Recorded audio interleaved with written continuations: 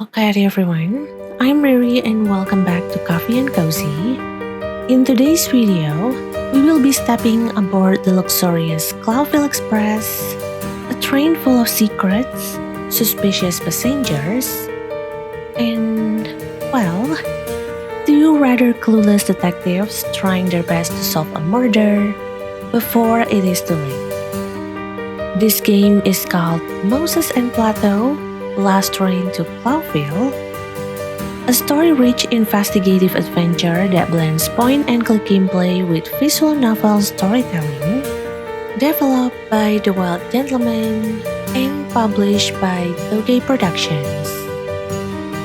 Now before we start, I would like to say a huge thank you to Toge Productions for sponsoring this video. I really appreciate the opportunity to share this demo with all of you, especially since I had the chance to play an earlier version of it during Ludonarcon 2024, and even back then, I was already quite hooked by how charming and intriguing Moses and Plato Last Train to Clawville is. So, as usual, it is time to make yourself comfortable, caffeinate yourself if needed, and let's hop aboard this train full of mystery. But remember, time doesn't stop, and every move we make brings us closer to the last station, and possibly to even more lies and chaos happening in this train.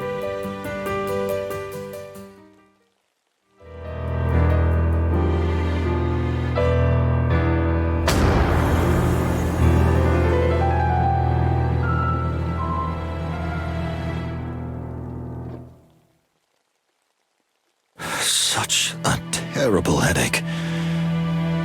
What happened? Where am I?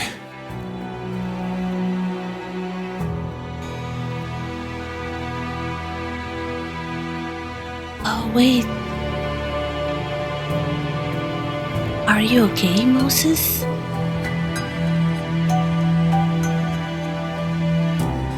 And that's actually a good question. What happened? Where are we?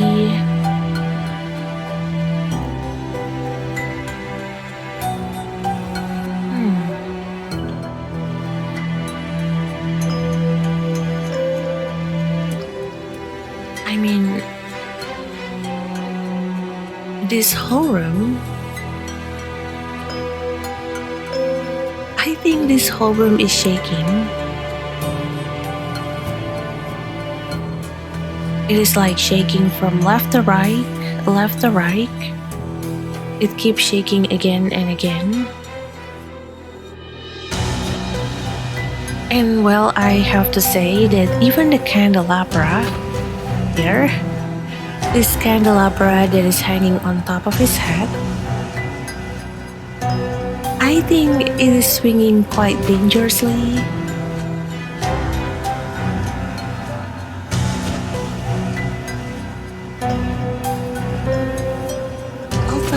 Wait a moment.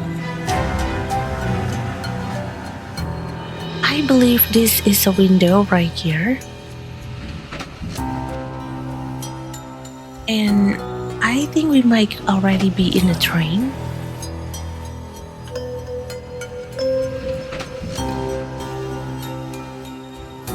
And wait, I think I can hear the sound of a train as well. It is hardly noticeable, but I think we are already in a train. If you look at the view that we have here, it definitely looks like the kind of view, the kind of moving view that you will see when you are on the train and then you look out from their window.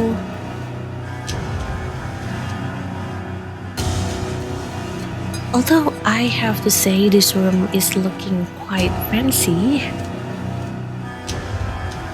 Especially the candelabra. But yeah, where are we? Let's continue. The ambassador's room. But why? What am I doing here?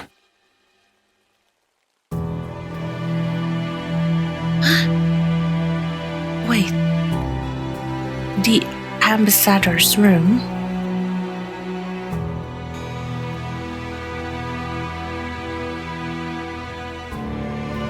How? How do we end up being here?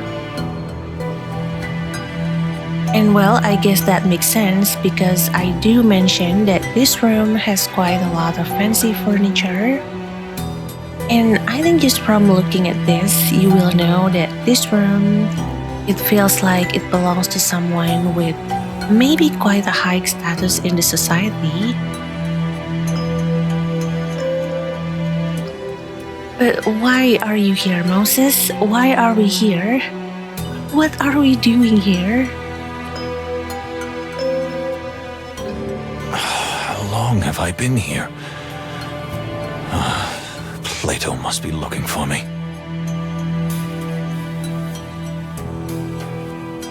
Oh yeah, Plato. I'm sorry, I think I sound way too excited at the mention of Plato. But well, maybe just to provide you with a little bit of context. So, if the game title does not immediately speaks to you that Moses, this guy has a partner called Plato, well, let me tell you that Moses has a partner called Plato, and that's why this game is called Moses and Plato, Last Train to Clawville. And I actually played the demo for this game 1 year ago. I remember that I played it during the Ludo Narcon event, the 2024 one, in which they have the demo version for Moses and Plato. And I played the demo already. I have to say I was quite charmed with the game. I like visual novel, I like reading long text, I like mystery, and a great voice acting. And I think Moses and Plato, I think this game has all of that checked out. But from what I can tell you, from that short moment of me playing the demo back then, so Plato and Moses and Plato, I think if I were to compare them with maybe a TV show characters, well, I would say they are a little bit like Sherlock Holmes and Watson.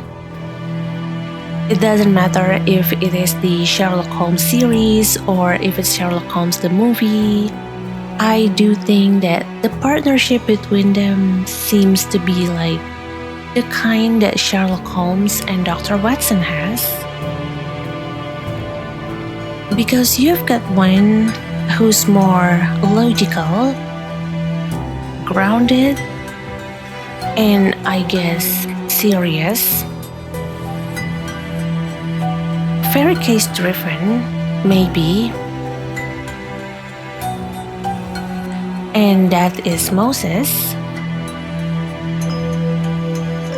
And then you've got Plato, his partner, and I do think he is a bit more talkative, a bit more emotional, and I do think that he occasionally has this dramatic flair and a bit of violent tendency as well.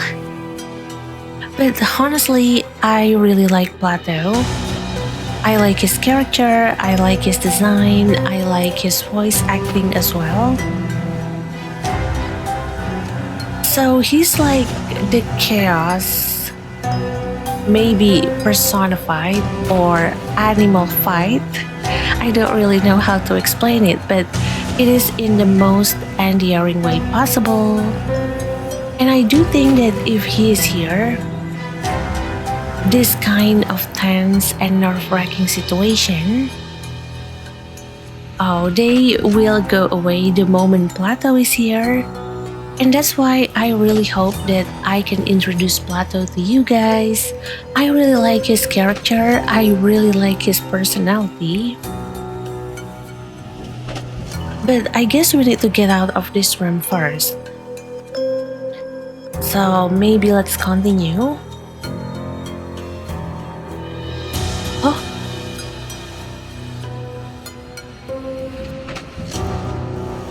Oh, wait a moment.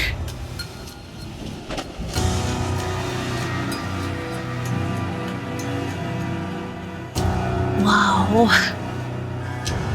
Wait. I did not expect that I can take a look around already.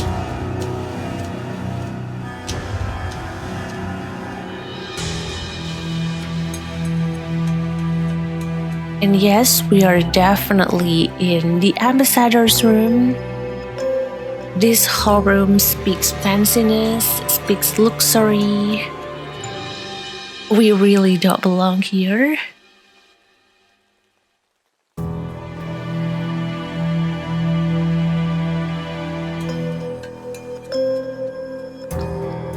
And yes, I actually played the demo to Moses and Plato last train to Clawville about a year ago. I still remember it quite vividly, although, well, there are still some that I already forget and I can't quite recall every detail. But I would remember that I played this demo during the Ludo Naricon Festival 2024. But now that I'm seeing this demo, now that we are here and we are experiencing this demo again, I do think that the demo that I played before and the demo that we are playing right now, they are quite different from each other. I do think that this is the newest demo to Moses and Plato last train to Clawville. And honestly, I'm looking forward to seeing what's been changed or added this time. I wonder what kind of new little surprises that are waiting for us here. Because I think just from the way this game starts, I believe that back when I played this on my Twitch stream, this is not how it started. We were just suddenly being dropped into someone's room, like we have accidentally broken in or something. Don't get me wrong, this is such a funny way to start the game, but also a bit nerve-wracking if you ask me. But I love this kind of mysterious energy. So let's take a look around. Well, I'm already looking around actually, but let's try to maybe a bit more investigative, a bit more specific on stuff. And yeah, look at that. The train is moving really fast. Oh, wait, I'm seeing something that I believe I shouldn't have seen. Oh god, that jump scared me so bad. Oh.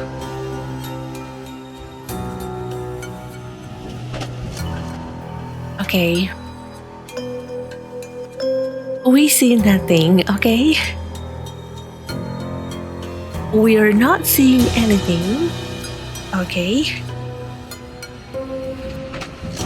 There is nothing happening. You are not seeing a body or a person. I believe it's a body. But what?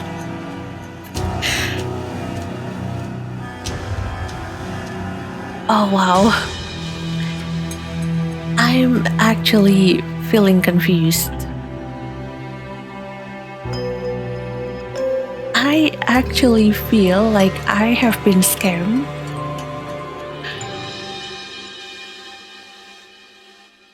I really feel like I was about to get into Netflix crime documentary.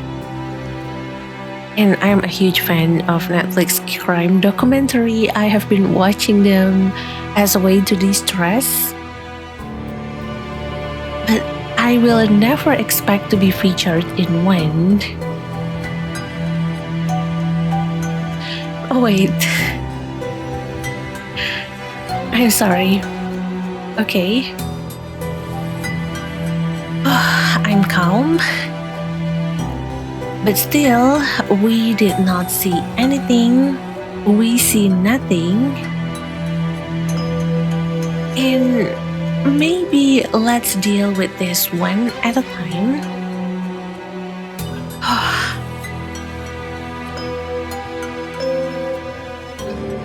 I think we're going to maybe just take a look around this side of the room. We're going to pretend that there is nothing behind us. No, there really is nothing behind us, at least at this moment. We don't know anything, we don't see anything. And maybe let's walk closer to the bed over here. Right? It's been a while since I played the demo, but I do think I can use my keyboard. Wait.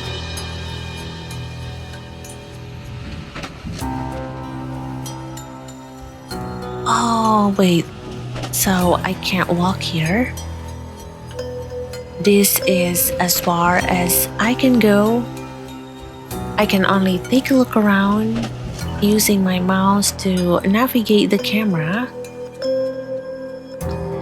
Alright. Although I do have a question, especially for those of you that have motion sickness, my motion sickness fellow people, hello. But I am very curious.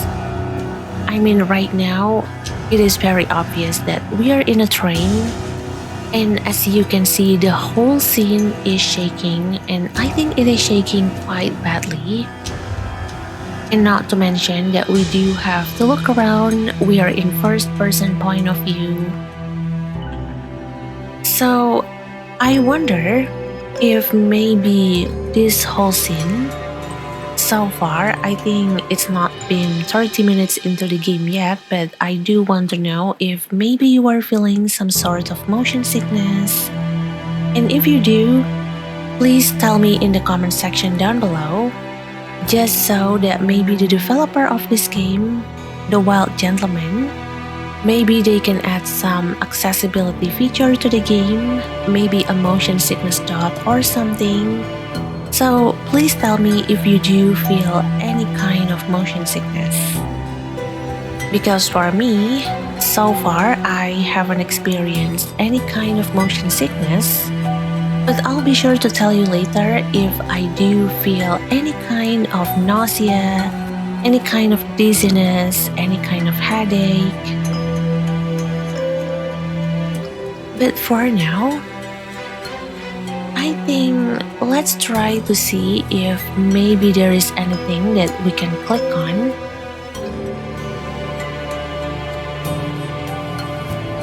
Oh, there is a postcard right there. And is there anything else? No? Okay.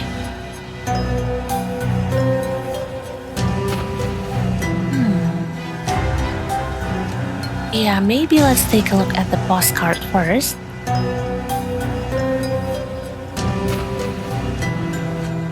There we go. Oh, what is that? I can't really read that. Stowonia? The realm of eternal winter. It may always be cold here, but the welcome is warm. Alright, can I flip the postcard somehow? Let me click on this postcard.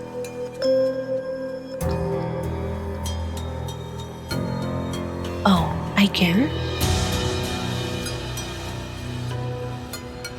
Okay. And there are some UI here.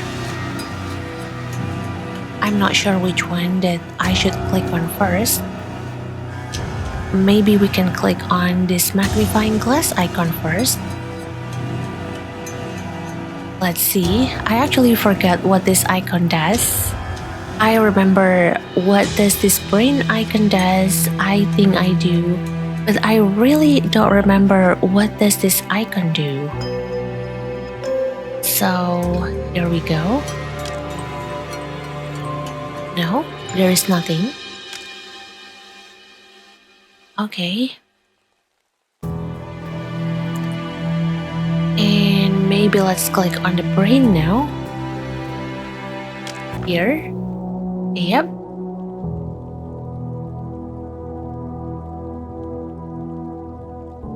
Oh, wait.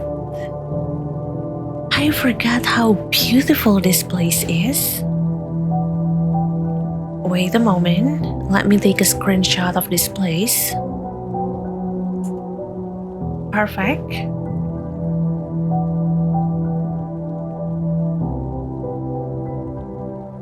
And wait, is there nothing that I can do here? I believe that this is the place where we will brainstorm clues. We will collect those clues first and then we will brainstorm them here. I forgot what is this place is called, but I think it is something between thought garden, mind garden. I really think it's not brain garden because it sounds way too gory.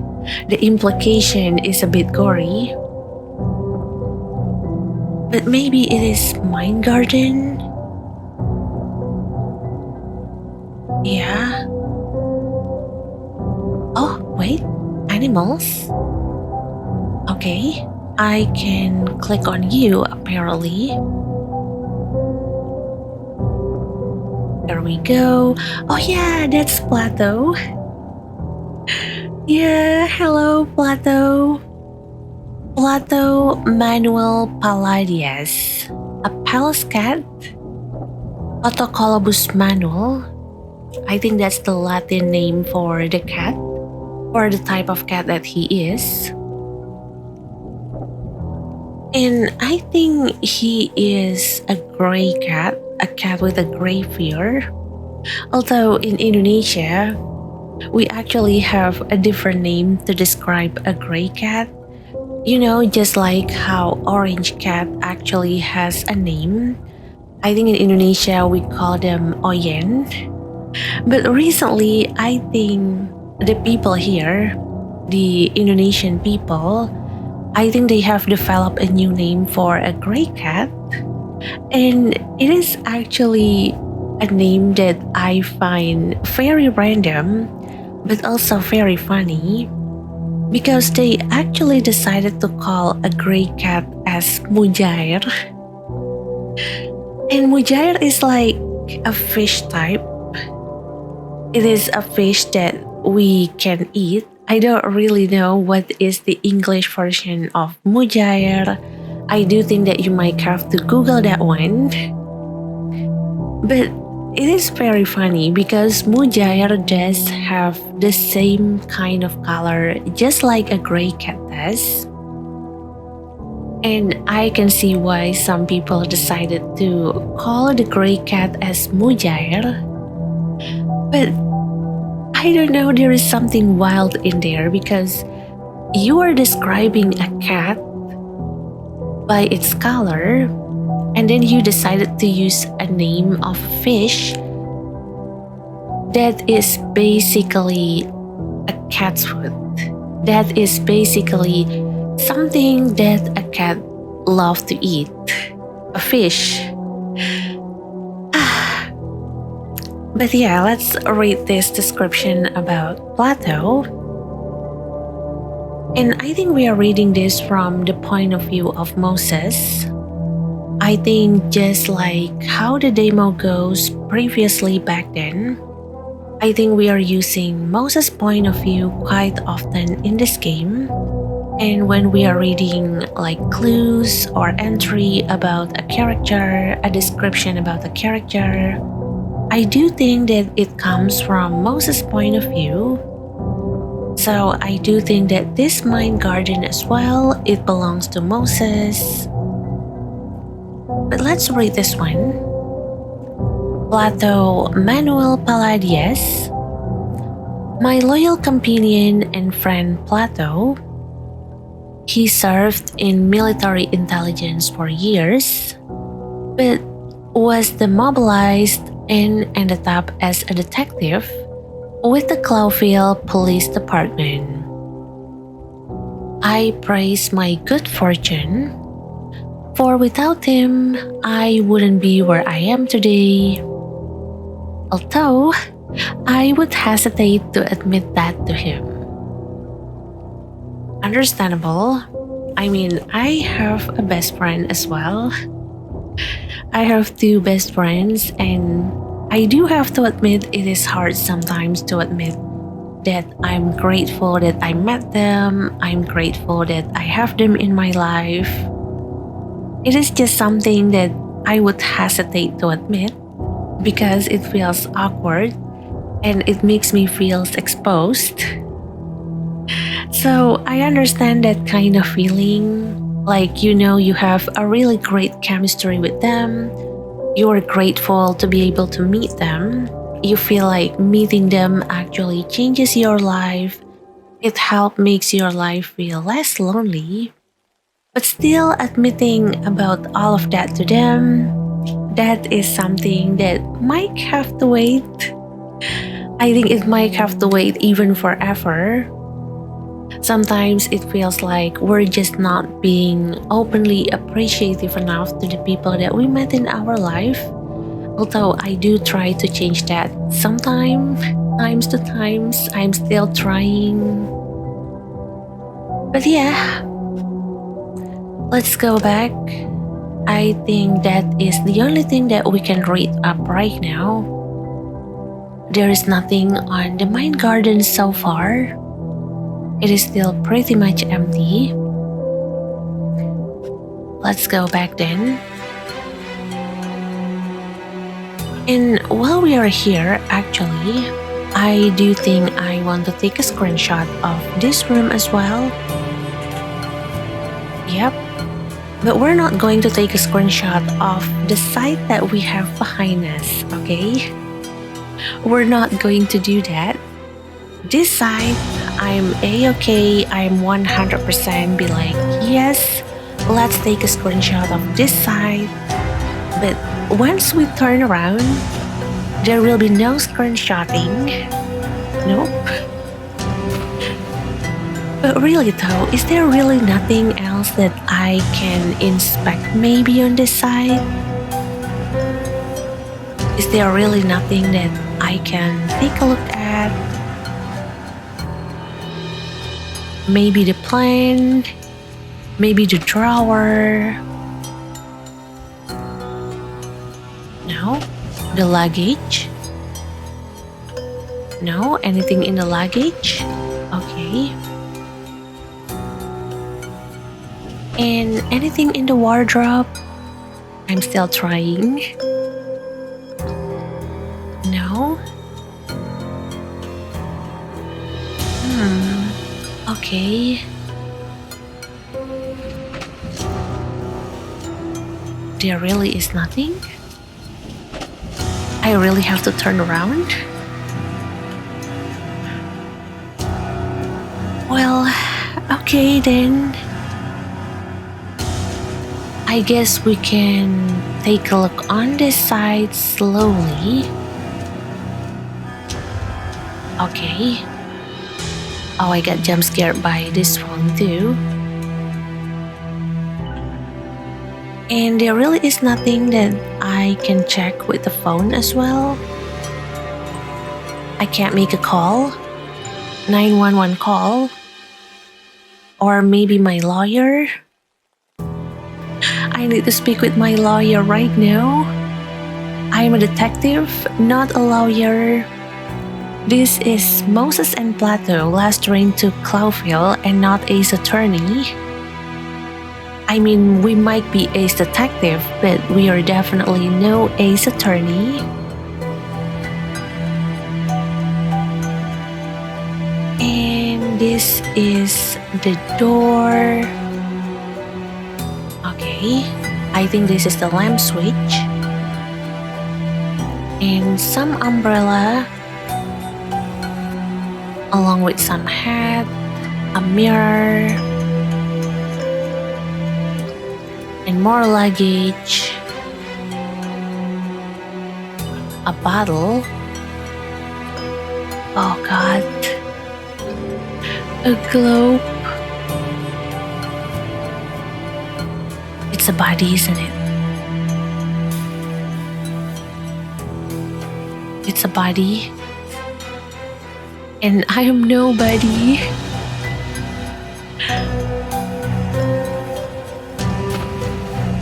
Wait. Oh, do we really have to click on that body? There really is nothing else that I can take a look at?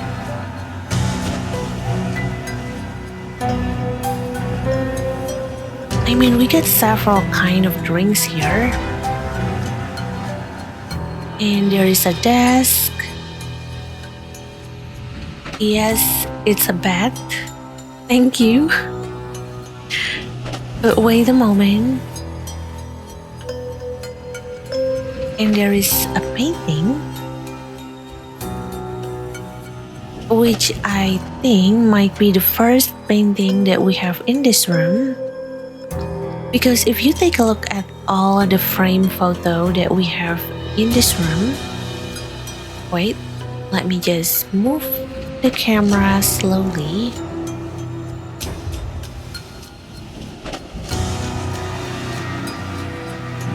Here, you can see that the frame is empty, and we have, I think this is also like a frame photo, and it is empty. So I do think that painting might be the first thing that is being put in a frame, and we can see them very clearly.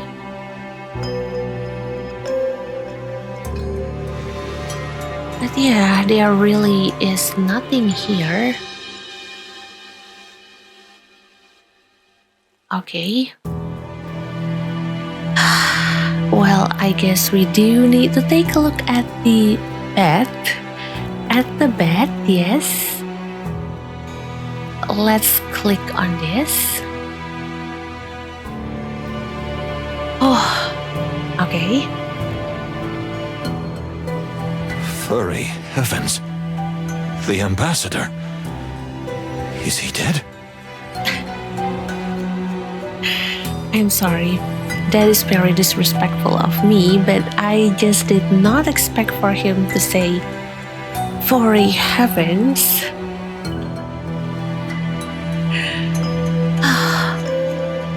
I mean, there is a double meaning to that. I think they're trying to make this into a pun, but at the same time, I do think it has double meaning. But yeah, the ambassador.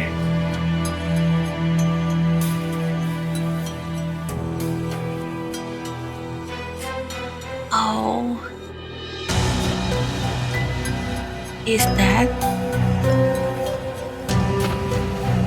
Yes.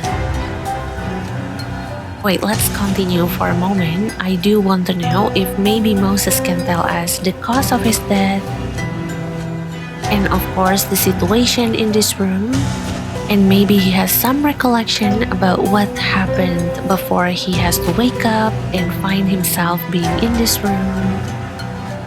But this is not good. This is actually really bad. you are in a locked room. I'm not sure if it's locked, but you are in the same room with a body, and it seems like he has no recollection of what happened before he wakes up being here.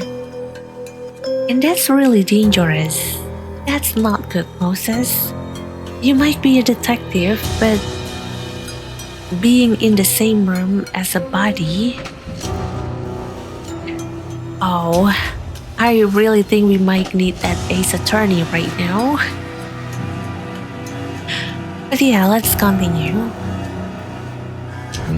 What might this be? Is this a gun?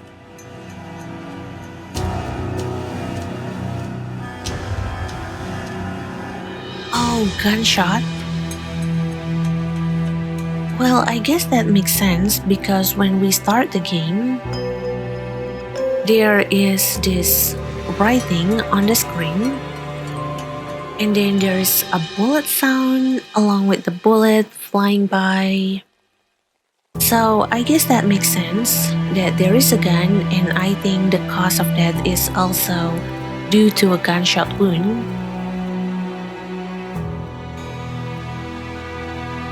Hey, what's going on in there? Who's in there? Oh, that's Plato. Oh no. Wait, what should we do? Actually, please don't give me any choice that I have to choose. The burden is too much if I actually has to be the one calling the shot. Wait, I think that's not the proper words to use in front of a body and a gun and an obvious gunshot wound. I'm sorry. But yeah, let's continue.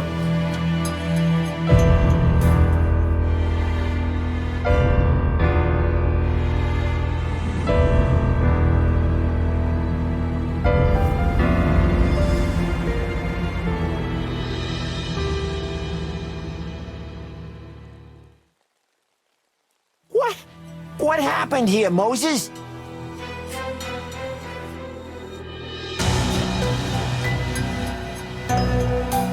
Oh no. Yeah, I wish I can answer that, Plato. I don't know what happened here.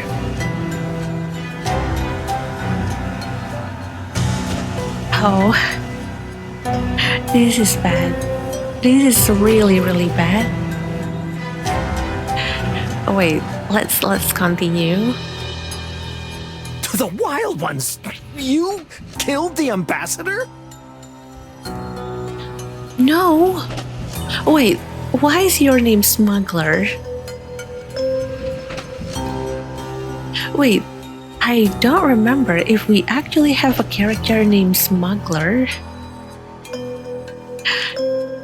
And if there is a character named Smuggler, why are you so proud in using that name? Because it practically tells you that you were a smuggler and you were proud with that. You were proud of being a smuggler to the point that you were using it as your name. And no, wait, yeah, I'm sorry, back to the topic. I did not kill the ambassador. At least I think so. What? What did I do?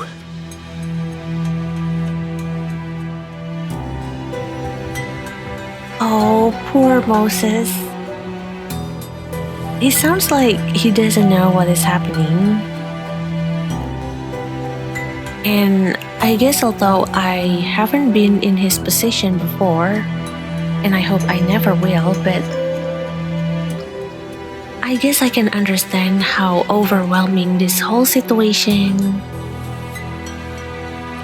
He's just awake and he finds out that he is actually in the same room as a body.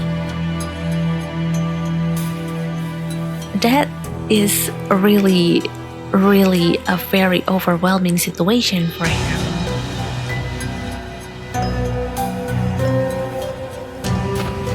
Hey, calm down.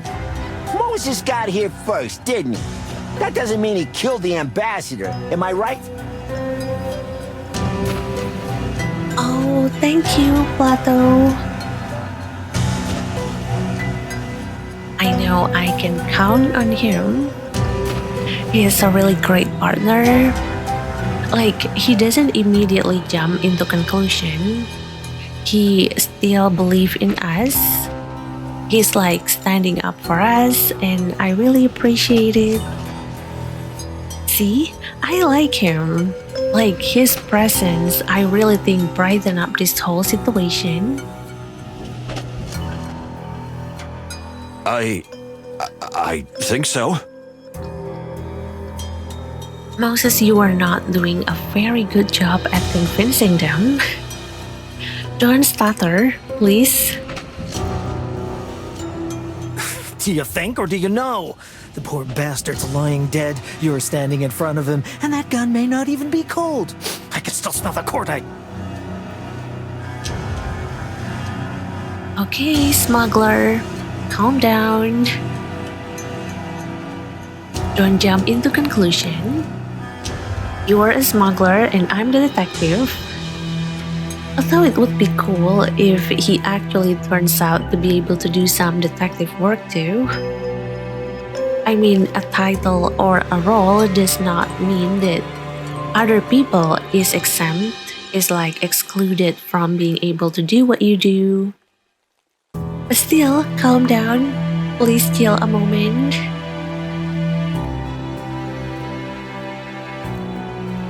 And wait, I can still smell the cordite. Does that mean it is really had not been that long ever since the ambassador was shot dead?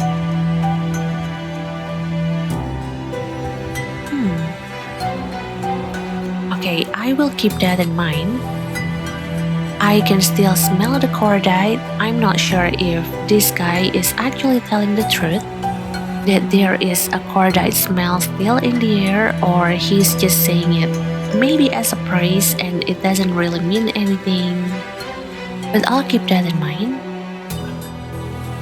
Unfortunately, I have to say, it's really more than suspicious. Yeah, I can't blame them. If I'm trying to put myself in their shoes, I also will think that it is quite suspicious. I will try to give them the benefit of the doubt, of course, but it is suspicious. I can understand why, from their point of view, it is really suspicious. And not to mention that Moses actually does not look and sound very convincing here. He is stuttering, he is unsure of what happened. So, from a regular point of view, it looks like he has the behavior of someone that might accidentally committed a crime and he's still having a hard time to register everything. So, it is understandable how other people can find this suspicious. Calm down. There's a rational explanation for everything. Moses and I are respected detectives of the Clawville Police Department, whose job it was to protect the ambassador at all costs. Thank you, Plato. Thank you for diffusing the situation. And from this dialogue, you can actually get maybe a little bit of overview of why are we here and why are we on this train. Because yes, they are both the respected detectives of the Clawville Police Department. And the reason why they are on this train was because they have an order, they have a job to protect the ambassador. Although I'm a bit vague about the details because it's been 1 year ever since I played the demo, But I do remember that part. I do remember that the reason they are here, it is to protect the ambassador at all costs.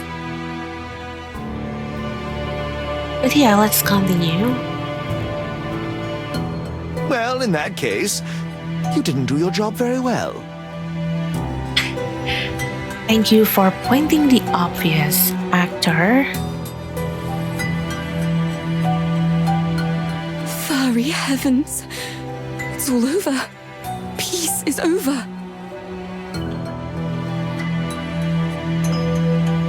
Oh. Yeah, I think that is something that we will have to talk about as well, because I do remember that in the demo, there were some political affairs being mentioned. I mean, this is the ambassador, which means he holds a very high position, is a very valuable public figure. I forgot to what country or to what department, but there are some political affairs being involved here, and I don't know if we are going to dive into that right now. But hopefully we do, because I do need to refresh my memory as well. But yeah, still furry heavens. I'm sorry. There will be war.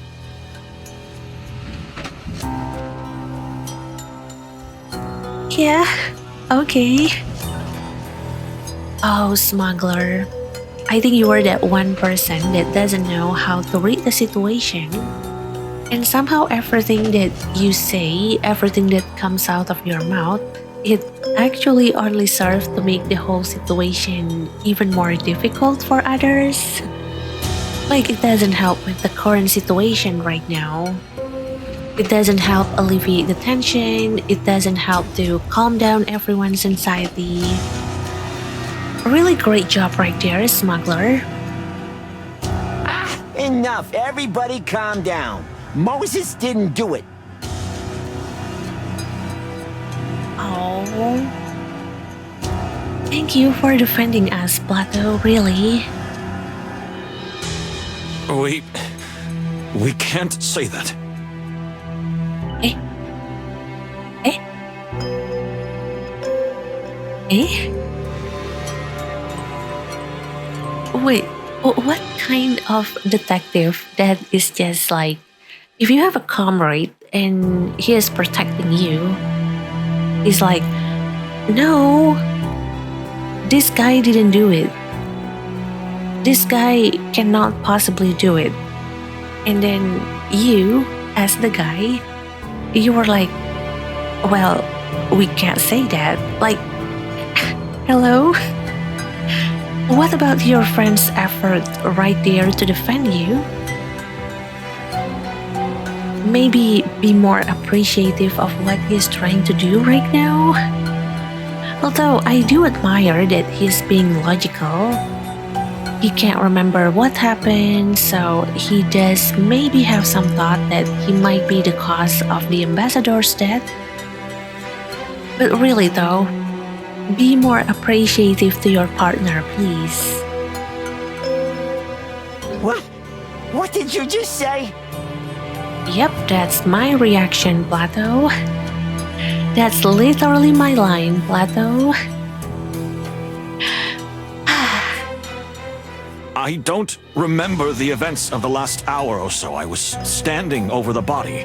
I don't think I could ever do such a thing, and I abhor firearms, but still, we can't rule out the possibility that it was me.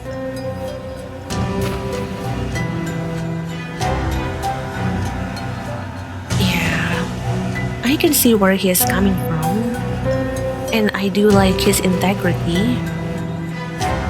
He showed way more integrity than some parties in this world of ours. So I really appreciate that, Moses. Thank you. Has everybody gone mad around here? See, I like him. I like his commentary. I like his dialogue. I think it's very clear what happened. The fox drank too much and simply shot the ambassador. Oh, thank you, smuggler. Thank you so much for that deduction. I mean, that's a possibility. Drank too much, shot the ambassador. But I do think there is more to the story. I do think there are some things that we need to take a careful look at. We need to take a closer look at. We need to investigate. So maybe don't jump into conclusions, smuggler. I know that you are jumping into items that you can smuggle out, but don't jump into conclusion. Calm down. Where in the hairy, feathered, scaly world did that come from? I love that. Where in the hairy, feathered, scaly world that come from? I like that so much. Oh, I like the way that they're writing their dialogue. Like somehow they're able to integrate this world with the world of animal. I do think they have a universe. I think it's called the world of wilderness. I think that's the universe that's the wild gentleman, the developer of this game, is trying to make here. I think it's called the world of wilderness, yeah. But wait, let's continue first. I'm just telling you what I see, what we all see. No, you are not telling us what you see. You are telling us what you think. It is different. If you were telling us what you see, then you will mention that yes, the ambassador has unfortunately passed away. And it seems like this is done by someone. And unfortunately, there is Moses standing in the same room with the body of the ambassador. But that doesn't mean that, okay, he's drunk and he shot the ambassador. That's an opinion. That's not a fact. If we are talking about what we saw, what we are seeing, then we have to talk about the fact and not about opinion. So calm down, smuggler, or I'm going to smuggle you out of the train. I'm sorry. All right, that's enough. Everyone leave the compartment and wait outside. We're gonna investigate the crime scene. Okay. Thank you, Plato. Thank you so much for diffusing the situation. You mean you and suspect number one? How do we know you're not trying to cover up the evidence? Well, he has a point. Although I have to admit it will be hilarious if it turns out that Moses actually did it, and then we are going to somehow solve the case by pointing out that the culprit is actually none other than us. It's like you were imagining Detective Conan. I'm sorry, that's the first name of a detective that I can come up with right now. But imagine if you are Conan and you were trying to solve the case, and then you found out that you actually did it. One way or another, some way or another. So it will be like, hanin wa boku desu. Like the culprit is none other than me. I have to say, I don't think I have seen that kind of revelation. Oh wait, I do. But it is not in the form of manga, anime, game. It is actually a novel, a mystery novel by Agatha Christie. I'm not going to spoil you which one. But there is one instance where that kind of stuff happened. And I do think that maybe if we have, well, maybe a movie. Please don't be a game. Please don't be Moses. Please don't make Moses the culprit right now. But maybe one day there will be more of that kind of situation. But yeah, I think he do has a good point. I don't know how we're going to do that then. I can assure you I won't touch anything, even if it had been me. My partner Plato is pure as the Stavonian snow. Oh,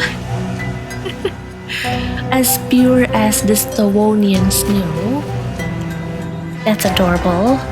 And that actually speaks a lot about how high he think of Plato, about how he really respect Plato. That's nice. Honk! Anyone can say that. Empty words. Well, yeah, understandable. People are going to be suspicious. Then it's your word against ours for now, honk honk. A hardened multiple convicted felon against two high-ranking Clawville police officers. What do you think of those odds?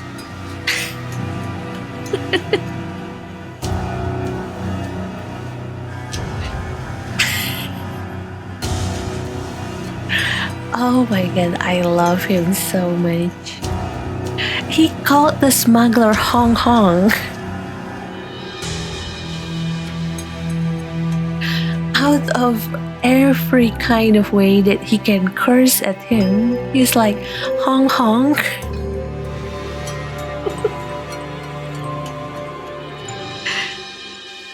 Wait, I'm screenshotting this moment. This is gold. Hong Hong. I'm sorry.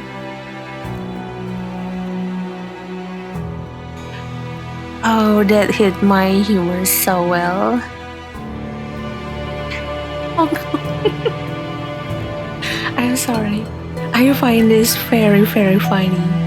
And not to mention the way that he said it, like, then it's your word against ours for now, Hong Hong.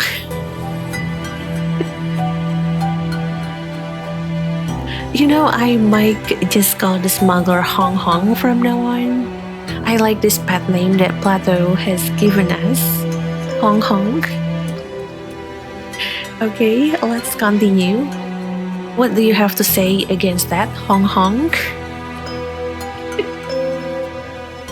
I'm sorry. What? But this is police brutality. I'm sorry, I'm still laughing at Hong Kong. I find that way too hilarious.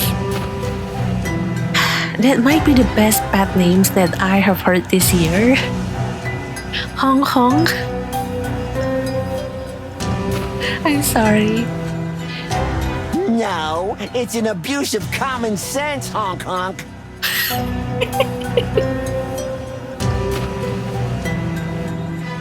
Not the Hong Kong again. Oh god, I love Plato so much. Hong Kong. Oh god, I'm sorry. This is way too funny. Hong Kong. Alright, calm down. Okay, please don't say Hong Kong again or I will laugh again. Calm down.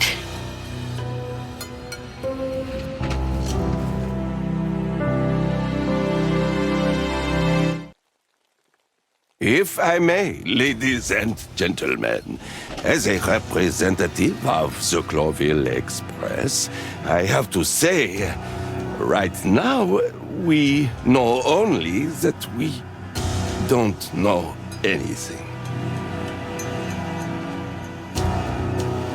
Oh, hello. Oh yeah, I forgot that we have a spider conductor.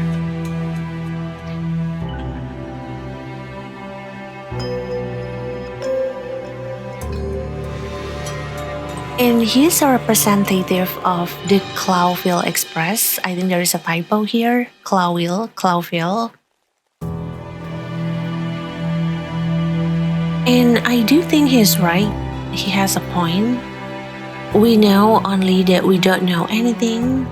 Everything is still in this gray area that we don't really know about. We don't really know what is black and what is white, what is truth and what is lie. Although looking at him, I was reminded of another game that the Wild Gentleman developed, and I actually also try out the demo. I remember that I try out the demo, I think a few weeks after I played the Moses and Plato. It is also 1 year ago.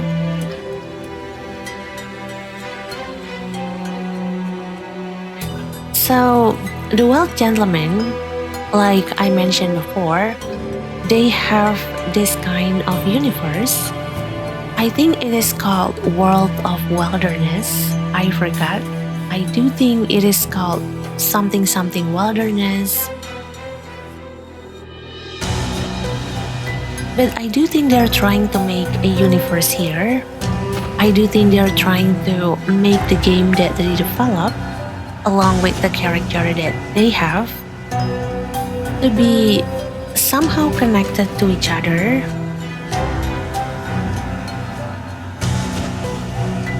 And I think that it is set in like the same universe, they are connected with each other. And there is this game called Chicken Police.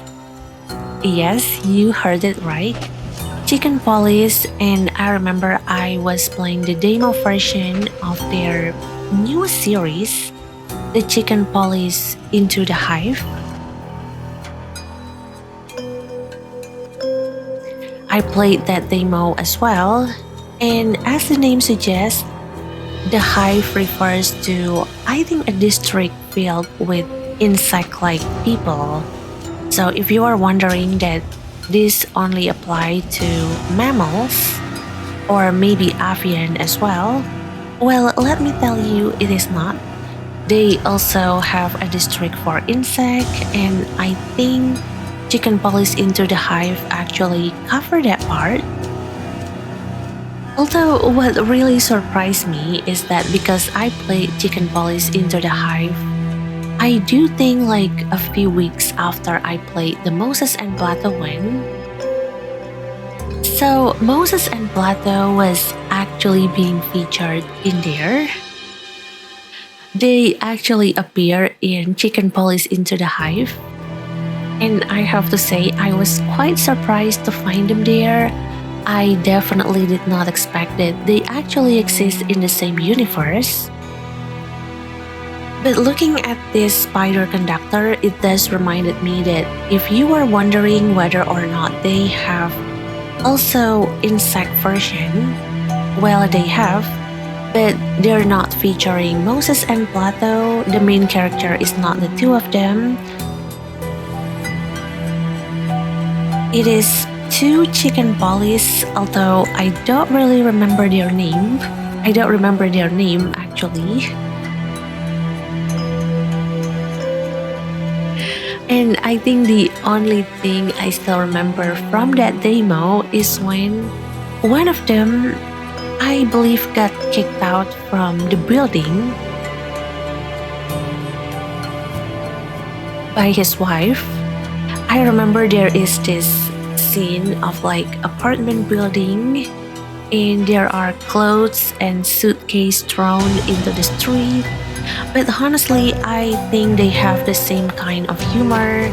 I do think they have the same kind of really nice written dialogue, and also funny jokes being thrown around as well.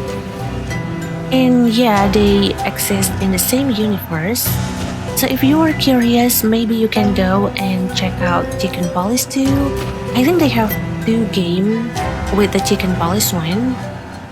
The first one is Chicken Police Painted Bread, I think. And the second one is that one, Chicken Police Into the Hive. And I don't know about Painted Red because I actually have never played that. I haven't tried out the demo, I haven't played the game. But in Into the Hive, you can actually see Moses and Plato.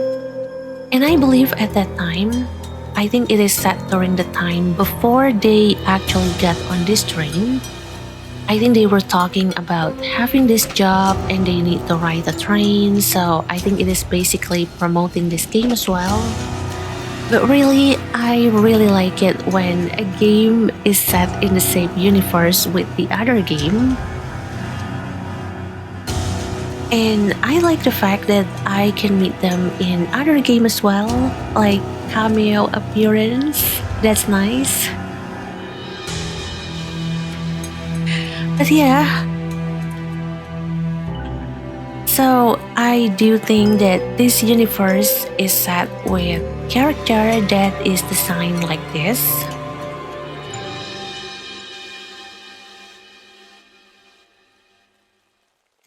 I'm not sure what to call them, like animal personified maybe.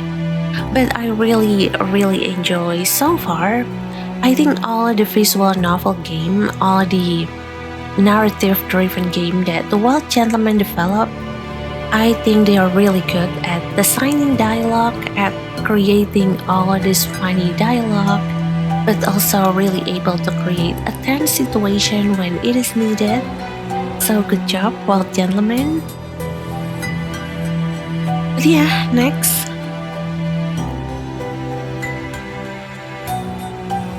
I'll stay here as a neutral party. The two detectives can start their investigation, which is in all our interests. Mr. Moses remains a suspect, but we'll give everyone the benefit of the doubt. Oh, very wise. Thank you. Yeah, I think this is a good setting. We can investigate, and Mr. Spider, I actually don't remember if each of them has a name, but Mr. Spider I think can keep watch on us. And please do, and thank you for your help. Thank you, Pierre. Please, everyone. I hope you agree with that. Oh yeah, his name is Pierre. Thank you so much, Pierre. Very well. But you know this, Moses. The truth always comes out in the end. Okay, honk honk. I still remember the honk honk. I will not forget that. I hear you, honk honk. Thank you for the reminder, honk honk. I'm sorry. I really like that name. Yes, it always does. Then we have a deal. Everyone but Pierre, out. Whatever. Okay, see you later, honk honk. I love honk honk. That's such a funny name. I love that. Good heavens. Everything's going to be alright, isn't it? Yeah, hopefully so, assistant. We hope so. I hope so, dear Fanny. I sincerely hope so. Oh yeah, funny. Oh yeah, and also, this will be something that I believe you guys will find really cute, really adorable. I think we have to sit down over a nice cup of tea talking about this, but maybe later. I do hope that they will reveal more about the relationship between Fanny and Moses. I really love when he says like, "Dear Fanny." I can sense the endearing feeling that he has toward her. But we will get down to that later. Calm down. Actually, I think I should be the one that is trying to calm down. But yeah.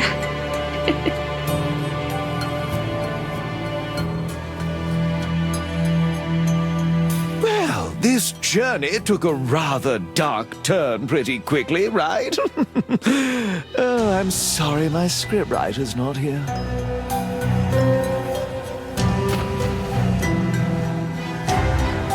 I really think that is not something that you should be saying out loud. I think you should keep it to yourself. Gentlemen, enjoy yourselves while you can. We'll be watching you. Yes, Hong Hong, we will. I don't think I will ever get bored of using that nickname, Hong Hong.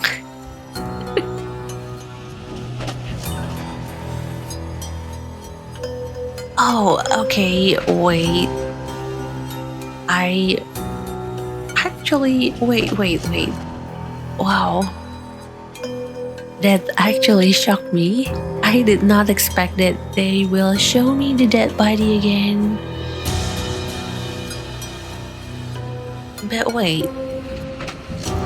Now, let's see this icon right here. Because I believe that previously the suitcase icon wasn't available to be interacted with. And now, as you can see, we can click on this one. So here we go.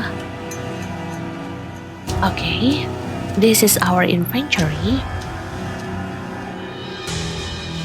The murder weapon. Oh yeah, the gun. I can click on that, and I can actually choose to hold them, or I can actually decide to inspect them. Oh yeah, I can decide whether or not I want to use the gun, or if I want to inspect them. Let's take a closer look at this murder weapon then.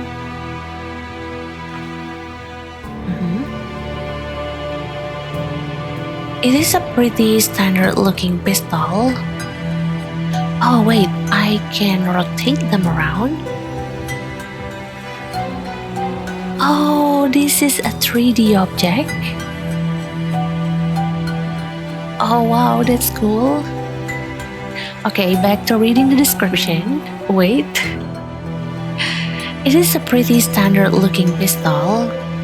Although I have a personal loathing of firearms, so it doesn't say much to me. Maybe Plato knows more about it. After all, he served in the war. Okay. Do you think we can ask Plato? Maybe he will know something about this gun, and maybe he can tell us more about this gun. And Moses, right? I remember that in the previous demo as well, they actually highlighted that Moses has quite maybe an abhorrent feeling towards firearm. I think so far it hasn't been explained as to why he has this kind of hateful feeling towards the use of firearms. But I do wish that maybe in the full version of this game we can get more information about Moses, about his backstory, and maybe also with his connection to the gun, to firearms in particular.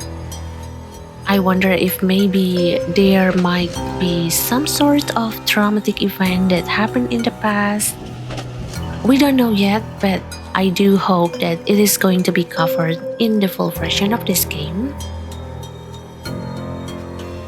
But here we go. Okay.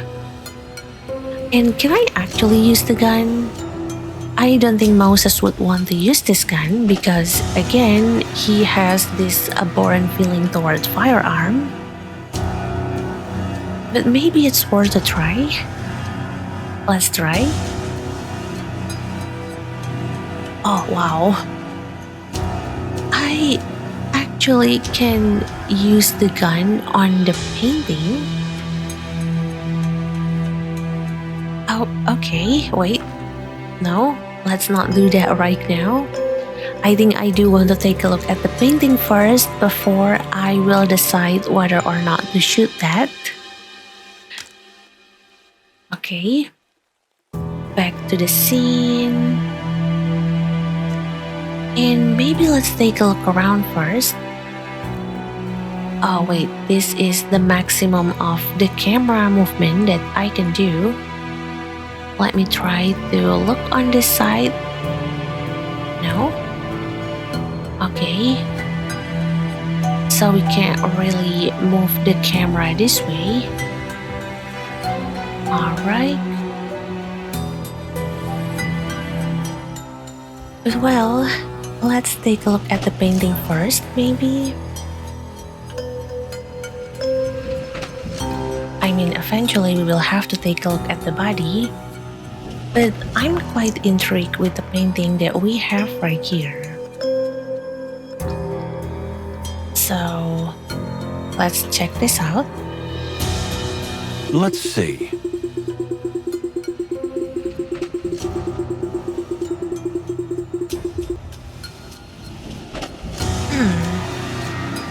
No blood spatter in the picture or anywhere else. Strange. The killer, whoever it was, maybe they used something to muffle the shot. Silencer. Okay. And now that he mentioned it, it does seem strange. Given that the body is right there, we would assume that the blood will have to be spattered on the painting right there. And I wonder, do he has maybe an exit wound, and maybe if the bullet is embedded to the wall behind it? Is there any way for us to check? I just want to make sure that this place is really the location where the crime happened. But this is definitely peculiar. We're going to keep this in mind.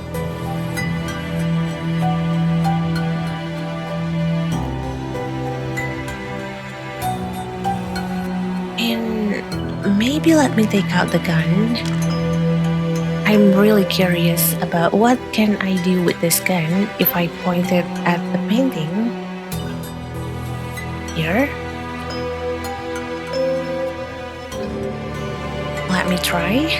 No. Oh, I beg your can't. Pardon? For the wild ones. Wait, I think he's saying something, but I can't really hear what he's saying.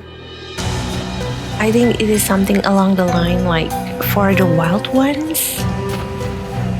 I think that's his way of saying like FFS, maybe. Okay. Oh, I thought that we can use that gun. But then again, it is a murder weapon, and if we are using that, we might as well be leaving our fingerprint there, even though Moses is wearing a glove right now. But well, let's take a look at the body then. Or maybe we can take a look at his hand first. Yeah, we can inspect his bloody hand. Can I inspect the slipper? No? Okay, just wondering. Well, let's take a look at his hand first then. Well, well.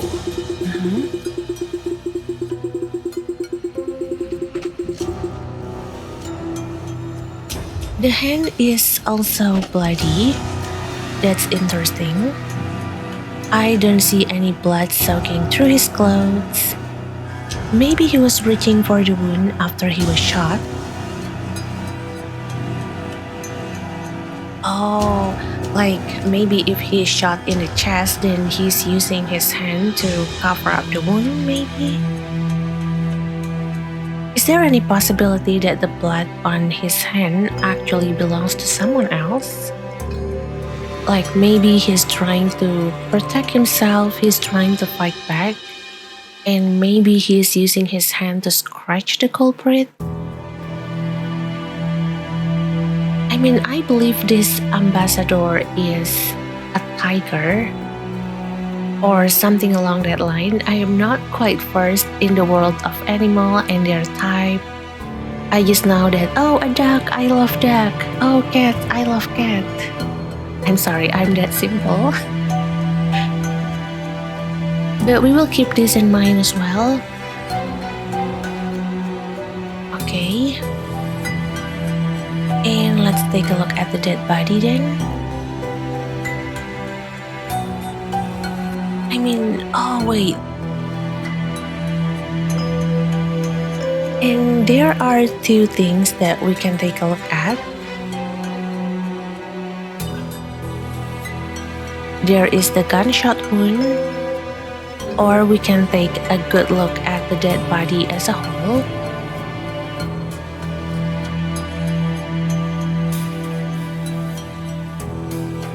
But maybe let's take a look at the gunshot wound. I want to see if maybe there is any indication of exit wound. And if there is, then the bullet should be laying here somewhere. Let's see.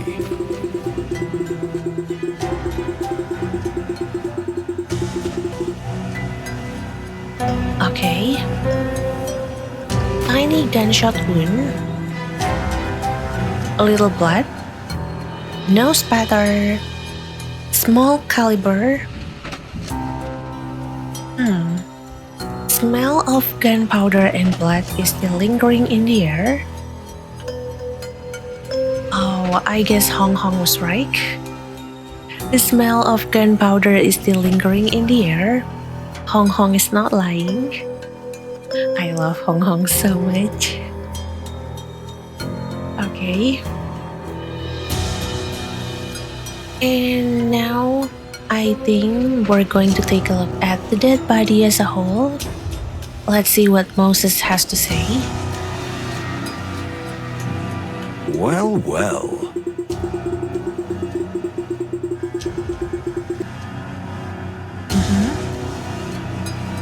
He was shot, but the body is fairly clean.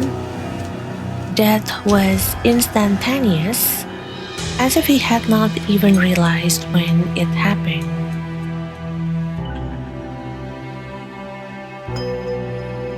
As if he had not even realized when it happened.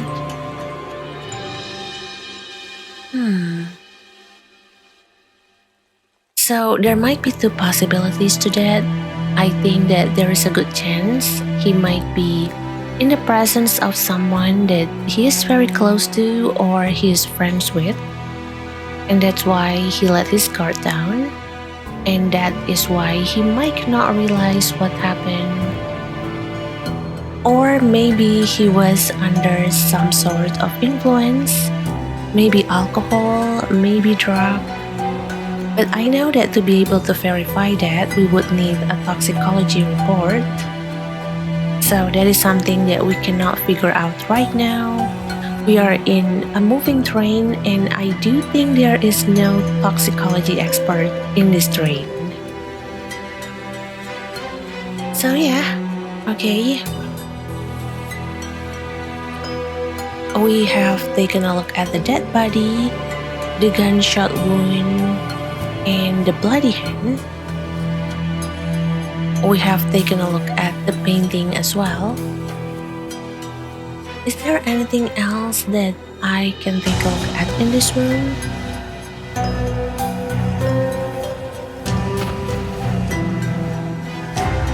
No. No casing as well.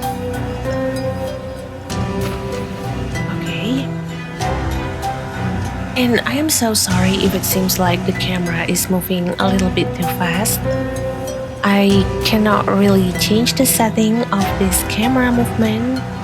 And every time I'm moving my mouse too much like this, the camera will suddenly move as well.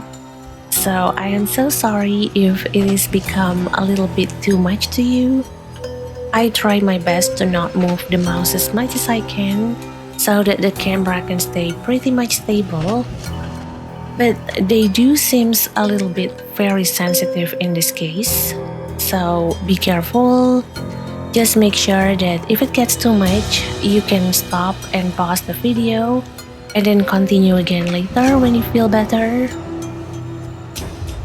But one wild thing that I want to try, I do want to try using the gun. Yep. Here. And maybe I can match it with the gunshot wound. No? I can't. Okay. Then I guess that's pretty much it. I don't think there's anything else that we can take a look at.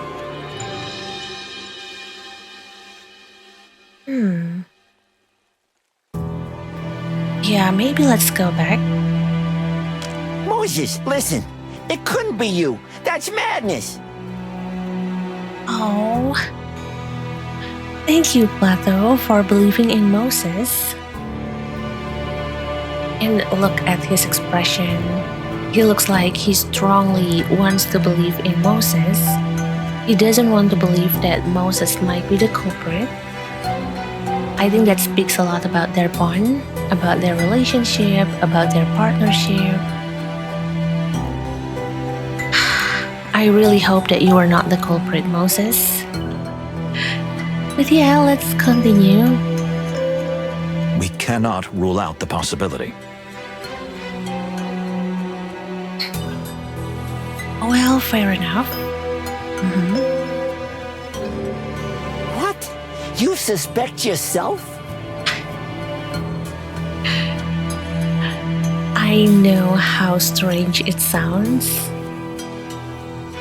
I mean, it is not every day that you are going to suspect yourself as the culprit to something. And I also would like to know how he can actually accept that conclusion. Because again, I do think there are a lot of things about Moses that we don't know of. We don't know who he is. He is a detective, yes, but what about his background? What about maybe his dark self? Because I believe everyone has their own dark self, like a shadow.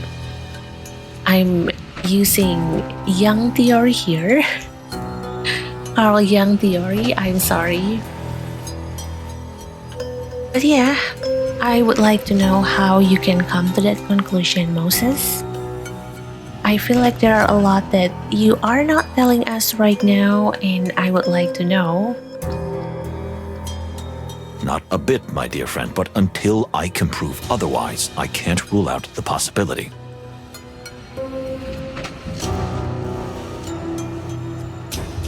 He's very wise. I like him. This is insanity. Look at his expression. Look at how he's like, this is insanity, and his expression actually fits. I like Plato so much. I like this duo. And this game has not even been released yet, but I would really love to see them doing another game with these two characters. I really wish that this is not a one-time trip, that we can actually see Plato and Moses again, having this duo solving cases again, even though, mind you, the game has not been released yet. But I'm begging you, the wild gentleman, if you can make 2 series for Chicken Police, you can make 2 series for Moses and Plato. But yeah, let's continue. No, it's perfectly logical, Plato. I don't remember what happened last night, so anything could have happened.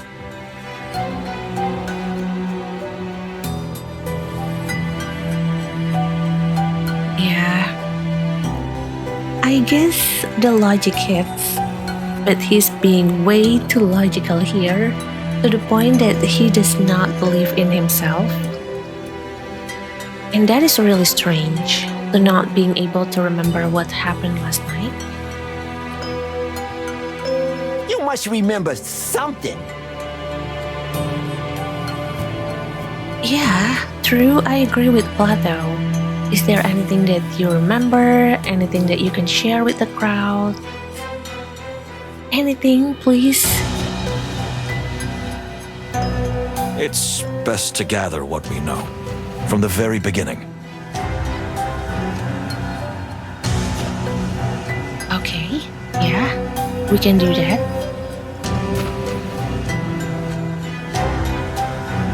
Okay. You're right. Where do we start? Let's say a freezing cold day greeted us on that fateful Stavonian morning. Furry heavens! Could you be any more cheesy? I thought I was getting better at this. That'll never happen.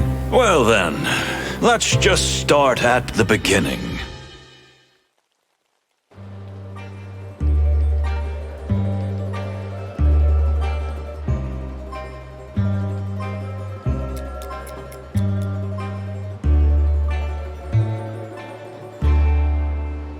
Oh, look at the train. That's the train to Clawville. That's how it looks, and we're going to be inside that soon. But what is this? Key event reach. What does that mean? I'm sorry? Well, here we are.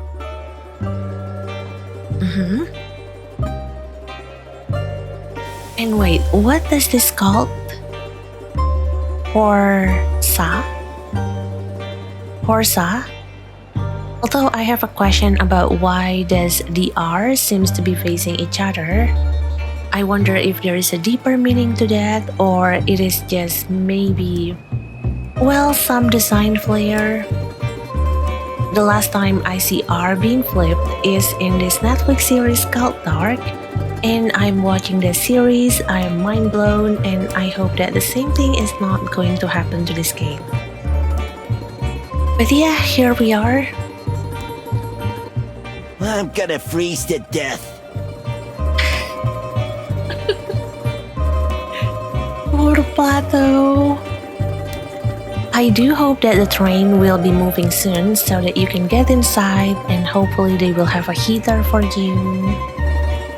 Hang in there, Plato. Now that you mention it, my dear friend, we're a little early, so you'll have plenty of time to do that. Oh no. Guess we will be stuck in this freezing cold temperature for a moment. No matter. I can already taste the champagne and olives on my tongue.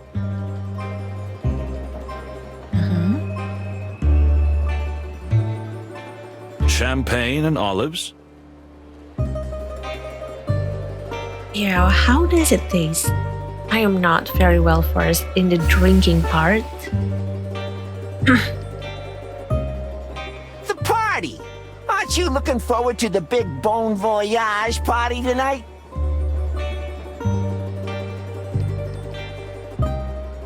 Oh, so there is a party. And there will be drinks served in that party, of course.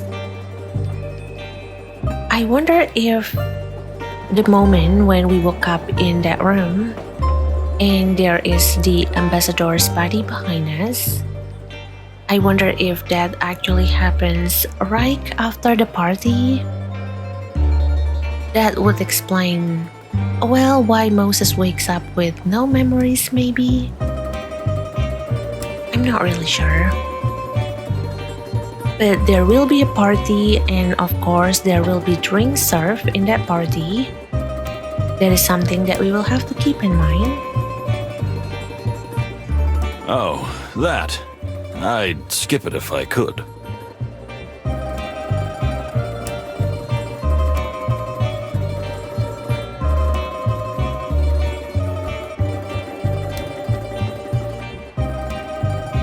I would skip it if I could. Oh, are you not much of a drinking person, Moses?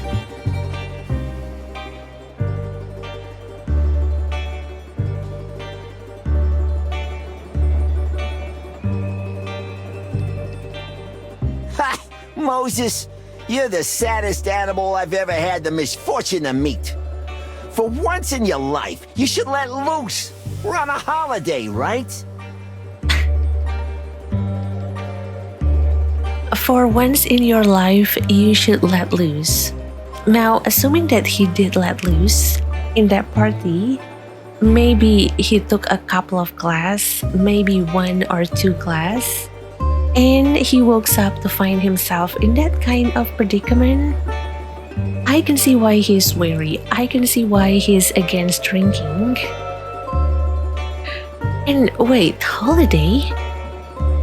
I thought they are on a job? Let me remind you that no, we are not on holiday. This is work.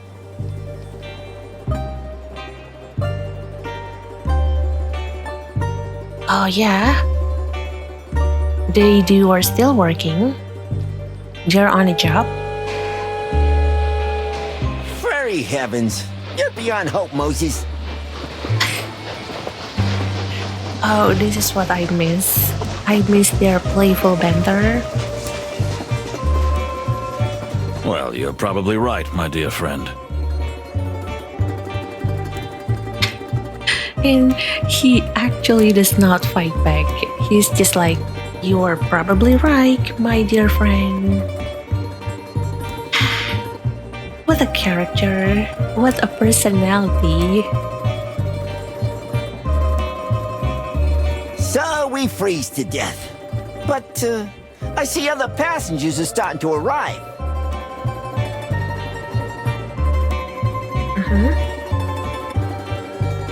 We can have a little sniff around before we leave the station. Literally and figuratively. I like the fact that he's like, we can have a little sniff around, literally and figuratively. I like using that word as well, literally and figuratively, but it is not for sniffing around. It is for having tea. Like we will be having a tea, literally and figuratively. It translates to we're going to gossip over a nice cup of tea. And sometimes maybe when it comes to tea, I'll say literally and verbally. But he really means that he will be sniffing around. He's not joking, and we will see why soon. Wait a moment, okay? Good idea. Although I might not be able to move anymore. Oh no! Hang in there, Plato. Don't freeze to death. We're going to get inside soon. Hang in there.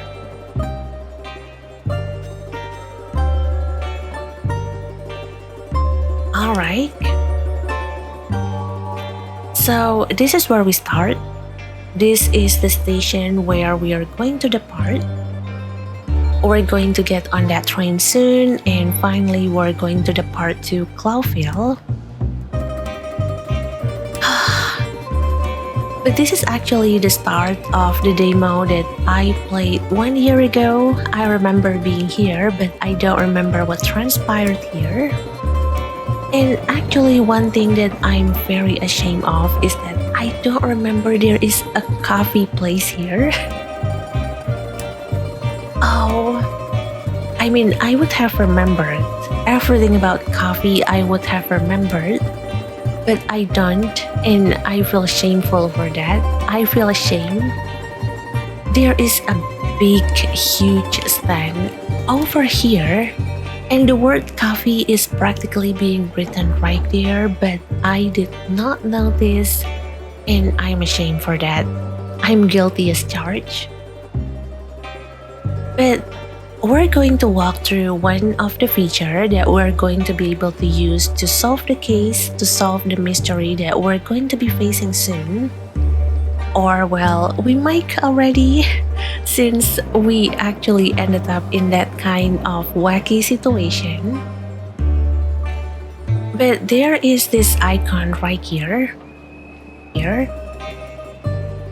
It is on the bottom right corner of the screen, and let me tell you, this is what Moses meant when he said that he will be sniffing around. And just to show you what he meant, I'll be clicking on this icon just so that you can understand why does he say we will be sniffing around literally and figuratively. Wait, let me click here. So, I actually learned about this feature about a year ago when I played the demo to Moses and Plato last trying to Clawville for the very first time. And I remember being amazed by how well thought out this was, especially this feature that I'm going to introduce you to. Because this feature, I think, just by looking at this feature, I can see that the developers, the Wild Gentlemen, I think they clearly put a lot of care into the small details. Because again, this game, or well, this universe, it is set in a world where animals can walk and I guess functions like a humans, talk like a humans. But I do think they're not just anthropomorphic for style. I think it is so much more than that.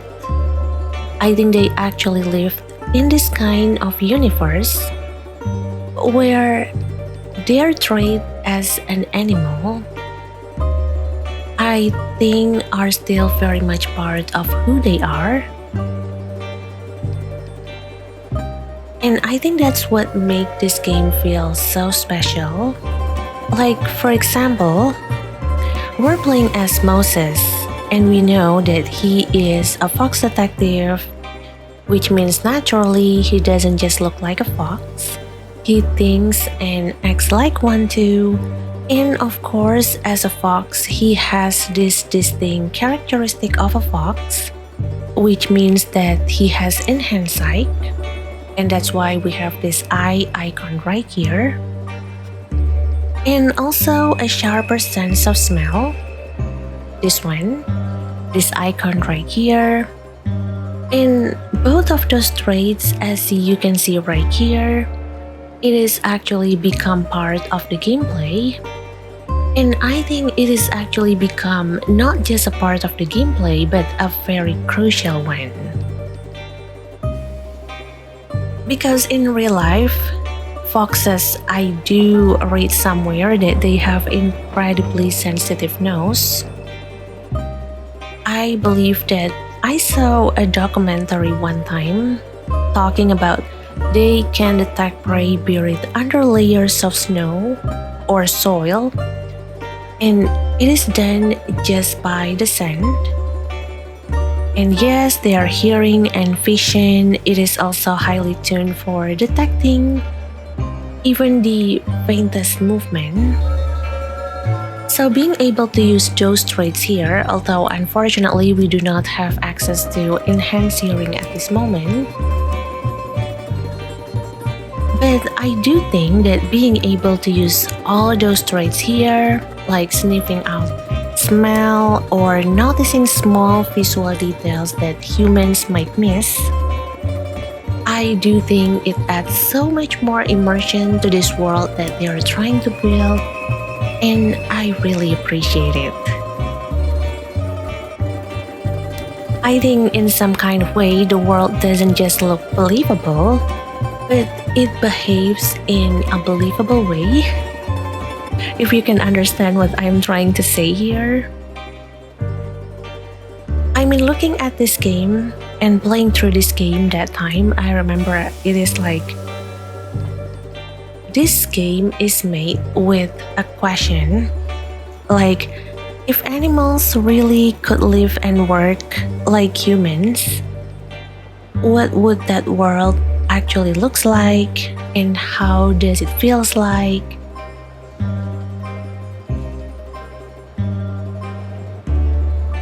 And I think they managed to answer that question. They managed to build with that question in mind. They managed to build this world piece by piece, feature by feature. And I think it all makes sense. In the end, it all makes sense to me. So that's why I really like this game. And then after that, I find out about Chicken Police. I like the game as well. But I do think that because the world is set in this black and white Noah kind of style, I don't remember if there is an option to toggle the visual in there. Like maybe disable the Noah style there. I do think there is, if my memory serves me correctly. But I remember going through the demo of Into the Hive as well. And I also feel the same kind of amazement that I do when playing that game. Amazing, what, gentlemen? But yeah, let's try this out. We're going to start with the enhanced side. I don't really remember if that is the name of this feature. I just made up some name. So hopefully they can tell me what kind of feature this is, what kind of name that I should be using. But let me click on this one. Here. There we go. Now we can see that there are several things that we can take a look at. I think this is a massive pile of luggage. And there is the Stonians. And well, if you recognize this waist, it feels weird, you know, to see a character that you know is probably not going to be with us in the next few hours, in the next few moments. But yeah, this is how it is going to look like if you have this feature enabled. And then, okay, let me show you what is going to happen if we click on the nose icon. There we go. You can see that there is something here. Train smell. Actually, let's click on this one. I actually curious, how does a train smells like? Because I think it will smells like oil, like machine, steel, I guess. Maybe some coal. I think this train might be coal powered as well. I'm not really sure. But let's click this out. Let's see.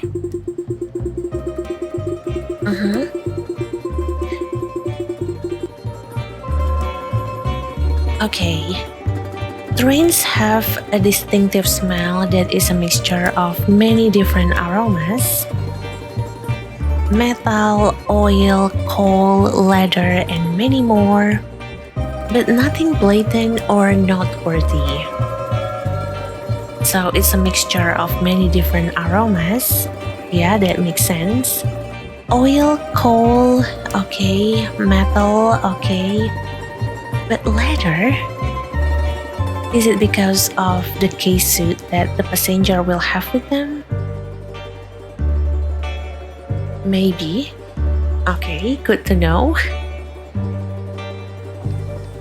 And I think there is everything that we can check out when it comes to smell that we are smelling in this train station.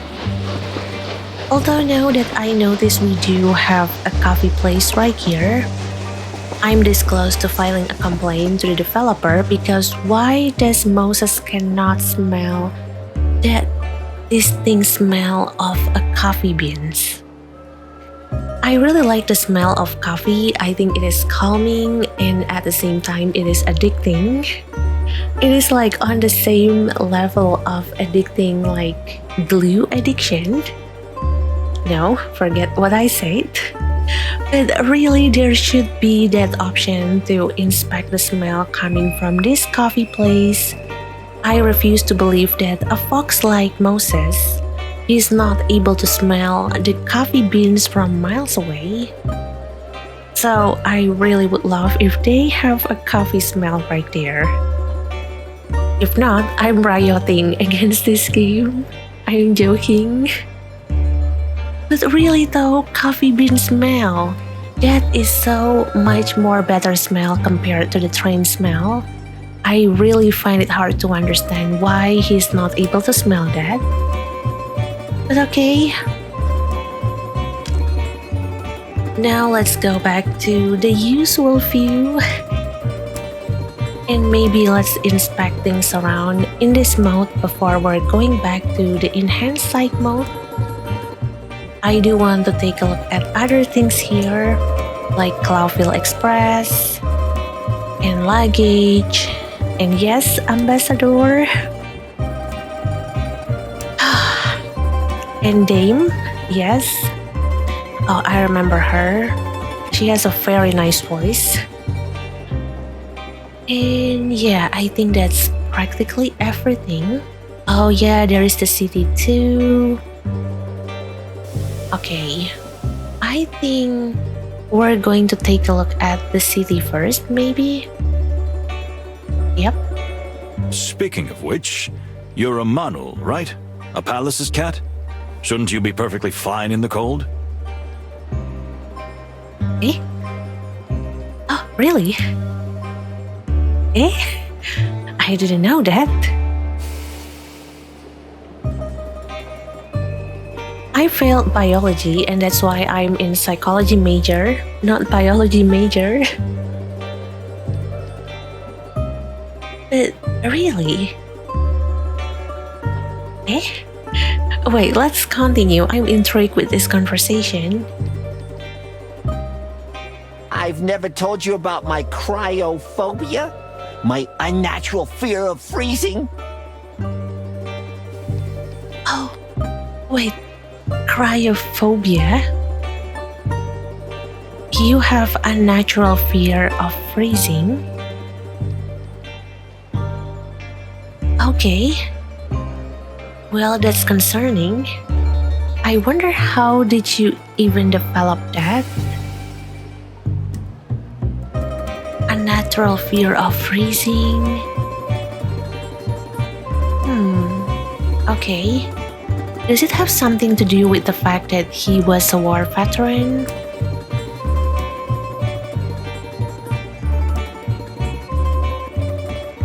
I think I read it in his description that he is a war veteran. And without diving too deep into a war veteran and what kind of relationship that it has with cryophobia, I do think that there might be some connection between that. I'm not sure. But let's continue. The amount you usually talk, it surprises me too, but no, you never mentioned it before. The amount you usually talk. Okay. Well, it was because of the war. I knew it. It was because of the war.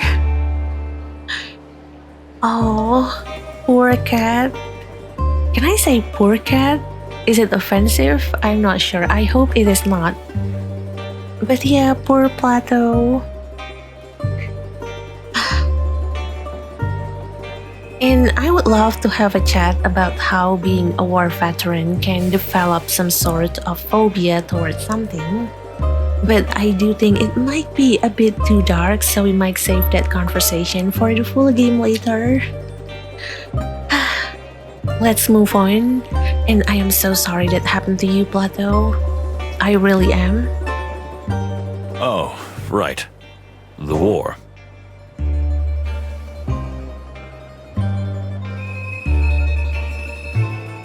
Although, yeah, what kind of war though? I actually don't remember if it was actually explained previously. But what kind of war that we are talking about? Like, war between who and who? I would like to know. I spent a whole winter in a trench. I got the chill up to my bones and my soul. And somehow, I wasn't the same animal after that. Oh, poor him.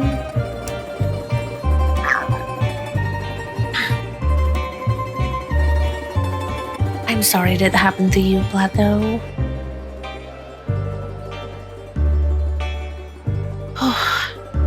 That must be a whole nightmare to experience. And that affected your perception of the cold.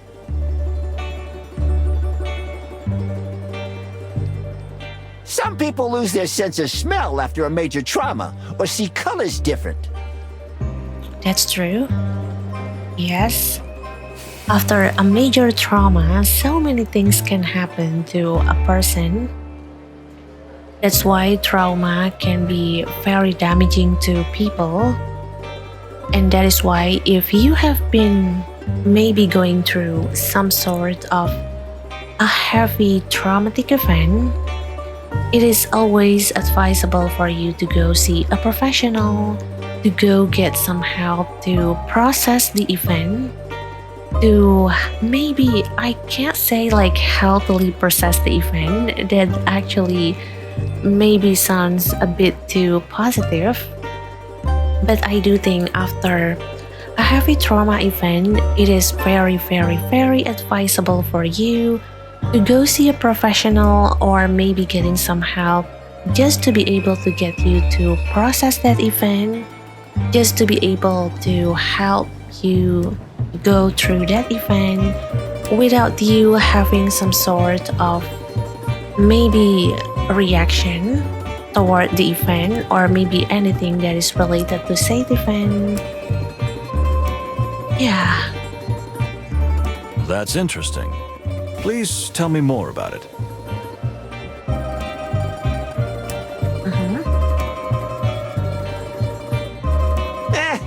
I'd rather not. You overanalyze everything and everybody. It can be really unpleasant. Don't say that, Plato. I feel attacked, you know. I really feel attacked by that. You overanalyze everything. That's 100% me.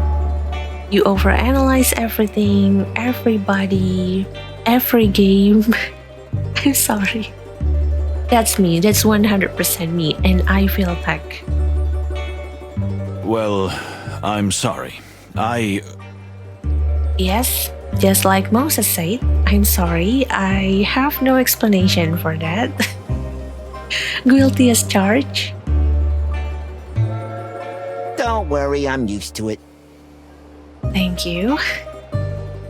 Thank you for understanding us. And of course, to everyone that stays with me, that stays in this channel, watching me playing through games and overanalyzing everything. Thank you as well for staying.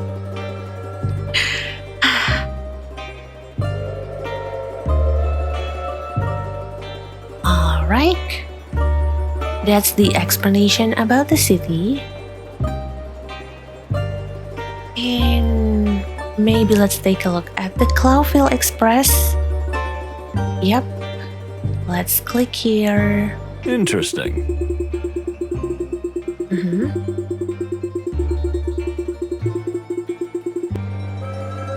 The Clawville Express is said to be the most amazing machine ever built by an animal.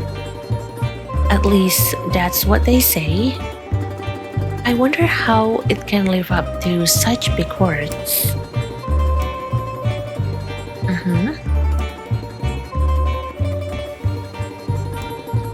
I wonder that too. Do you think there might be more mystery with the train itself rather than the event that we just saw transpired in the future? Do you think that maybe the train is actually as mysterious as the event that we have just been subjected to? Interesting. And we also have some luggage here. Yep. Well, well.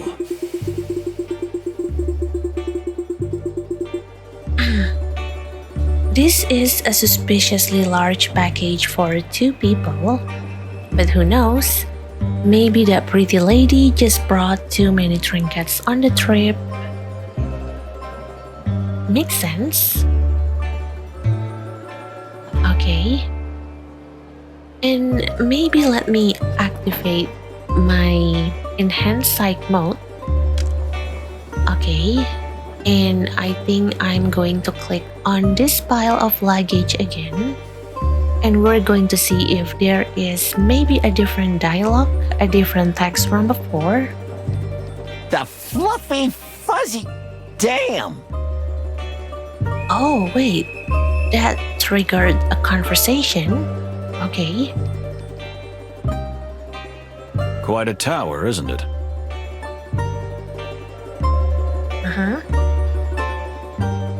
That could easily accommodate all the members of the country's parliament. I like his commentary. That's like very out of the blue, but I like the jab here. Or an invading army. Well, that took a dark turn so fast. You got that right. Oh, really? Okay.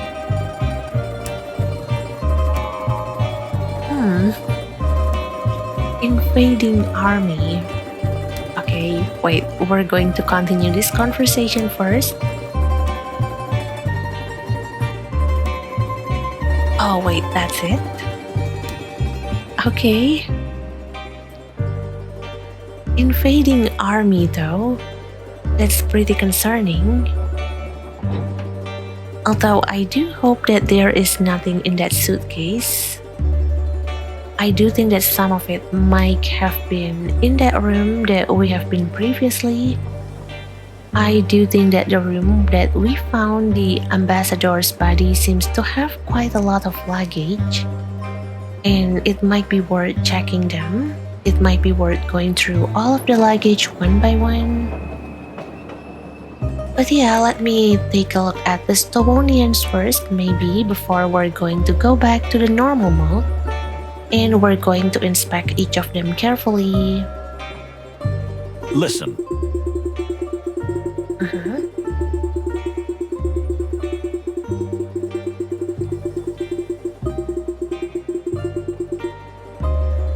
having to oversee the protection and well-being of the Stowonian delegation is not just a simple task, but also a kind of trust and power play between the two countries of Clawville and Stowonia. Frankly, it is not very uplifting to be caught between two such superpowers. I can understand his worry.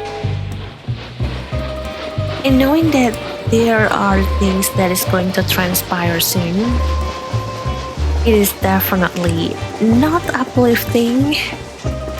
It is definitely very worrying to be caught in that kind of event.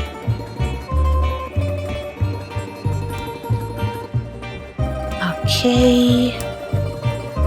And I think that's everything that we can take a look at in this mode as well. Yep.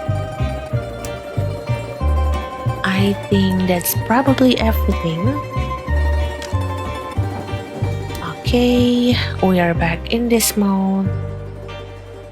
Also, I do want to ask if you guys find it maybe quite a bit overwhelming when I switch between the normal psych mode, this normal view mode, and then to enhanced psych mode. Do you think that it might be straining your eyes when I do the switch?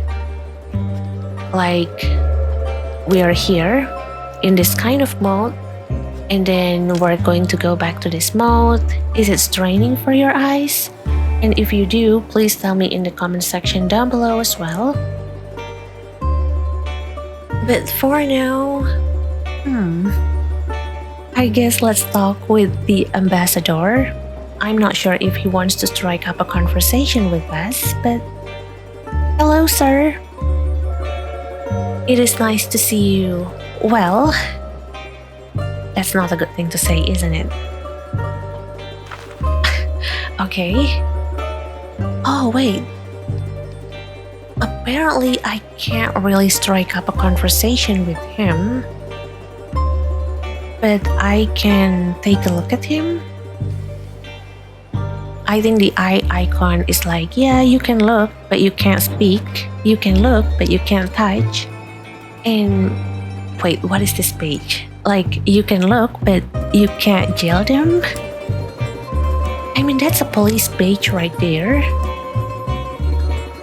I wonder why do we have this badge? But yeah, let's take a look at this eye icon. Look who's here. Look who's there. The ambassador. That creep makes my tail tingle. Creep? Why do you say that? Why do you think he's a creep, Plato? And I thought that cat and tiger, like, they go well together. I think they have the same kind of descendant, maybe? Tiger and cat, like, people would say tiger is like the big version of a cat. So I thought that they will be closer, friendlier. Why did you say that the ambassador is a creep, Plato? Stay focused, Plato. We'll do what we've been hired to do. Then we can take our well-deserved vacation. Yeah, stay focused, Plato. We will try to do what we have been hired to do. Then hopefully we can take our well-deserved vacation after this. And not a trip to jail.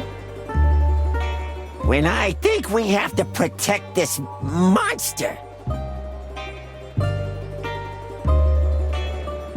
Monster?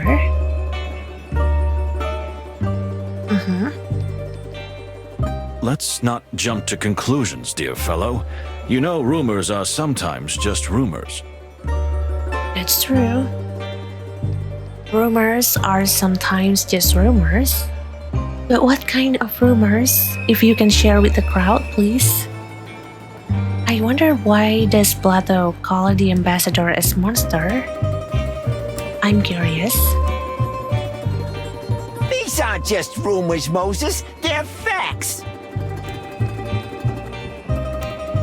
Okay. But what kind of rumor? And, well, what kind of fact? What facts that you are talking about, Plato?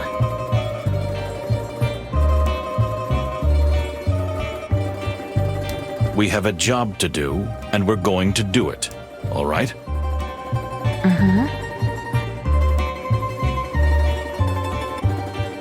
Yeah, all right. Yeah, Plato, calm down. Don't jump into conclusion. Don't jump into the ambassador.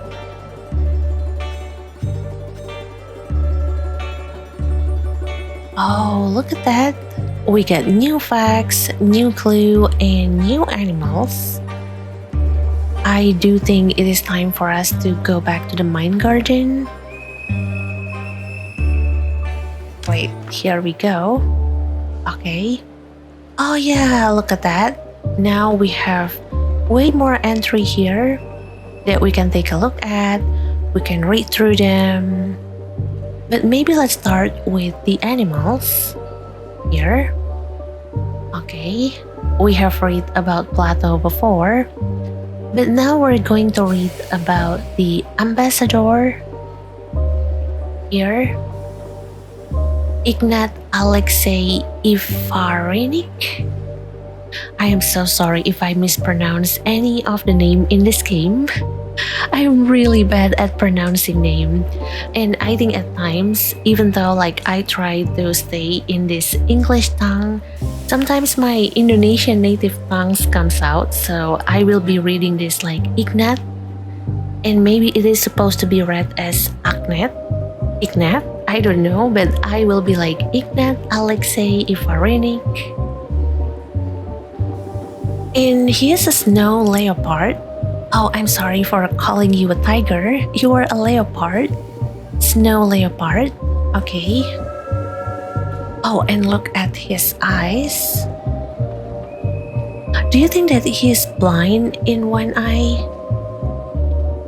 He has heterochromia, a mismatched eye color, but it seems like this side Judging by how there is a scar here, and it has a different eye color compared to this one, do you think that he is blind on this side?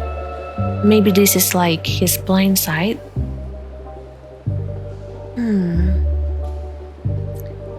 And I have to say that's quite a lot of beige.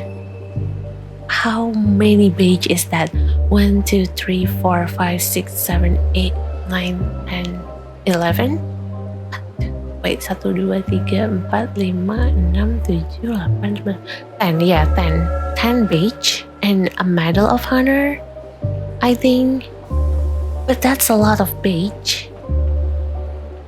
If he's late to work, you know what happens because he has to put all that beige on his coat every day. But well, he is the ambassador to Stavonia, pursuing peace negotiations between the colonial empire of Clawville. I believe this is where Plato and Moses live, Clawville, and the United Republic of Stavonia. We have been entrusted with the task of escorting and protecting him, which is a great honor. However, his past and character are rather questionable. Okay, I do hope that we will learn about his past later on. But alright, that's some information that we get on him. And we also have this section called Connection. Let me click on this one. Here. Okay. Wait, have we got this feature before? What is this one? How to use. Okay. Characters you have met are on the left. Direct the ones you would like to connect into the main area. Okay. Draw a line between two characters to highlight their relationship. A connection's nature can be changed at any time.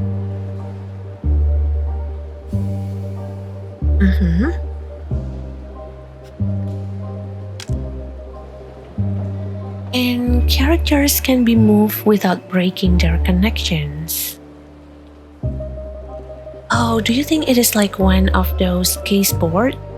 I've seen it a lot in like crime series.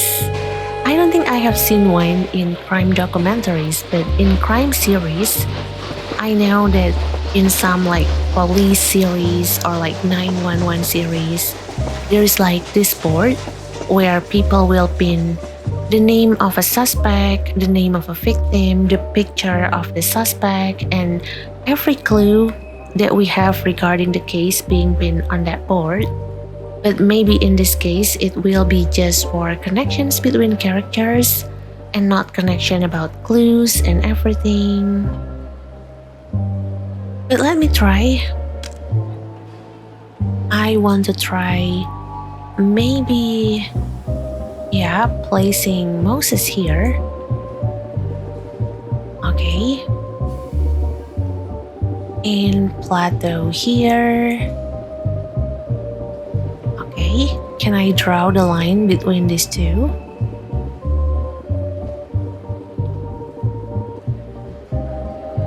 Oh, like this? Okay. And set their connection type below. Oh, and there are 6 things that I can select their connection type as: cooperation, love, dishonesty, murderous intent, dependence, hostility. Okay. Maybe I'm going to go with cooperation for now. Yep. Oh, yeah, cooperation. And select a subcategory. Necessary, brotherly, forced, workplace, fate. Oh, I don't know. I want to go with brotherly, but then again, it feels like if we are going to go with the fact, maybe it is workplace. Well, let me just choose this for now. And maybe once we get more confirmation that they do have a strong bond, I would like to think that they have a very strong bond, but so far it feels like we haven't really gotten deep into the kind of connection that these two has. So let's go with workplace. Okay. And let's put this Tawonian ambassador here. Okay. And we are going to draw a line here. And I believe Plato is being quite hostile towards Ignat. So we're going to go with hostility. And select a subcategory. Rivalry, revenge, diversion, predatory, species-based. I don't know, maybe revenge. Because he's a war veteran, that means he's been in a war. And because he's from Clawville, I'm guessing that he has been in war between Clawville and Stolonian, and that's why he is acting hostile towards Ignat, because he has a lot of maybe comrades that already passed away during the war and he wants their revenge. Maybe, but this can change later. Okay. Alright. I think that's it for now. These are all the characters that we have met so far. So let's go back. And last one, facts and clues. Okay. There we go. National tensions. Keep gathering clues to reveal this fact. Okay. Oh, so we want to uncover the fact. Apparently, we have to collect some clues so that we can find out what the fact is. And right now, well, if we want to find out about the national tensions, we need to collect 2 more clues. Right now, we already have 1 clue here. Ignat's dark past. Wait, can I click this? Oh yeah. Wait, Ignat's past is rather murky, having served as a high-ranking officer in the colonial Tsar's forces. Tsar's forces? My tongue is giving up on me. Including in the Torgo colonies. Alright. And we need to collect 2 more clues just so that we can learn about the fact. But yeah, that will have to wait. Okay. That's everything that we can see here in this mine garden. And is there anything else here? Wait. Oh, we have new items in our inventory. Let's take a look. We have old pocket watch. My pocket watch, which was my grandfather's.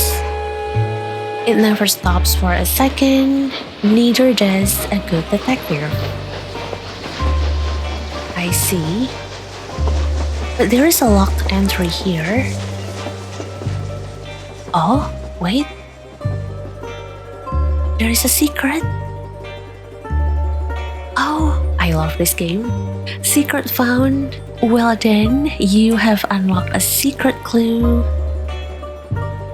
Oh, wait. Okay, yes.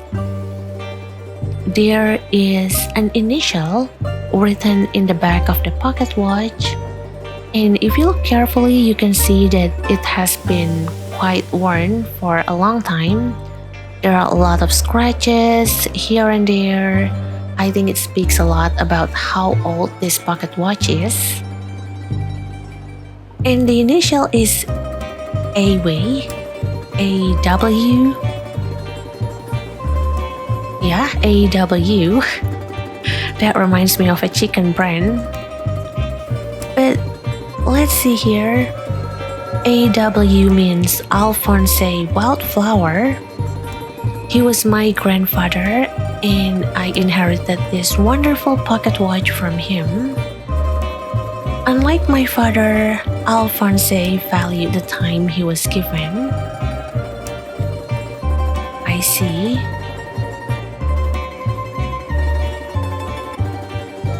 Although I have to admit there might be something wrong with this old pocket watch. It feels like it might be quite significant to the story.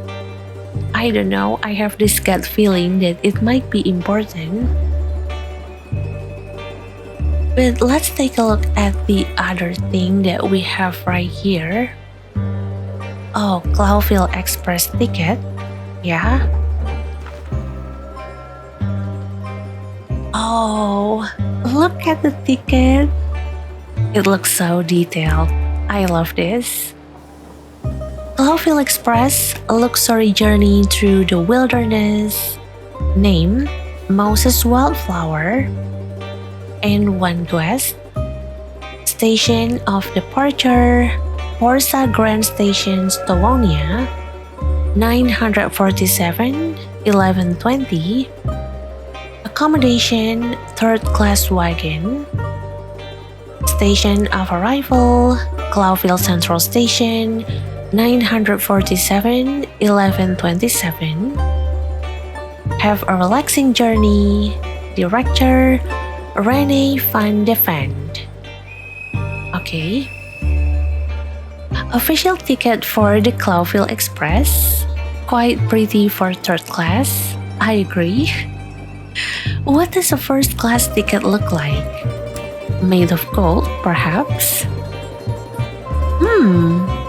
I would like to see a Clawville Express ticket for the first class. Yeah. But there is nothing here. Yeah. There is no secrets being hidden in this ticket, unlike the old pocket watch that we have. So let's go back. Yep.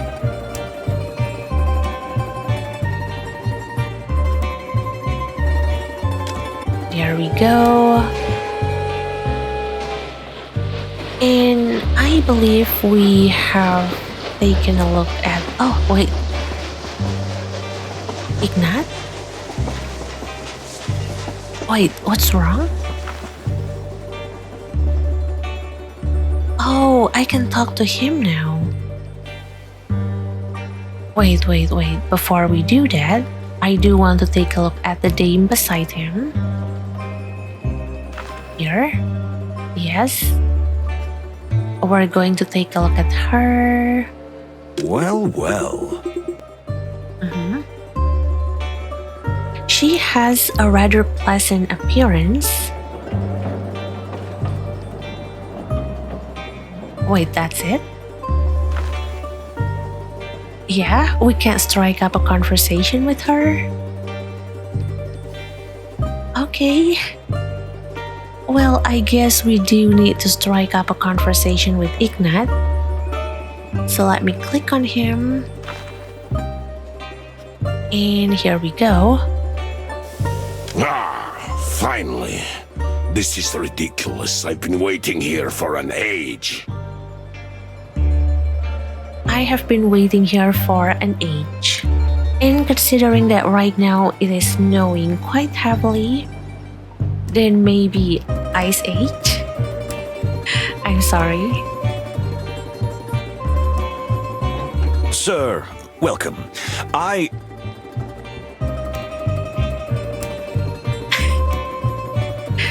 can understand his nervousness.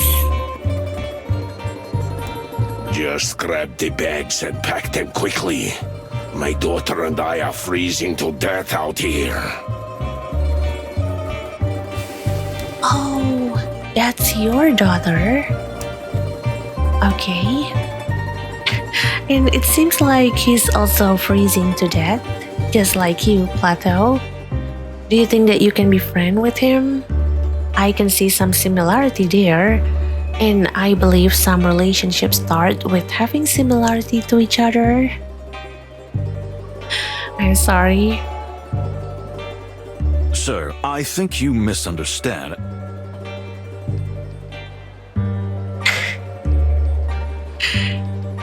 But yeah, wait. Actually, helping with the suitcase, helping with the luggage, is it actually in our job list?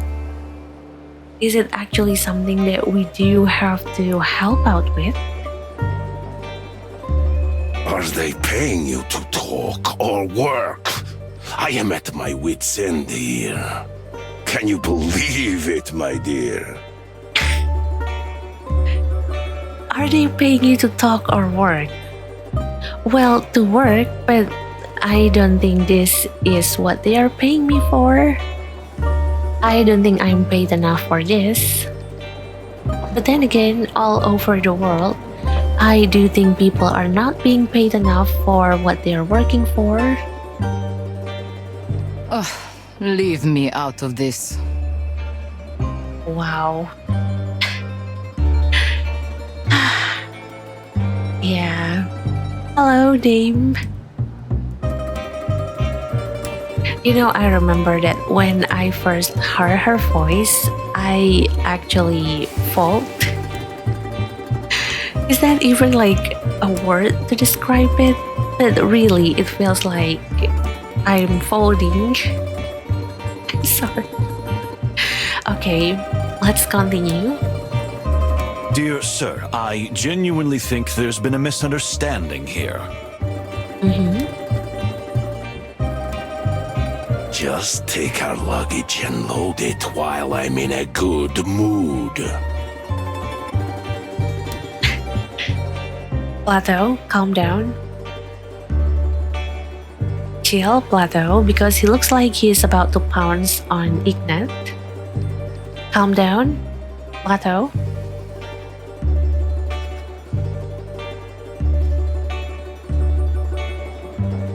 Oh, wait. We have some choices that we can choose. The first one is that's enough. And the second one, I think the cold must have frozen your ears. Let me be more clear this time. And the third one, can you listen to us for a moment and not just hear your own voice? You know, I think I'll go with the second one. I like the fact that I am able to roast him for just a little. It feels wrong to do it because we all know what is going to happen to him, but I am not going to let myself be treated this way, and I do want to snap back to him. So we're going to go with the second one. What did you say? How dare you speak to me like that? Yeah, I dare, actually. What are you going to do about that? Why do men always have to measure each other's tails? Oh, that's a jab right there. That's a really nice jab, ma'am.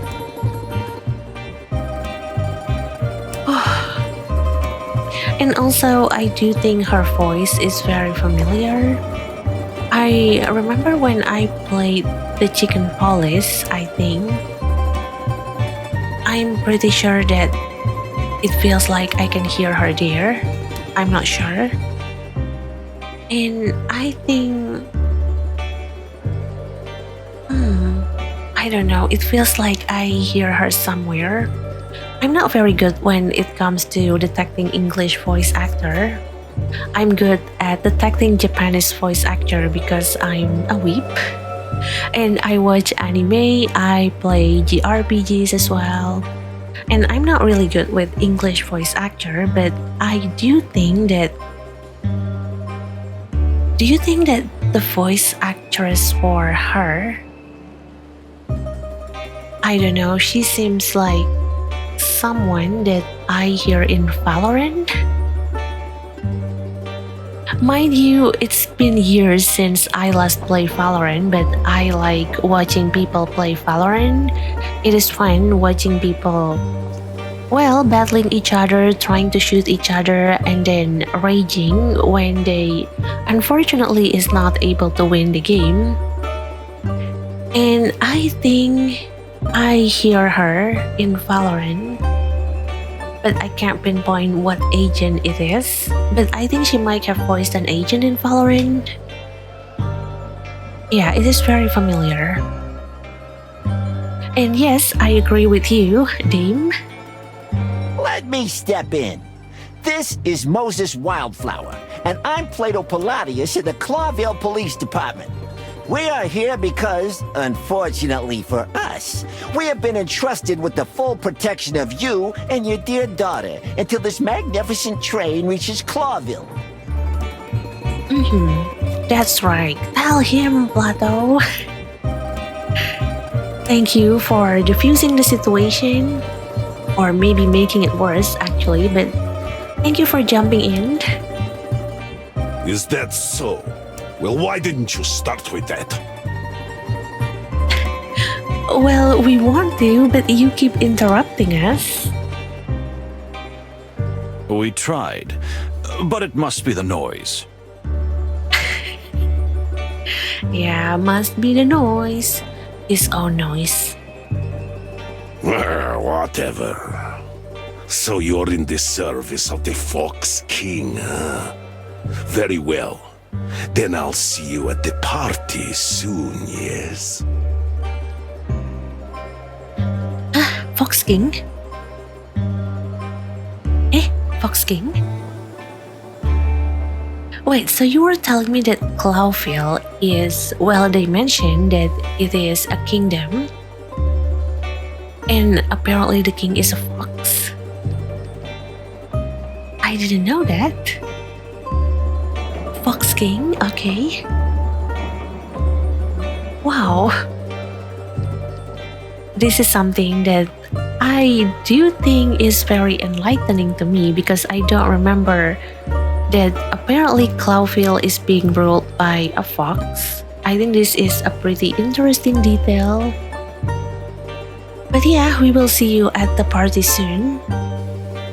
In fact, I think we'd rather...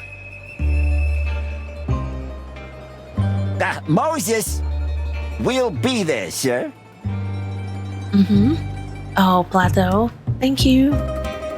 Thank you for the help. All right then.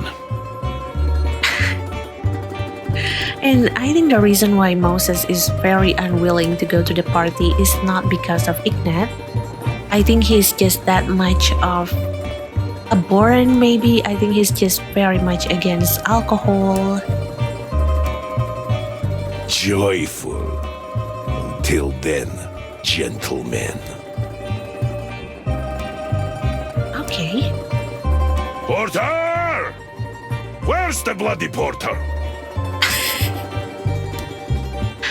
Also, I like his accent. Porter! I like that. I like the sudden calling of Porter. Keep your voice down. My head is splitting. Oh, I'm sorry, ma'am. We are sorry, ma'am. Interesting. We found out some interesting facts. Indeed. Although I do think that the typing sound effects that they have, it doesn't actually go together with the message speed, I think. I wonder what message speed that I have to set to possibly match the sound effect that they have as the word appear on screen. But yeah, what kind of effects?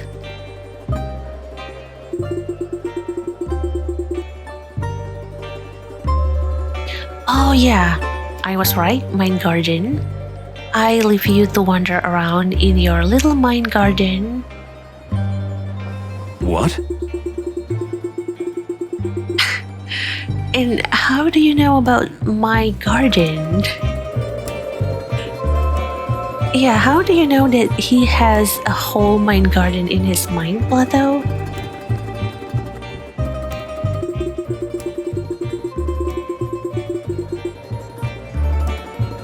Oh, you talk an awful lot in your sleep, Moses. If you have any idea what else I know. Oh, be careful, Moses. You need to keep your mouth shut even during sleep.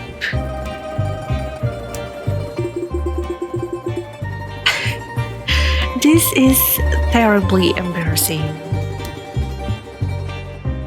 Well, I guess it is. I mean, it is a private thing of him. Maybe, yeah, and that's why it feels embarrassing. But it looks like that Plato does not judge him for it though. He's just like, yeah, we get some facts, now go to your mind garden, go check all that facts, and I'll be waiting here. Those kind of stuff. He's not being judgmental. If anything, he's just like going along with it. And I appreciate that, Plato. Yes? But yes, it is. It is very embarrassing.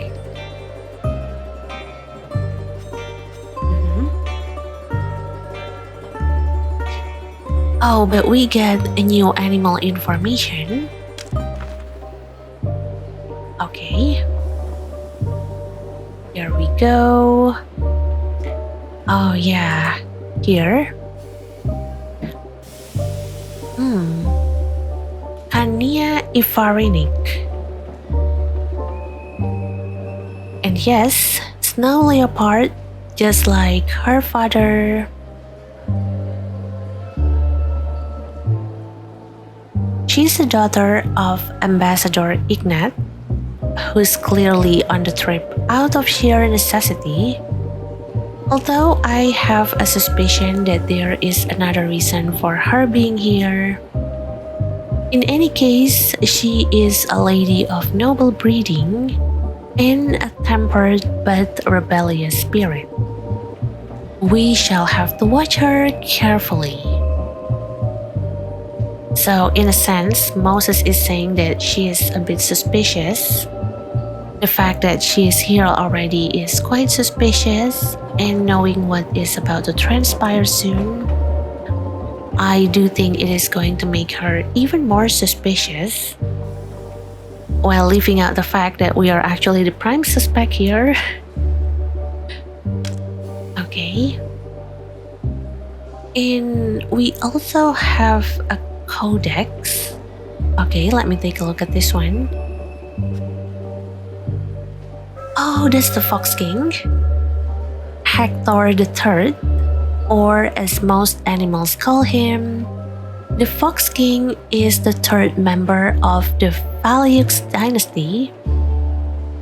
Although Clawville is a small state, its king is amongst the most influential animals of the wilderness, not because of the city's actual importance, but for riches of its faraway colonies. Okay, so this is what our king looks like. Okay, he has a fancy hairstyle.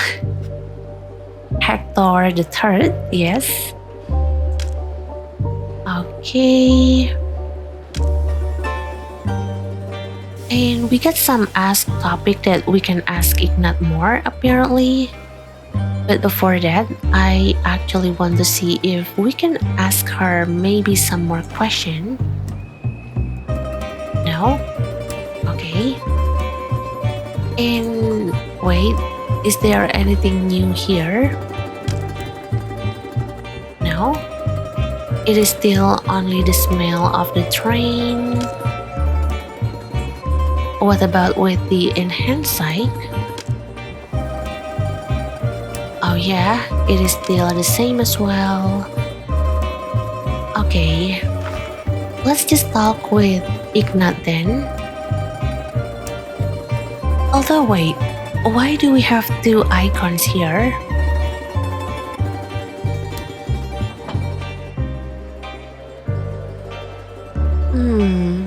Which one that I should go with first? I think maybe we can go with this one first. Let's see. Oh wait. Do not bother me. Ask my daughter if you want to know something. You people give me migraines. Oh, okay. Well, I don't mind. I like talking to your daughter. I beg your pardon? Yeah? Don't take it personally. I can't stand coppers in any shape or form. I can't stand coppers. Is it like his way of saying that we are not in the same level as him? We are just poor civilian and he doesn't really want to waste his time talking to us? Okay. Well, that's quite a new way of insulting someone. I am a copper, yes. I do not worth your time. Thank you. Ah, I see. Well, the feeling is mutual. Calm down, Plato. You're just kidding me, yes? Eh? He thinks that we're joking? Oh, of course. Okay. That's a good save right there, Plato. I'm glad that you backtrack.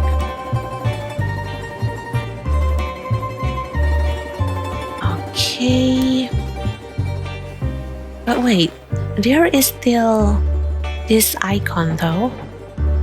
Let me press on this one too. Oh, we can ask him about a topic. And the topic right now is his daughter. Well, let's ask him about this one. Yeah. My daughter, spoiled little brat. But I suppose that's mainly my fault. Oh, wait. That's a good thing though. I mean, not the fact that she is a spoiled little brat, but the fact that he's actually acknowledging his mistake in parenting. He acknowledged that yes, she is a spoiled little brat, but that's actually my fault. Because I think nowadays there are a lot of people that do some mistake with their parenting and they refuse to acknowledge that. So I do think that this is quite a good move from him. I definitely did not expect him to acknowledge that yes, my daughter is spoiled and it is my fault, because I think nowadays it is very rare to see people admitting that out loud. It is mostly will be like, no, I'm not spoiling my daughter, when actually he is spoiling her and he just doesn't want to acknowledge his fault, or he's not even seeing any wrong in the way that he's treating her. You know, those kind of stuff. Ah, come on, don't blame yourself. Wait, Plato is actually consoling him? Okay. And also, I like this small detail in which that if you see the view that we have right here, I believe you guys should remember that Ignat should be standing beside her. But right now, because we are talking to Ignat, he's moving from his position beside his daughter. He's moving slowly and closer to us, and that's why you can't see him right here. And I like this detail. I do. And after this, we're going to talk to his daughter too, Kanya, I think. And I do want to see if maybe she will also disappear from where she's standing. So it will be just Ignat standing in the background and she will be moving somewhere to talk to us. If you want to know more, perhaps you should ask Her Majesty. I don't have time for this. Her Majesty, huh? Is that like your way of saying that you should go talk to my daughter? You call your daughter as Her Majesty? Well, that's definitely spoiling. Thank you. We will, sir. But yeah, thank you.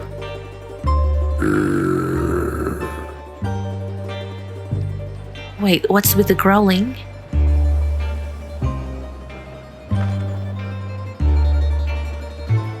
Okay. Well, let's go back. Yeah, and let's talk to his daughter. Here we go. Kanya. Madam, we are pleased to be of service to you and your good father. Yes, and see, she disappeared. I like this detail. Perfect. I love looking at details, and I am so happy when there is this much of attention to detail being put into the game. Oh, amazing. But yes, hello, Madam Kanya. It is a pleasure to know you. Do I look like I've molted for the first time? Eh? Eh? Malted? What? I beg your pardon? Yep. My question as well, my reaction as well. I know you despise us, and you have every reason to, but I don't care. Nor do I care about these ridiculous peace negotiations.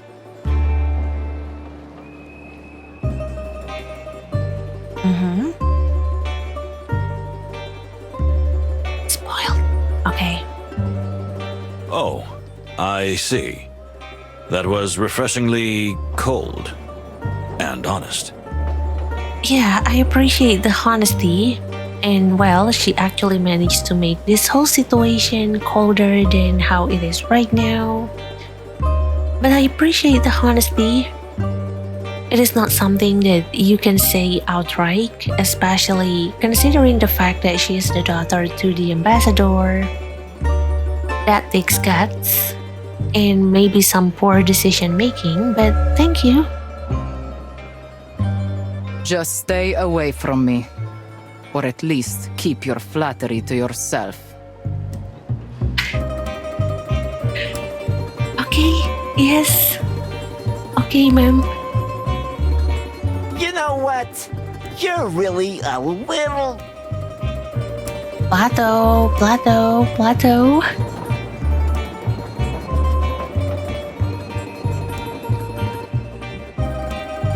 Wait. We get more choices to choose from. As you wish, ma'am.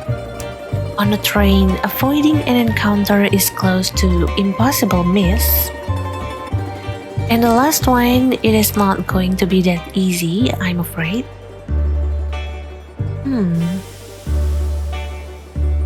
You know, let's go with the second one again. I just want to make sure that she realizes what she is asking is actually quite impossible. What an arrogant response. I didn't expect anything else from one of you. Good day, gentlemen. Wait, is this just my copium, or does she seems like she actually like our answer? I don't know. Same to you, madam. But yeah, see you later, madam. Whew, she's something, ain't she? Just like the weather here. Ice cold and, well, mostly ice cold.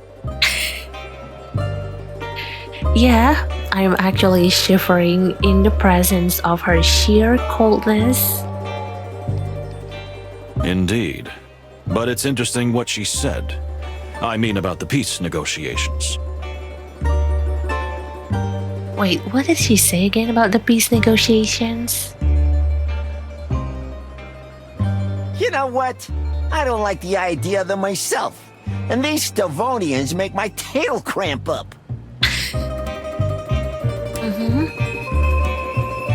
I thought you were a devout pacifist. You should be happy for peace.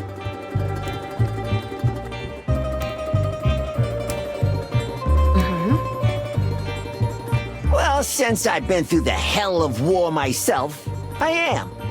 But this is just smoke and mirrors, Moses. There will never be peace between Stavonia and Clawville. Hostility is coated in our blood.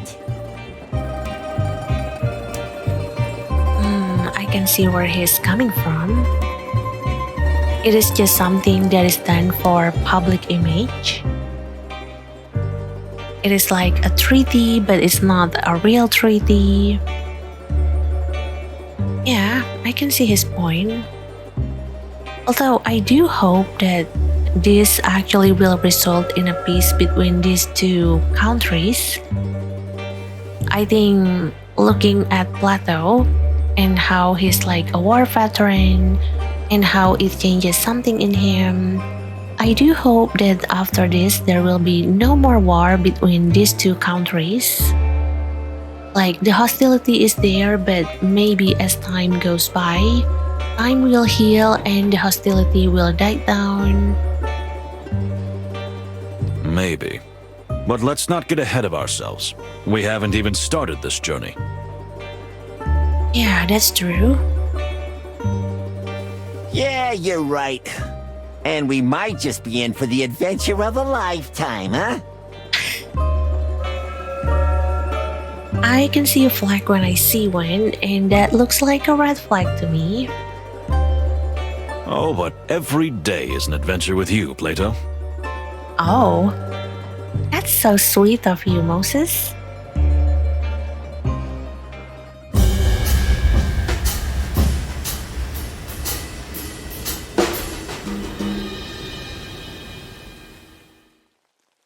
More and more passengers.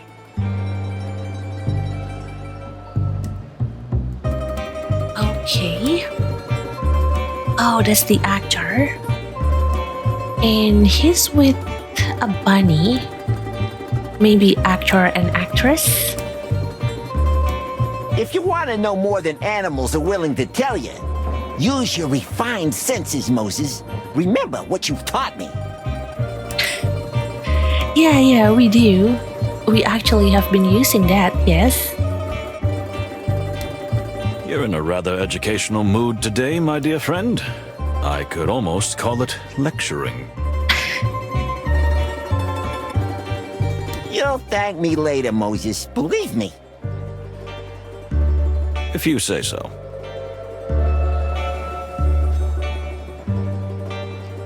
Okay. And yeah. Oh wait, let's try using our enhanced sense of smell. Oh, there is a new smell here. Strong perfume. Interesting.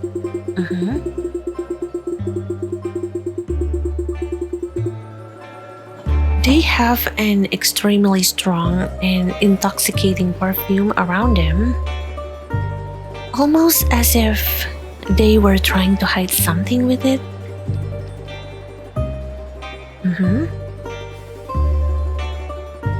Wait, they are trying to hide something. What kind of smell that they are trying to hide? Weed? Drugs? Maybe. And I do see that we also unlock the hearing function. So we're just going to try this. Yep. And oh, we can listen into their conversation. Nervous whisper. Yep. Stop staring at that woman. Oh, I'm sorry for listening in on YouTube. And yes, I was right, actor and actress. What woman? I know. Al, what woman?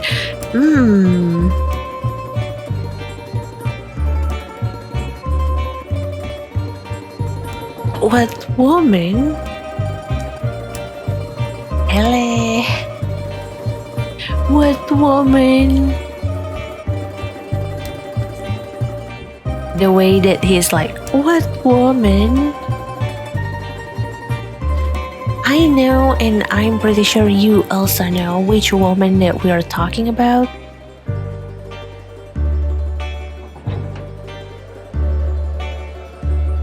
Yes, you are. You were looking at that cat. Stop it, it's humiliating. You were looking at that cat? You were looking at Plato? I mean, the lady Kanya, Madam Kanya, she is a leopard, not a cat. The only cat that we have in this entourage is Plato. It's not a cat, it's a panther. It's a leopard, but yeah, I can see why you think that. And that's an excuse. I swear, I wasn't staring, sweetie. Are you sure? Are you really, really, really sure? I thought you were over this cat thing. Wait, so, excuse me, sir, I believe he is a wolf. You have maybe a fixation with cat? No? Okay. Well, that is definitely something that I did not expect to hear. But we do have some new information in our mind garden. So maybe let's take a look at this. Oh, we got more clues, I believe. This, yep. Kanya and the peace negotiations. Ignat's daughter is a fierce and vocal opponent of peace negotiations. This could cause problems. But why is she against the negotiation? That is actually something that we should be questioning her. Like, what is her reason? I don't think it is just something that, yeah, this is my principle and I don't like the peace negotiation. I do hope that she has maybe more reason than that. But then we also have a new entry in the codex. Oh wait, so many things here. We get Slavonia, Peace Treaty, Clawville, Journey Through the Wilderness. Maybe let's take a look at the Peace Treaty first, and then we're going to take a look at the other entry later. Here we go. So, Clawville and Slavonia have been at war for centuries, sometimes culminating in fierce armed conflict, sometimes in decades of standing or Cold War. The peace treaty now on the horizon is of historic significance, the like of which has not been seen since the end of the Great Meat War. Great Meat War? What is that? That is something that I have to learn as well. And I wonder if they are actually referencing a real event here. I would like to know what kind of war that they are referencing to. But now, wait.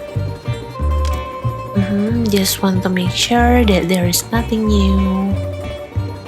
Okay, I think it is time to talk to these two. Let's go with the actors first. Interesting.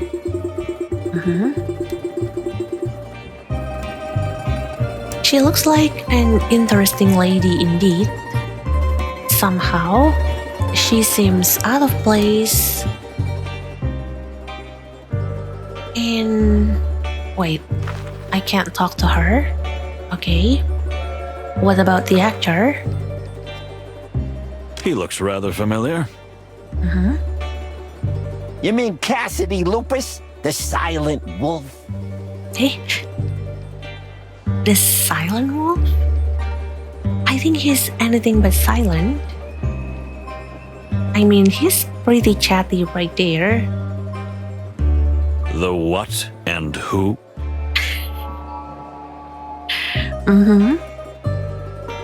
To my bushy tail, you really do live in a cave, don't you?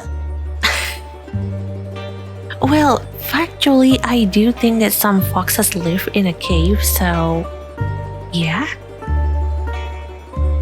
So he's some kind of movie star. The movie star. The movie star? What, is he like Alexander DiCaprio? Is it like, yeah, DiCaprio version of this universe? Uh-huh. And the young lady? Cassandra Ruby Faye, a real up-and-coming movie sensation. They're predicting a big future for her, although the tabloids say she's a bit unstable. Unstable? In what way? Interesting. Interesting indeed. And quite lovely, too. Hey, Plato. Do you like Miss Cassandra? Yeah? Okay, we got some new entry for the animal section. Well, let's take a look at them then. Wait a moment. Here we go. Okay. Oh yeah, here he is. Cassidy Lupus, Grey Wolf, Canis Lupus. Cassidy Lupus is a famous film star whose presence is apparently impressive to everyone but me. Is very honest, Moses. He is a real show-off, but I'm told he does show off his extraordinary acting talents at times.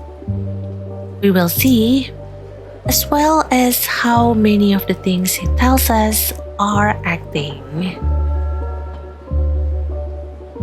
Oh yeah, I mean he's an actor, so it must be really hard to really differentiate which that he is telling us is like truth and which is that he's telling us that might be a lie. Yeah, understandable. And what about the bunny? Cassandra Ruby Faye, Connie, Oryctolagus cuniculus.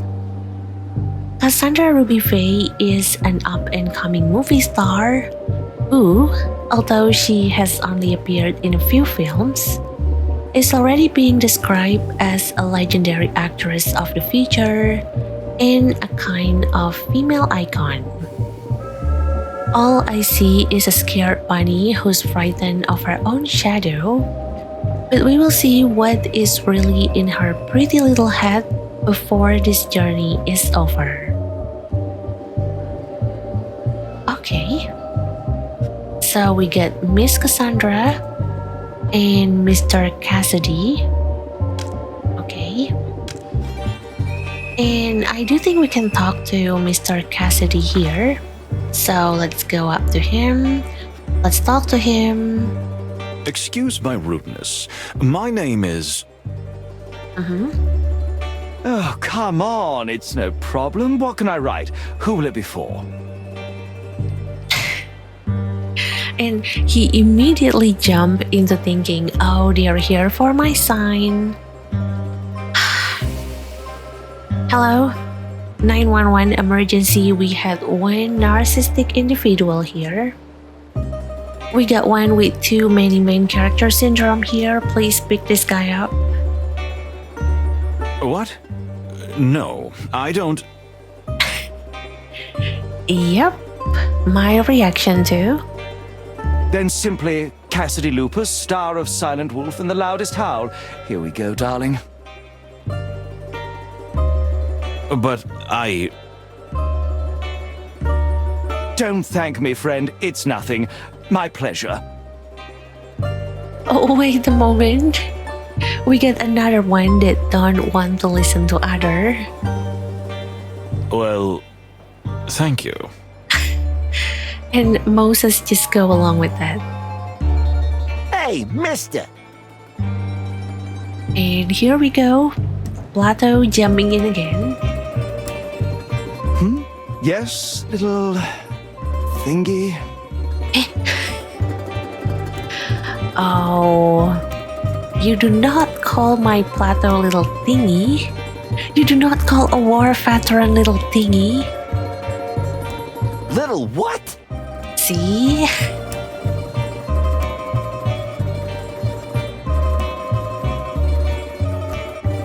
And wait. We have three options here, as usual. Relax, my dear friend. I'm sure he did not mean. And let's not get too excited, shall we? It is probably the cold. It is getting on your nerves. Ouch, that must have hurt. Okay, we're going to go with the first one here. Relax, Plato. As the wily fox says. Wiley. Wiley. This is Detective Moses Wildflower, and I'm Plato Palladius from the Clawville Police Department. And we're not here for your autograph. You can be sure of that. True.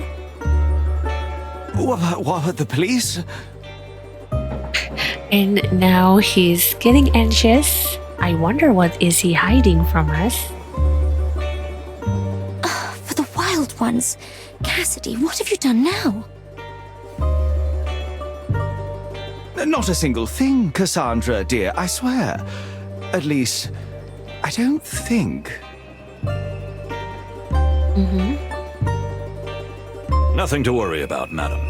Sir, we just wanted to say hello and assure you that with 2 senior police officers on board, you will have the safest and most comfortable journey possible. Oh, really? That's rather nice to hear. Don't worry about Cassidy. He's a bit weak in the knees. But otherwise, he's a pretty nice guy. At least, for the most part. For the most part. But darling... For the most part, yes.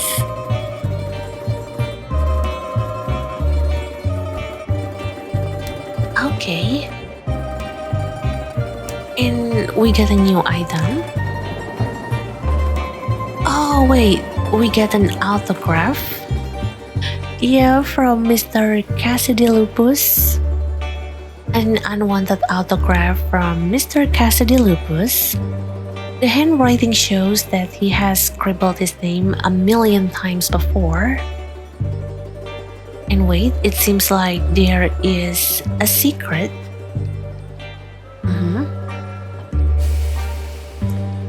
Wait. Well then, you have unlocked a secret clue. The signature is well rehearsed, but his hands seem to tremble a little when he wrote it. Was it the cold, or maybe because we are police officers? Or do you think that he is under some kind of influence? Because I think Moses mentioned that they have a very strong scent of perfume surrounding them. And it might be normal because they are public figures. They're actor and actresses. But is it possible that the strong sense of perfume is being sprayed to hide another aroma, to hide another scent?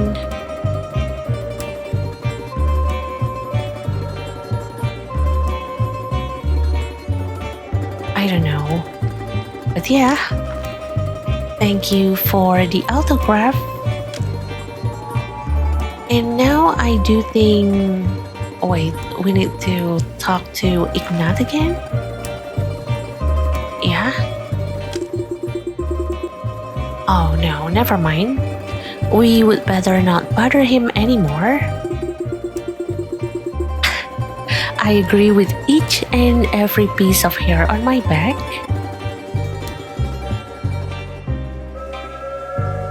So maybe I do need to talk to Madame Kanya again?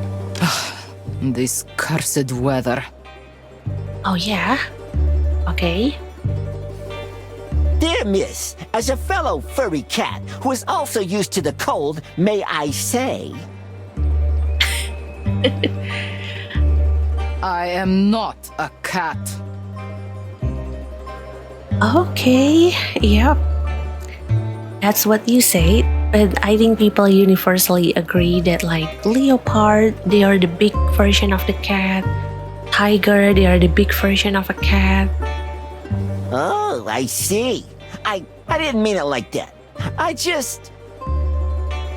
And I am not furry either. I follow the Clawville fashion, if you must know. Clawville fashion? Okay. Meaning? Yeah, my question too. I shave like every civilized woman in the world. Any other details you want to know? Okay. TMI, but thank you. Thank you for the information. I didn't even want to know that. Yeah, but thank you for the information. I'm not sure what we're going to do with that information, but thank you. Sorry to bother you, madam. We won't do it anymore. The first good idea I've heard all day.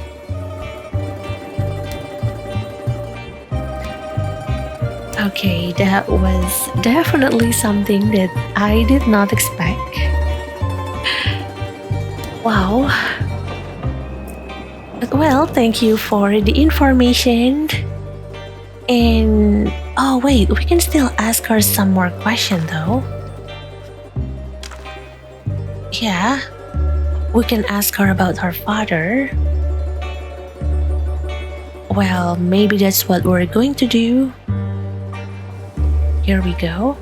My father? Don't you read the papers? It's all in there. Apart from his military and political career, he has no life. Oh, to be called of having no life by your own daughter. That burns. You don't have a very high opinion of your father, am I right? Yeah, it seems like she doesn't really have a good relationship with him. Ha! What are you? Some kind of a detective? Well, we are. Ouch!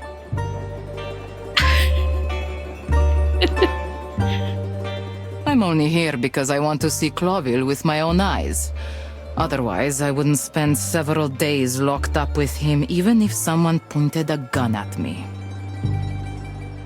Oh no, gun mentioned. That's a bad flag. Well, I see. Make a note in your little notebook, detective. If somebody wring my father's neck, I should be suspect number 1. Do not say that. And no, you do not get to be suspect number 1. Spoiler alert, I'm the suspect number 1. Don't you dare take that position from me, or maybe I should say sorry for taking that position from her. Still, I'm suspect number 1 here, hello? I mean, Hong Hong said so. I still don't know his name, so I'm still going to say and refer to him as Hong Hong. That can't happen, miss. That's why we're here. Oh, bad flag, red flag. Yes. What a shame. Okay. That is totally not a great thing to say.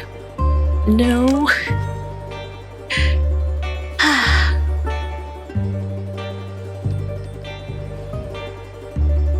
Well, okay. I don't really think that we can ask her about anything else. Maybe we can try asking her one more time. Yes. Are you still here? Yes, we are, ma'am. Yep, unfortunately, it is our bitter duty to stay with you until the journey is over. It translates to, no ma'am, you can't get rid of us. Are you serious? Well, you could do that in silence, couldn't you?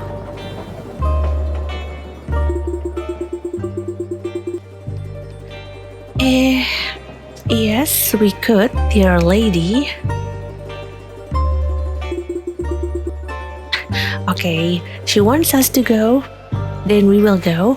Yes, then. Alright. And yeah, maybe we can try asking Cassidy some question. We can talk to him one more time. Forgive me for the autograph fiasco. You know, the fans just find me everywhere. It's a nightmare. Yeah, narcissistic. Totally narcissistic. Very narcissistic. Oh, I can imagine.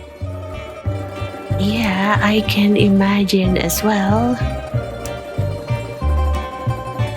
You can't imagine. Hey. Okay, sorry. Sorry for saying that I can imagine. I'm sorry. Yeah. We are not as popular as you. We are not a famous actor. We don't have a whole subreddit for you. We don't have a whole Discord server for you. Fan server for you. I'm sorry, sir. And the lady is...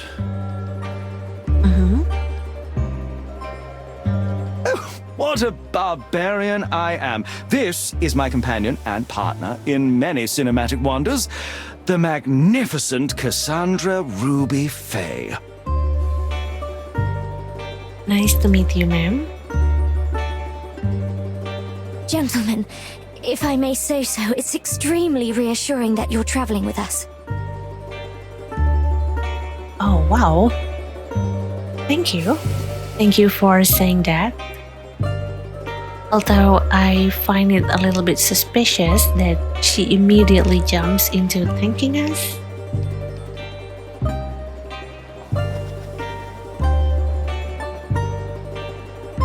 And, well, we have several choices here. Our pleasure, ma'am.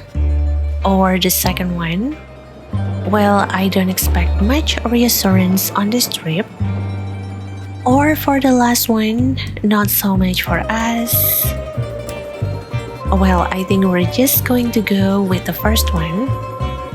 She's being friendly, and I think we should retaliate in kind. We should reply kindness with kindness. So, our pleasure, ma'am. You are a real gentleman. Yeah. I mean, we are not the wild gentlemen. That's. I'm sorry, that's the developer of this game. Don't worry about a thing, as long as you see us. Are you two going to the party? Oh, yeah. I regret to say that we probably will. Moses is still very much against the party. That's wonderful.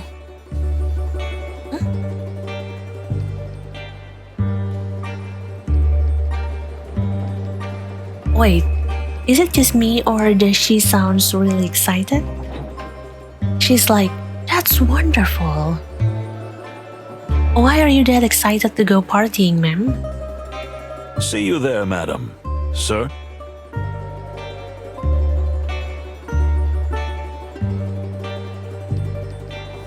Okay. And wait, is there anything else that I can ask them about? It's awfully cold here, isn't it? Okay. Yeah, we got more conversation coming, apparently.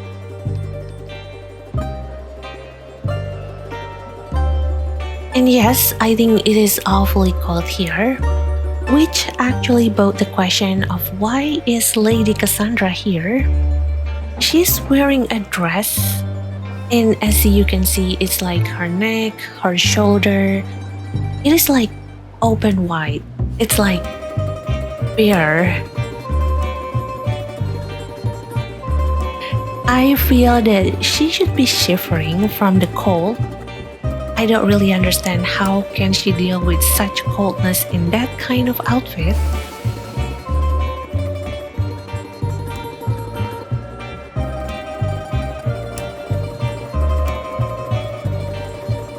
But well, impressive. I don't think I can be like her. I'm weak. I mean, I stay in a room with like 24 degrees Celsius air conditioning, and I'm still going to be shivering in the corner. Ooh, yes, it is, Cassidy. Yes, ma'am. Look at your outfit, ma'am. I'm sure you'll be nice and toasty in your cabin. Tell me, where are you two staying? Up front?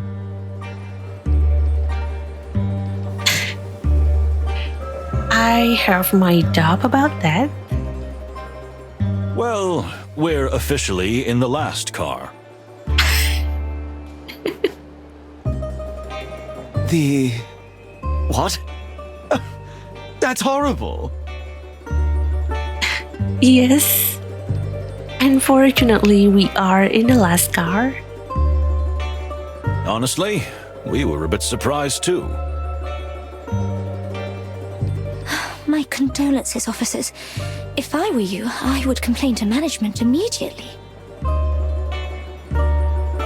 Well, I don't think it is that easy.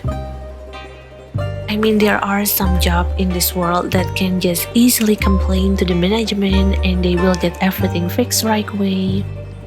But I think most of the time, if we were to complain to the management, like to our supervisor, instead of having some changes made to accommodate us, I think we're going to get scolded instead. Oh, it's all right. We can take it. The most important thing is to do our job, and nothing else. Oh, I really admire his integrity. I've been through 2 wars. I think I've slept in worse places. Plato the MVP. And then again, he's a cat, and I do think that cat can sleep anywhere. I remember one time I saw a short video on YouTube. I saw a YouTube short about a cat sleeping on top of the air conditioner.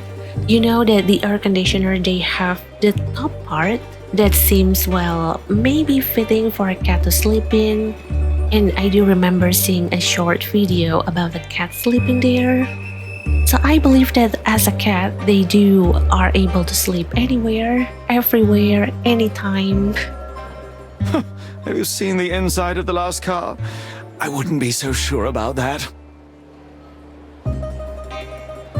Well, I think I do, but I don't remember how does the last car look like previously.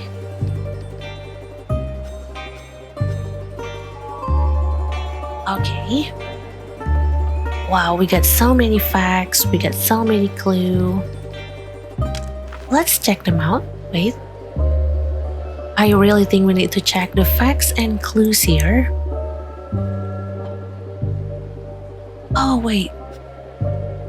We got father and daughter here. First clue is a frosty relationship.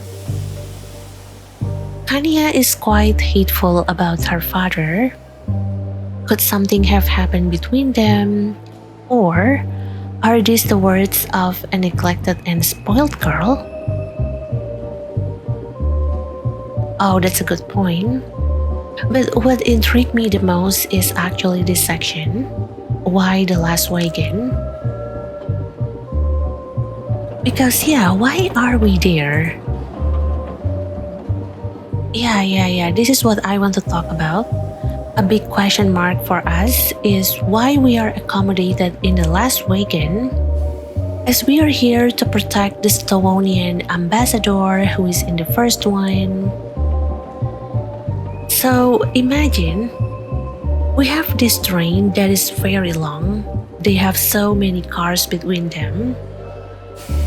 They have maybe like more than 8 wagon, I don't actually know, but you are there to protect the Stawonian ambassador, and he is basically somewhere around the front. He is in the first wagon, he is in the first car. Meanwhile, we are so way back in the last one, and that will make you think about how can we protect him if we are not staying in the wagon that is nearby to him, that is near him. Now, you are going to suspect there is something going on here. I really think that there might be an underlying meaning to this.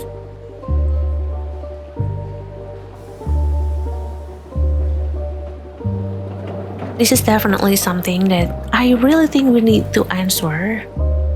Why are we in the last wagon? Because it is just not logical. We are here as a bodyguard, but then we have to stay in the last wagon.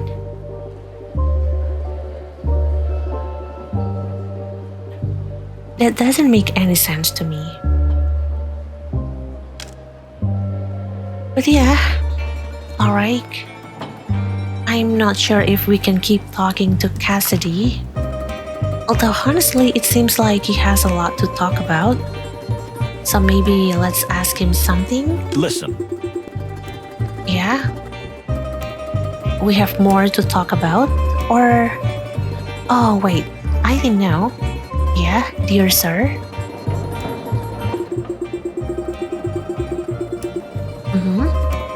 What?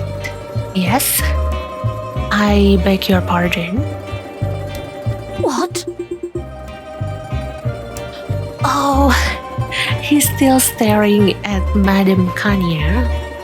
Stop staring at her, you hear? Absolutely not. Me? But I'm not. Liar. Pembohong. I'm sorry, I can't help but say it in Indonesia. And yeah, we would better stay out of this. I agree with Plato. And I think that means we can only talk to Cassandra. She's the only one left. Okay. Hello, Lady Cassandra. Believe me, He's not so horrible, just a little disorganized. Okay. And maybe a little playboy? Womanizer, maybe? Oh, you got me. For good. I couldn't deny it if I wanted to. Oh, that's a very awkward laugh. I can feel the awkwardness all the way here.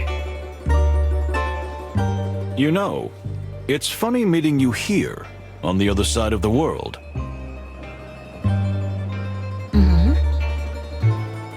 It is indeed. The wilderness is so small. Madam, I've been around the world more than once, and I assure you, it's quite huge. Plato, that's a figure of speech. She doesn't mean it. It's like saying, wow, the world is small, but it is actually huge. And yet, 4 citizens of Clawville just happen to be in the same place at the same time. What a wonderful coincidence. Am I right?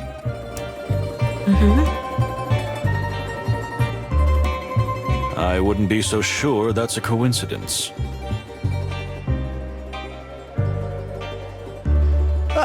Here we go. Ignore his cryptic remarks, like, you know, our lives are a tattered detective novel. Our lives are a tattered detective novel? Well, I think he is referring to his life with Moses, not exactly like all of our life. Because if my life is a tattered detective novel, I think I would be quite concerned. Oh, how exciting. Isn't it, darling?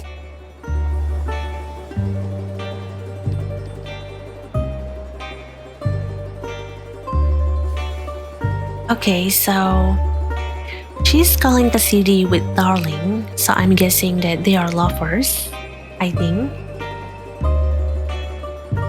That's right.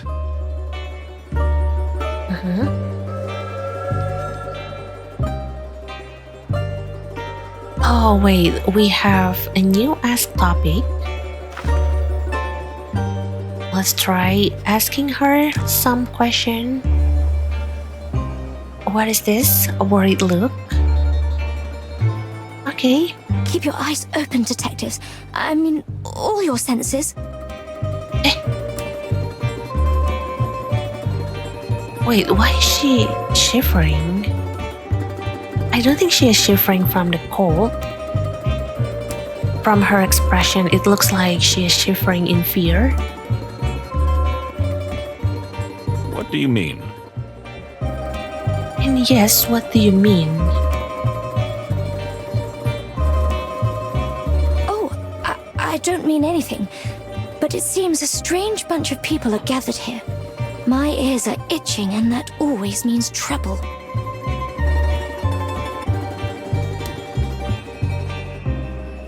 Oh, my ears are itching.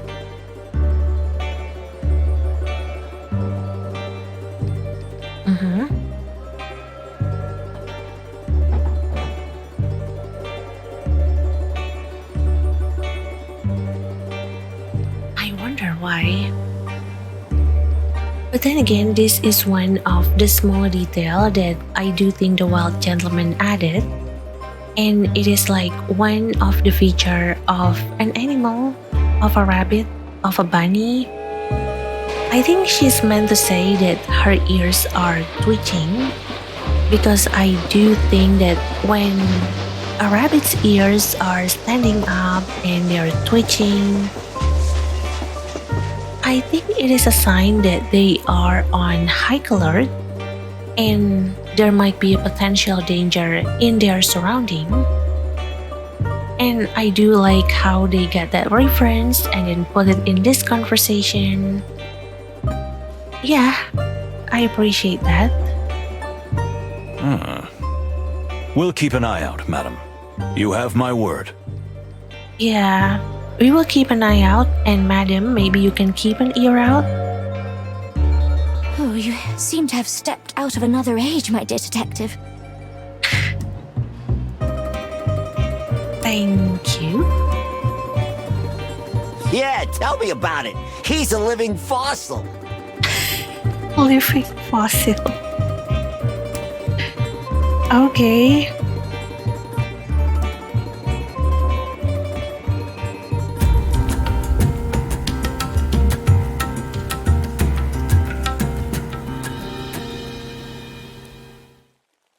Well, well. Oh, even more passengers. Let's do this. Oh, and no surprise, the train is about to depart. Are you ready for the journey, Moses? Are we ready? I do think I'm ready. I mean, well, if I can ask, maybe release this game soon. I really like this game. I like that it is voiced. I like that they have quite a clean UI. I think the UI that they have is already quite improved. I don't really remember that the UI that they had before, but I do think it has been improved. And it looks so much more neater compared to back then. And I also really love all of these small details that they have. All of this reference to real animal abilities, real animal behavior. It is really nice.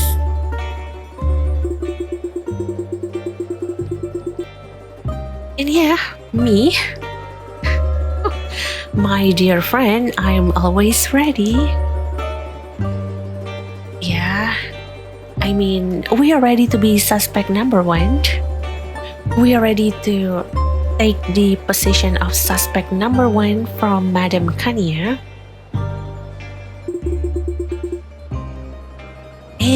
Why did I even ask? Okay, thank you for your time, Lady Cassandra. And yes, we do get a few new faces here. We get another ambassador here, and we get an assistant here. Oh, and wait. It seems like there might be something new that we can take a look at with our enhanced abilities. Maybe let's start with our hearing. Oh, wait. Apparently this is new. Angry remarks. That dirty cow. Oh, okay. I did not expect that level of aggressiveness. Buffalo. Thank you for the correction, Madame Kania. What? Sa buffalo, Ignat. I said buffalo. Water buffalo, not a cow. Yeah, buffalo. And also, I'm actually trying to learn how to pronounce some of these words that we are having in this game. I'm really grateful for the fact that this game is fully voiced in English.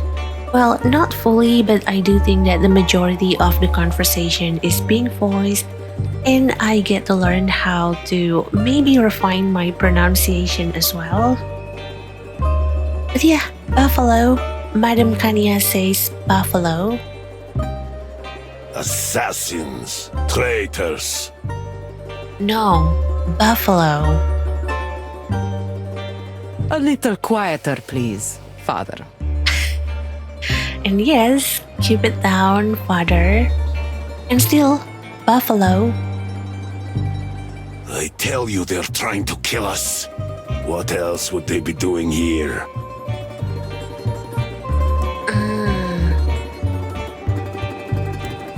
Do you think there might be some sort of a history between them?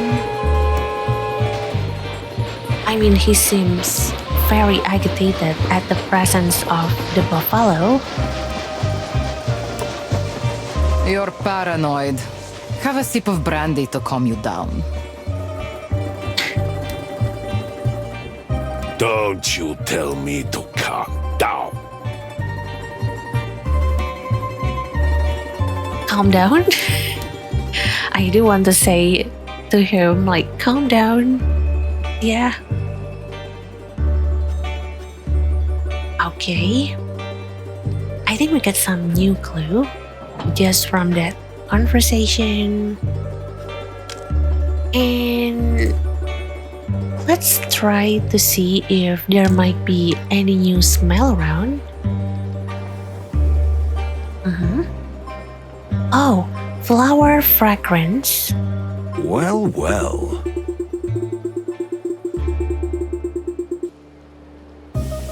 Wait. Unfortunately, I almost can't smell it. What a shame that such a beauty is being locked away like this.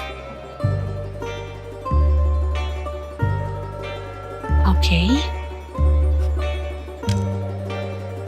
And last one. Oh yeah, we get two more things that we can take a look at.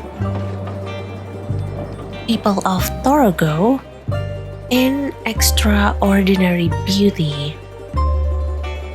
Let's take a look at this one first then. Let's see.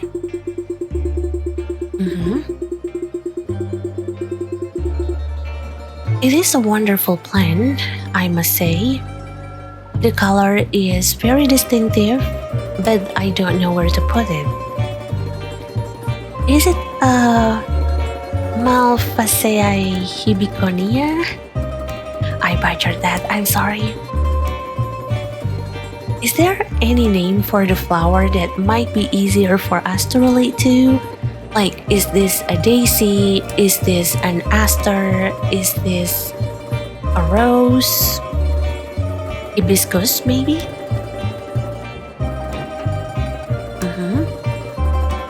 And people of Torogo. Interesting.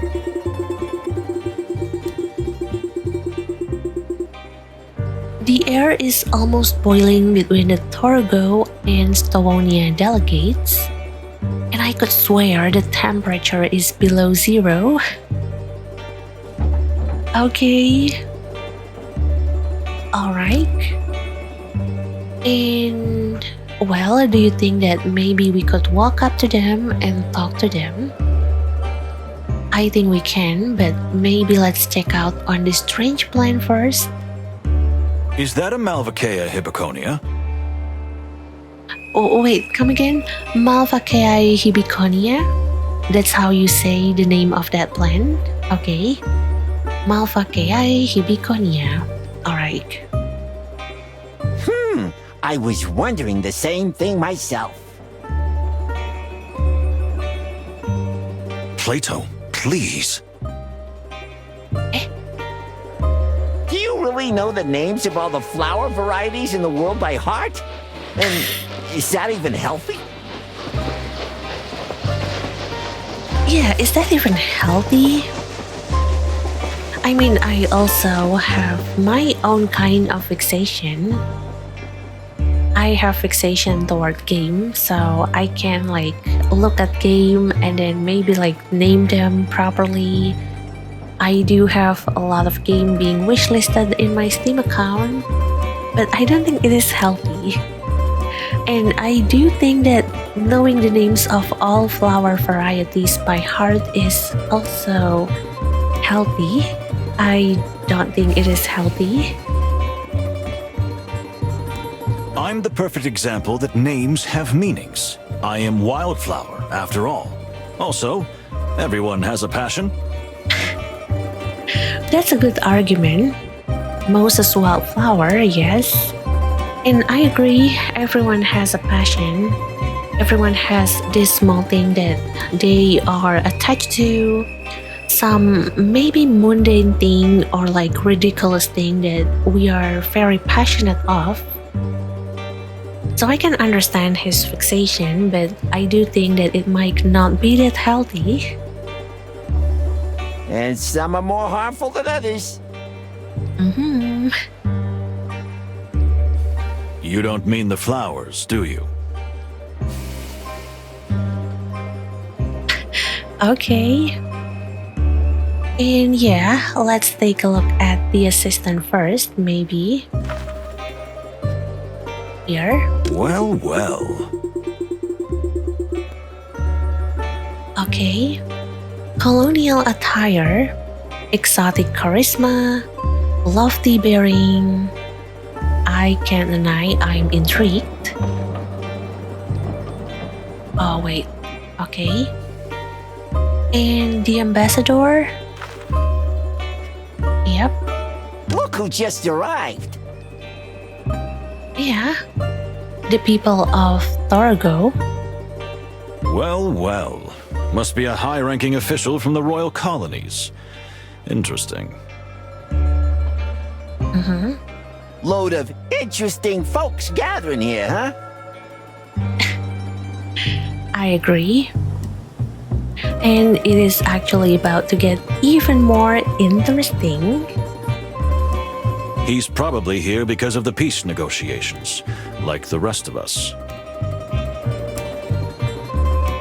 That damn treaty.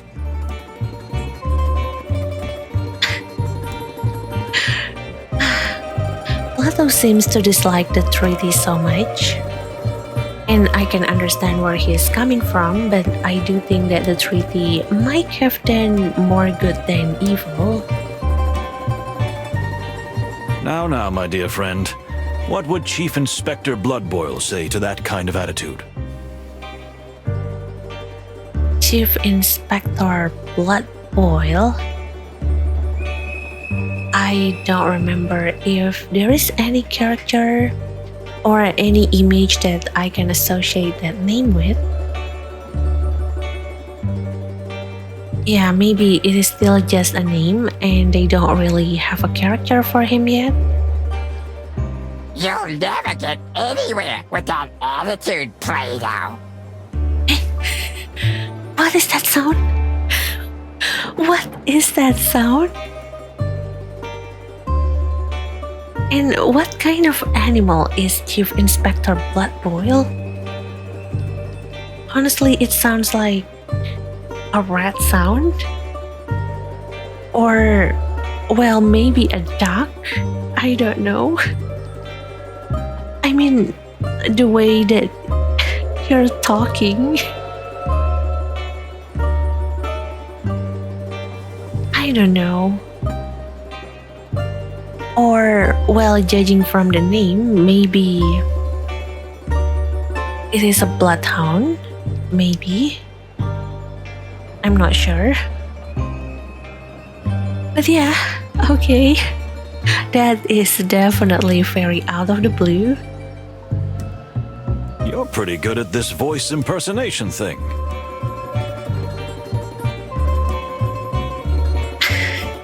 I agree. Thank you, Moses. It might even come in handy one day.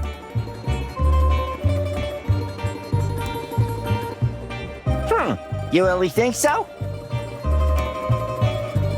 Perhaps.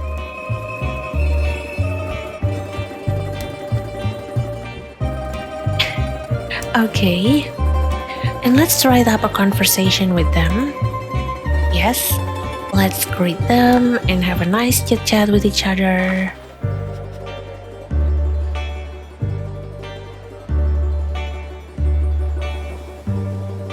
Greetings, sir. My name is... Yes, you two are the detectives, right? Oh yes, we are. Finally someone who knows us and acknowledge what we are doing. Yes, indeed we are. Although, frankly, I'm surprised that you know. That's true.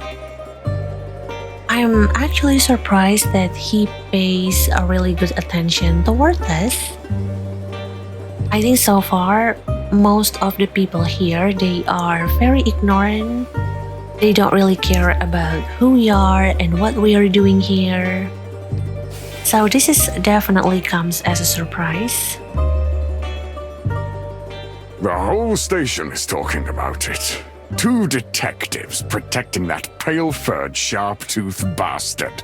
And I was just wondering, where are my detectives?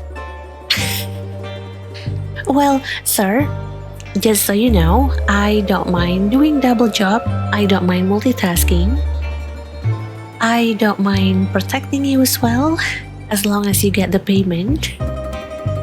I don't mind protecting 2 of them. The more the merrier, they say, right? Excuse me?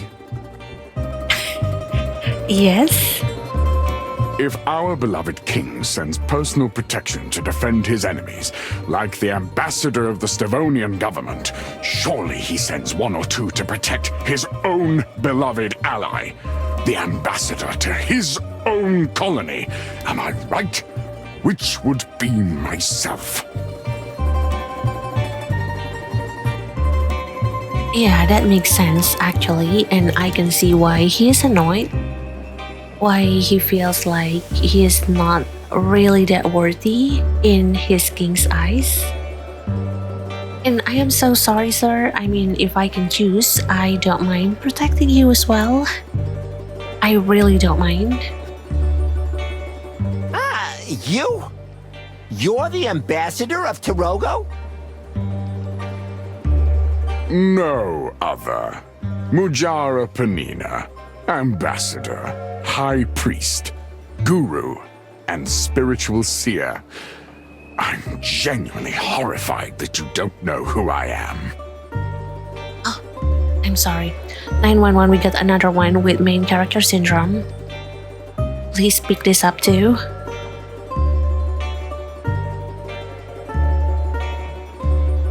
But wait, ambassador, high priest, guru, and spiritual seer. That's a lot of title. If I may say so, you speak the Clawville dialect admirably. Oh. Is that your way of diffusing the situation, Moses? Please do not change the topic. Although, I do speak with particular skill, yes. Oh, I was about to say that change topic no jutsu failed, but apparently it works a little bit. I am truly sorry that you have not been properly escorted, sir, but you must be aware of the very delicate relationship between the Clawvillian crown and the Stavonian government.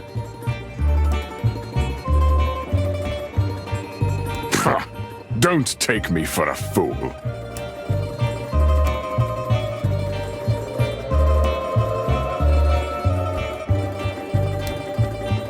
Wait.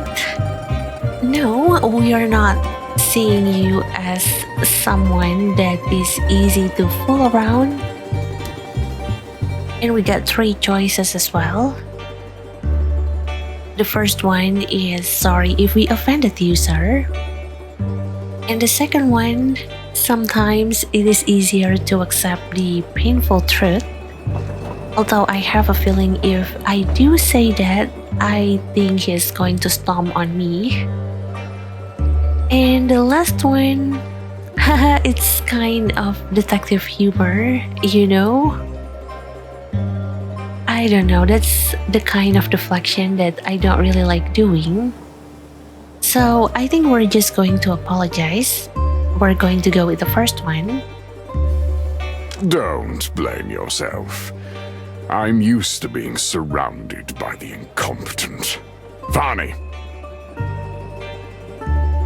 Oh, hello, Fanny. I'm here, sir. Good. Chat with these gentlemen while I go rest my eyes. Oh, okay. What is it with these important people and how they don't want to talk to us? So they send someone else to talk with us in their place and they're just acting all arrogant and mighty? Yes, of course, Sepa. How can I help you, gentlemen? Oh, and I think she's blushing. There is a hint of red on her cheek. So, is she blushing towards the Torogo ambassador? Or is she blushing because of us?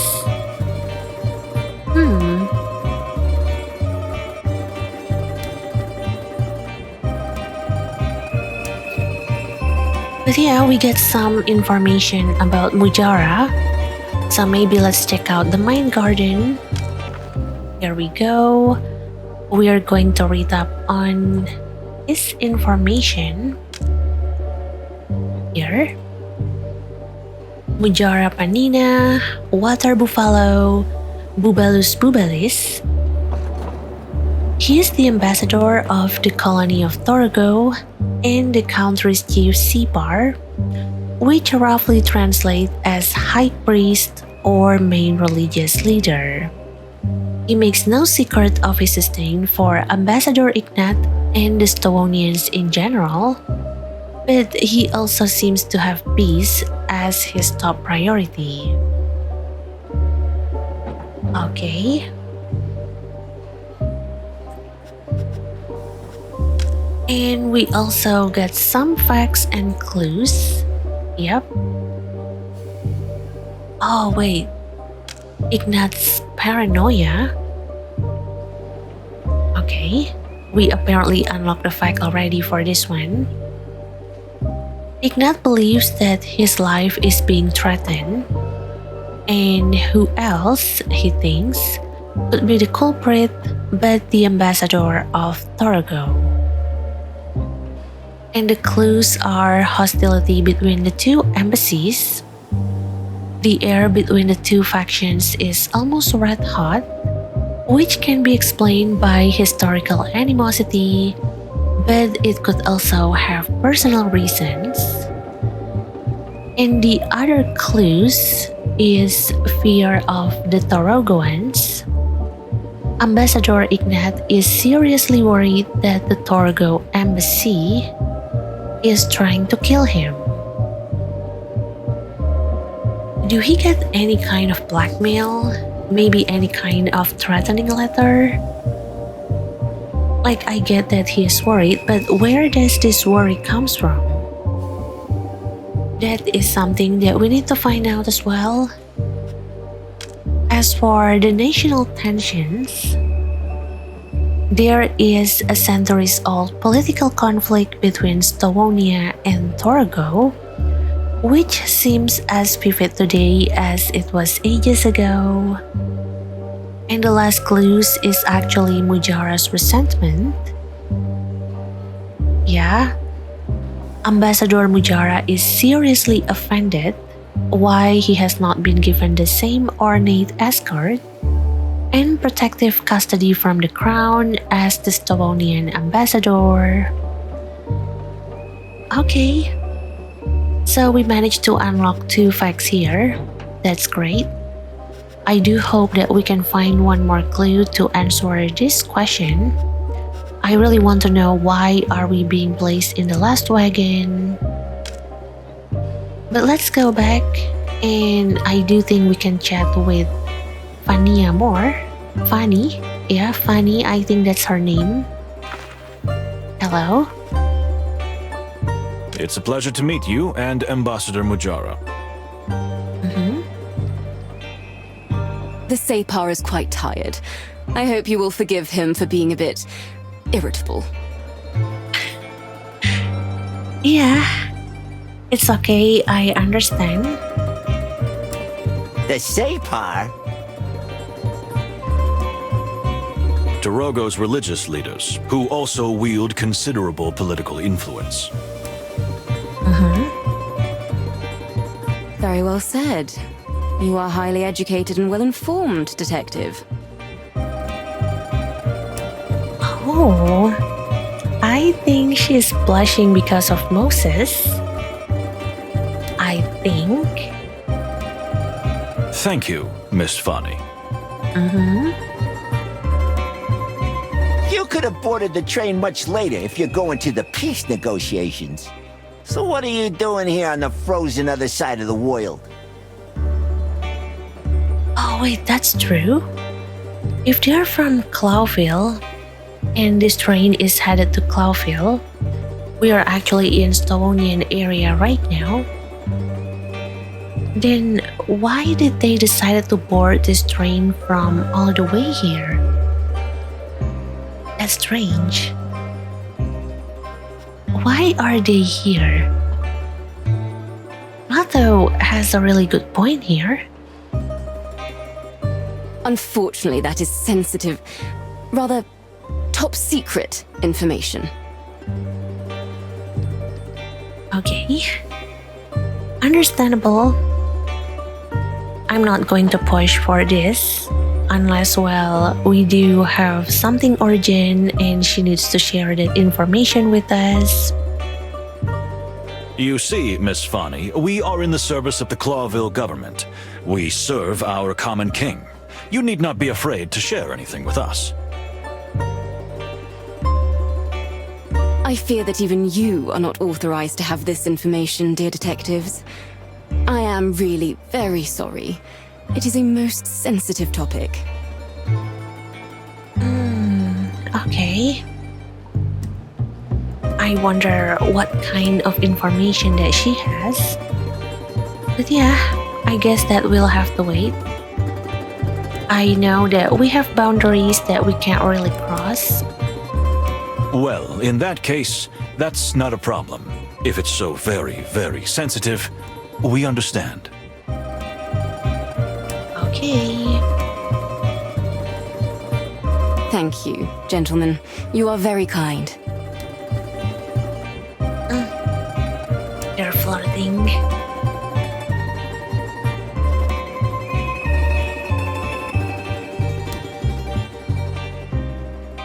And wait. We have 3 choices here. I think it is still worth being a gentleman. That's the first choice, and I don't really understand what that means. And the second one, that was not our intention. And the third one, secrets are part of our work. If someone we understand. I think I'll go with the third one. I don't really understand the first one and the second one. I'm not sure if using one of these 2 choices I can actually respond to her in the same wavelength. I don't really understand these 2 choices, but yeah, I understand. I think I'll go with the third one. Secrets are part of our work. We understand. Thank you. Your discretion means a lot to me. Okay. Oh, we're discreet, ma'am.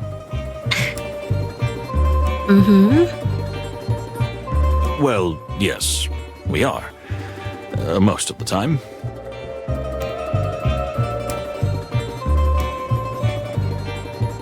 Oh?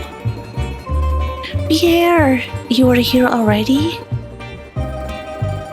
Wait, can I really not ask them anything else? With Fanny, maybe? Yes? Oh yeah, I think that's all that we can talk to her about right now. Please just let me know if I can be of any service. Just of course, Sugar Bun. Sugar Bun? What? Yeah, what kind of pet name is that? Excuse me? I like the Hong Hong one. I think he actually get I would say the award of like the most hilarious pet name of 2025 with that Hong Hong.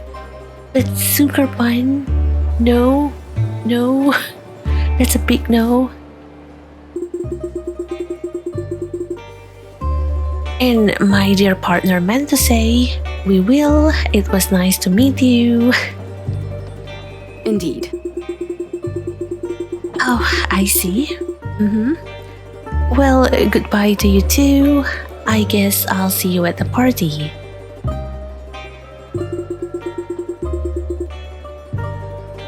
Oh, they are interested in each other. I wouldn't miss it for the world, miss. I mean, remember a few minutes ago he was complaining about party, alcohol, all that ruckus. I don't want to go. Unfortunately, I have to go. But then he meets this lady and he's like, I wouldn't miss it for the world, miss. I can feel the romance here. I'm not by any kind an animal. I don't have enhanced sense of hearing, of seeing, of smelling, but I can see, I can feel, I can hear, I can smell the love, the tension that they have. It is plain, clear, out there in the open. What? No, Plato. Yeah, right? I wouldn't miss it for the world, miss. Listen to yourself, Moses. Are you serious? Listen to yourself, Moses. You are attracted to her. Don't do that. That's so childish.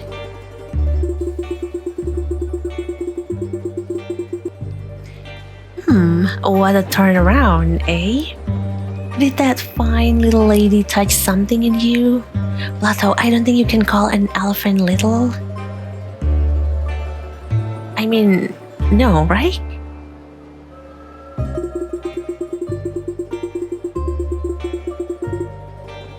And look at that. You mean my heart? No, my dear friend. My heart belongs to Clawville and the crown. Are you sure? Are you really sure? No way. Of course. Okay. Well, unfortunately, we can't talk more with Fanny. Oh, but do we have her information here? I believe we should have her information here. Yes. Fanny Tarani, Indian Elephant, Alepas Maximus Indicus, Ambassador Mujara's pretty assistant. Oh, he calls her pretty. A pleasant and generally very good-natured lady. We don't know much about her, but she seems to keep her hot-tempered boss perfectly in check. Okay. Alright. And yeah, I do think we need to talk to the spider now. Hello? Let's see. He must be an employee of the Clawville Express. Okay, and I do think we need to talk to him. Welcome, gentlemen. Detectives Wildflower and Palladius, I presume. Yes. Hello? Just Moses and Plato. No need for formalities. Oh, I have to say his name like Plato. I keep saying it as Plato. I'm sorry. Plato. Okay? As you wish, gentlemen. I'm Pierre. I'll be your guide, your helper, and your humble servant on the road. Oh, I like his accent. And nice to meet you, Pierre. Sounds very nice, buddy.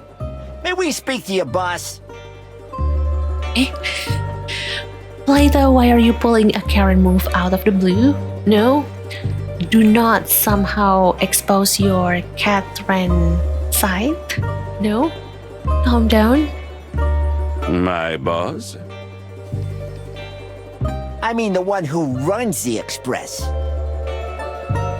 I think he's the one who runs the Express. Is it not? Ah, I see. That would be me too, Pierre. See? It is like I am the boss of my own train. Yeah?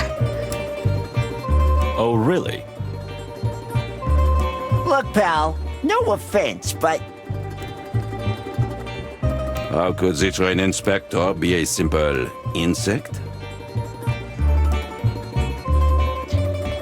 Wait, that's not very respectful.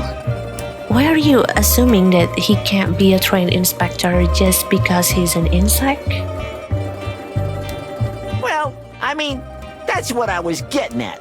I really didn't mean to offend you, but it's quite rare. Indeed, it is rare, which is why I feel so honored. And of course, it is a huge responsibility, too. I wonder why it is rare for insects to somehow being able to manage a train. I'm not sure if I'm correct, but I think... Wait, I believe that Into the Hive Day also has not been released yet. Or maybe I was wrong. But I do want to learn more about the insect section of this universe. Or wait, have they been released yet? I'm pretty sure they have been released yet. I played the demo last year.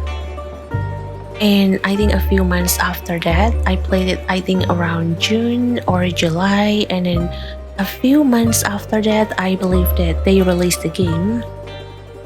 And I do wonder about the insect section of this universe. I mean, we have had our moment with the mammal side in Moses and Plato, and there's the chicken side in Chicken Police, but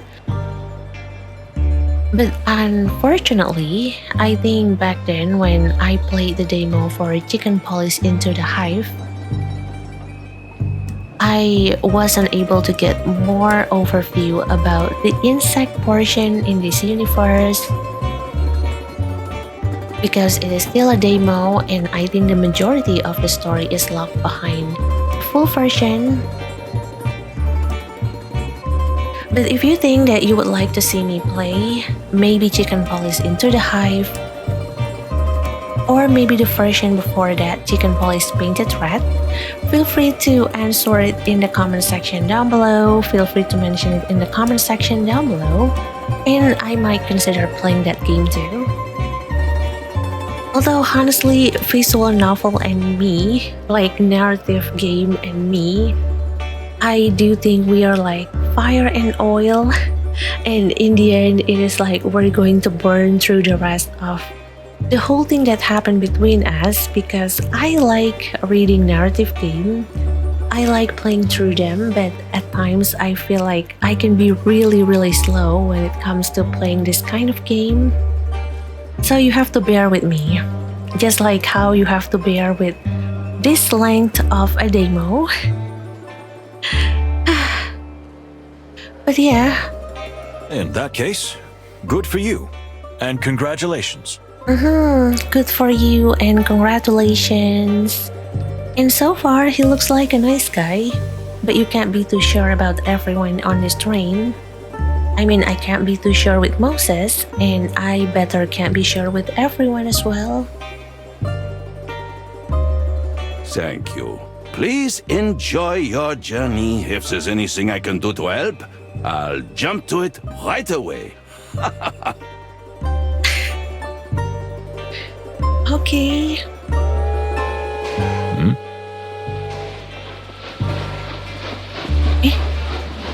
Wait, is that supposed to be maybe a pun?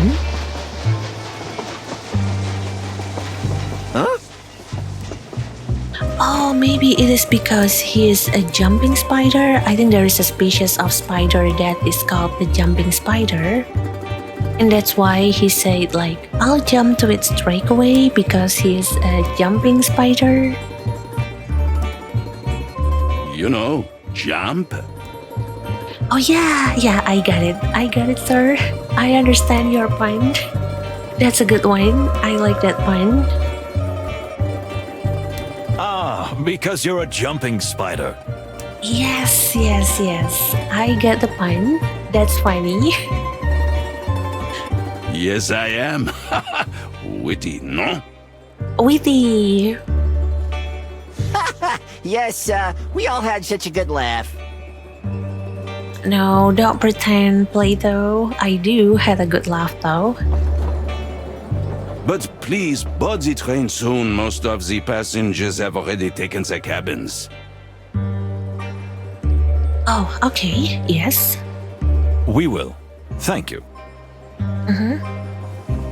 Ladies and gentlemen, all aboard! Okay. About time.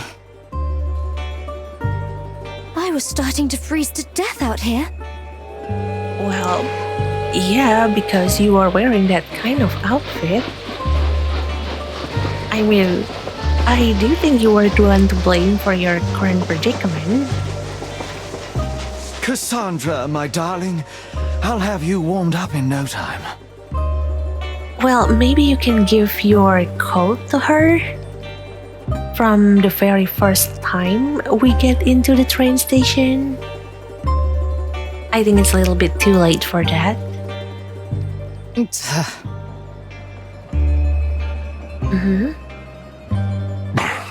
Must we tolerate this incessant chatter? Let's board. Slow down, Separ. Don't be in such a hurry. You know your heart. Oh, he has heart condition. Okay. That is something that we need to keep in mind too.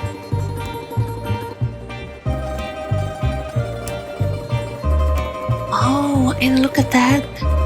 Everyone left already, but they forgot their luggage. Okay. But apparently we can talk to Pierre here. Yeah.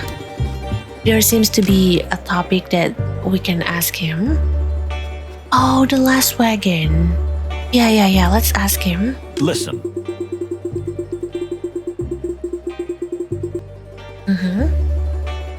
Tell me, Pierre, how is it possible that the ambassador's bodyguards are not in the same wagon as the ambassador himself? Yeah, can you tell us about that? Indeed.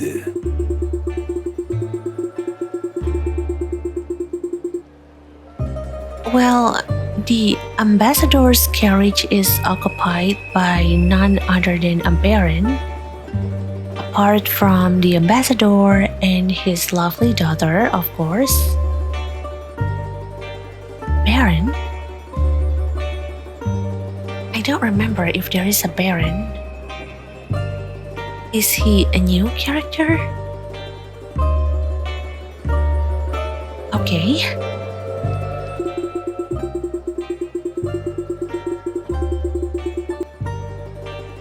And yes, a baron. I see.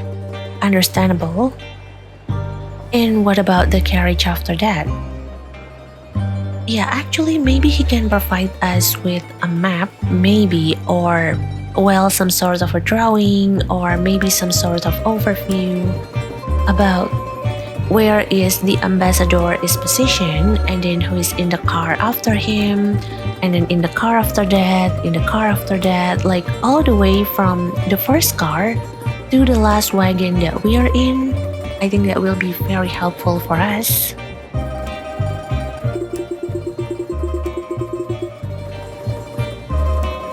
That was, well, that was taken as well.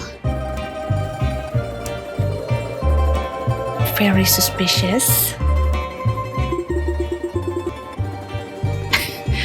And the one after that? Well, very suspicious.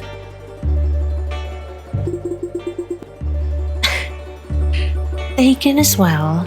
Am I right?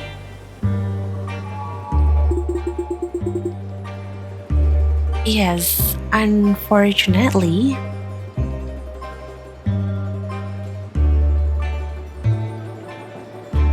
Pierre, I have to say you are getting a little bit suspicious there.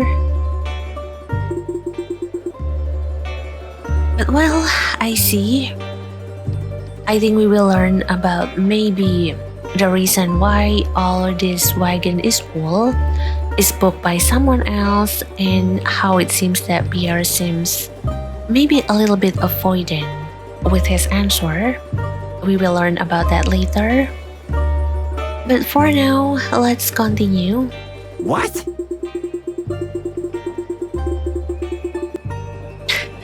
And yes, splendid. I can tell you, we are going to have a wonderful trip there at the very hours of the train. No, that's horrible. Please, I'm sorry if this is any inconvenience. It's a huge inconvenience actually, but okay.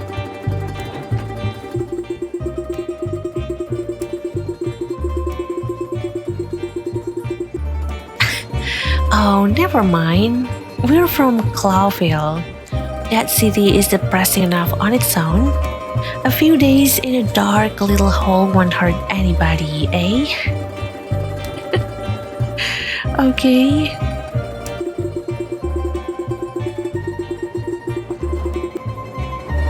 Well, we actually quite like dark, cramped places, don't we, Plato? Because of our species. What? Well, yes, of course, but this isn't about race, it's about principle.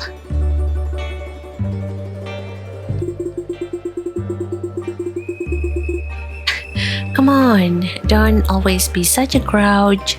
That's more my style.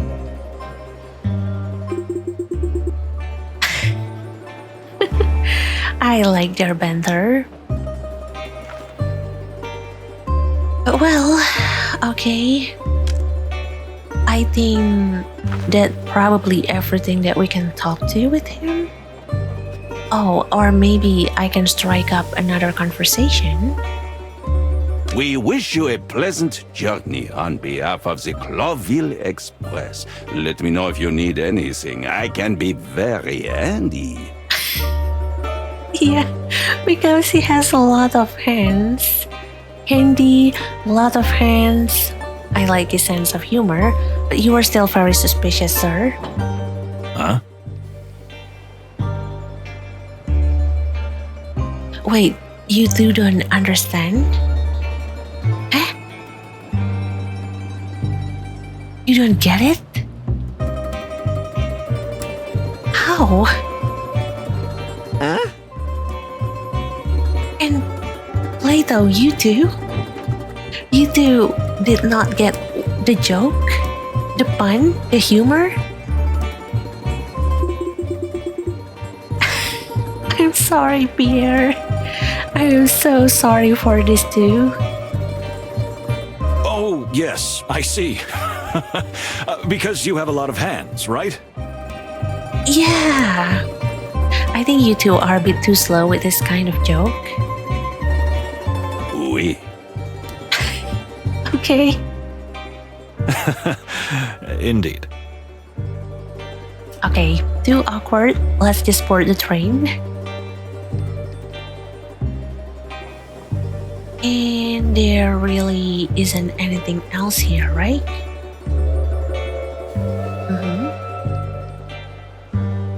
Yeah, I'm not seeing anything else.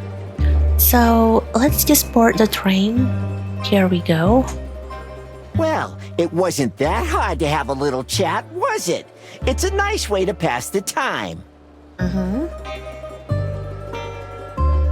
I've already got the worst headache.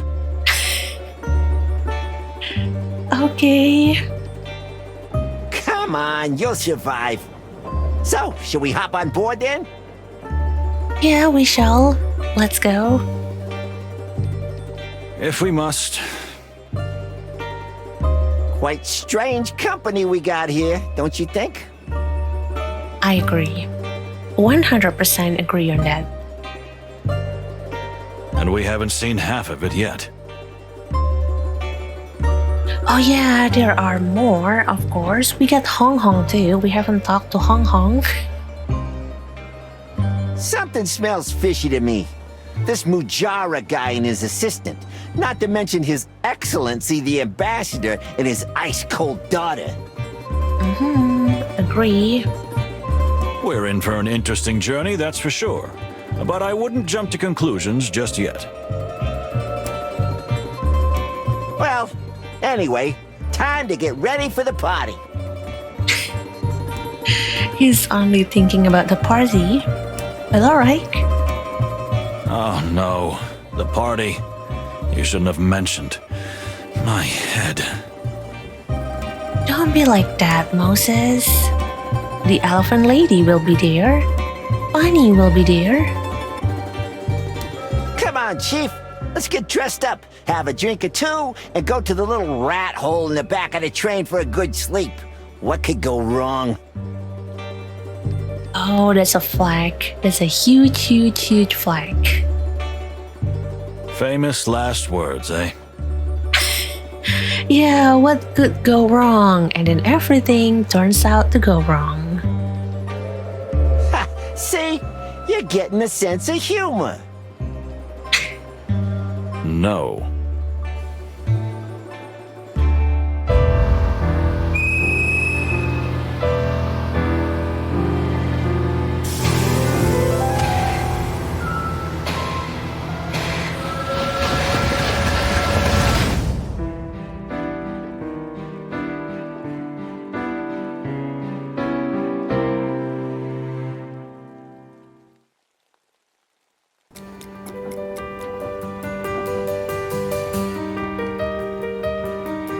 Okay.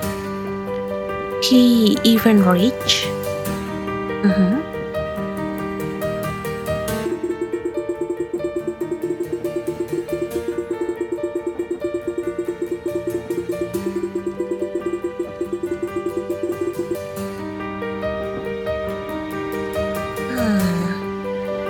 Let's see. I still have a little time before the horrible party in the luxury dining car. What do I do until then? Explore the train? Who should I talk to? I would better choose wisely because time is precious. Okay. So, where to next? I think it's worth taking a good look at the train map and deciding wisely how to use our precious time until the party starts. And how much time do we have?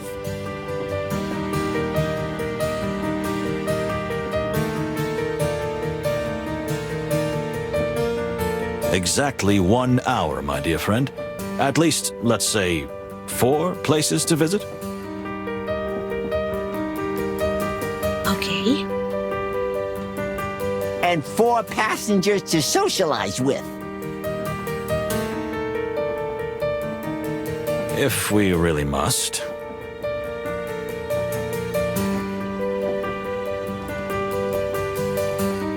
Oh, look at that.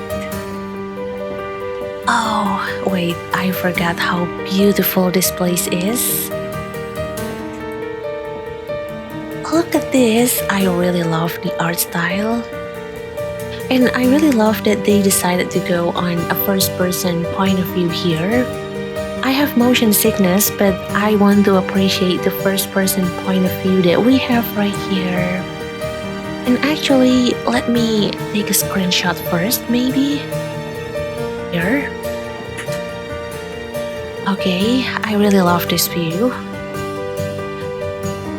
And wait a moment, I think we can try to look around. Yeah.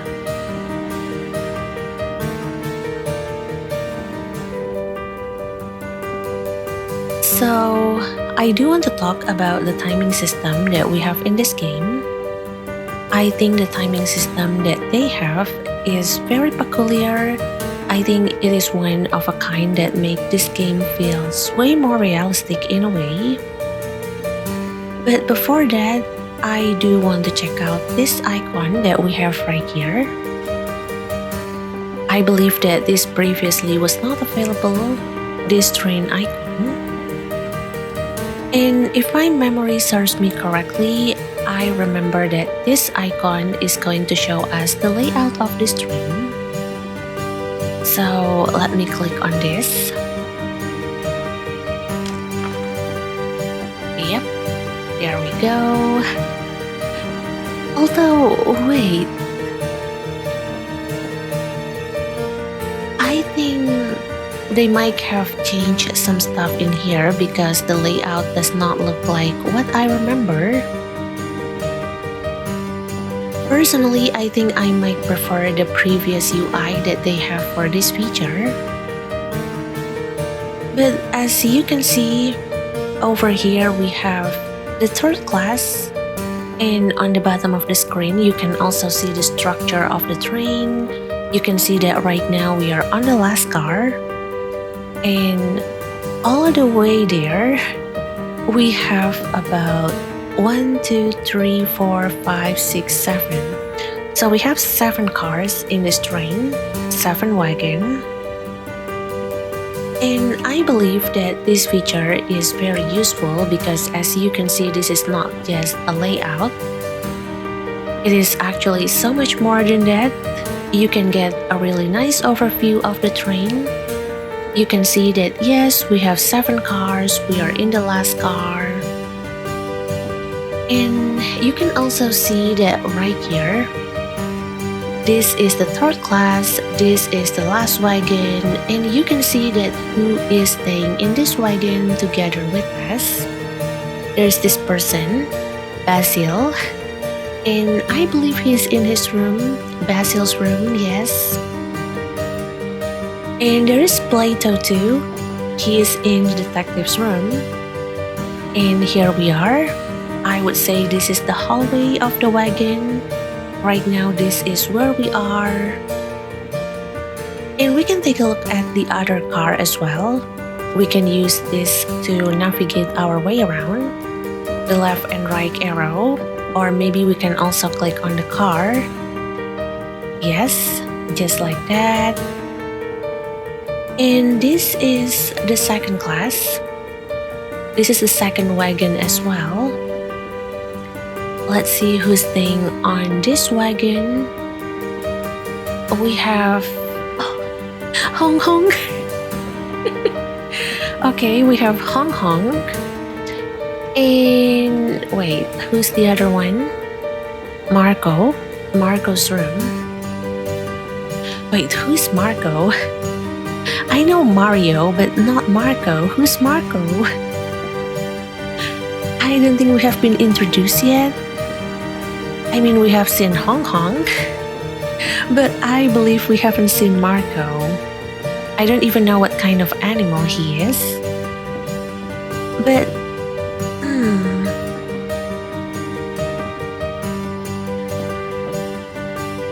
I'm not sure if this is because we are playing the demo version of this game, that this game is not yet fully released.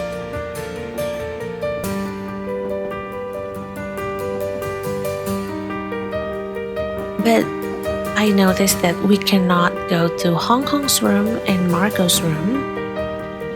It seems that right now they are locked behind something, I'm not sure. I mean, it might be because we are playing the demo version, or it might as well be that this is not the time for us to go there yet. Maybe we have to progress the story to a certain point before we are able to go to Hong Kong's room and Marco's room.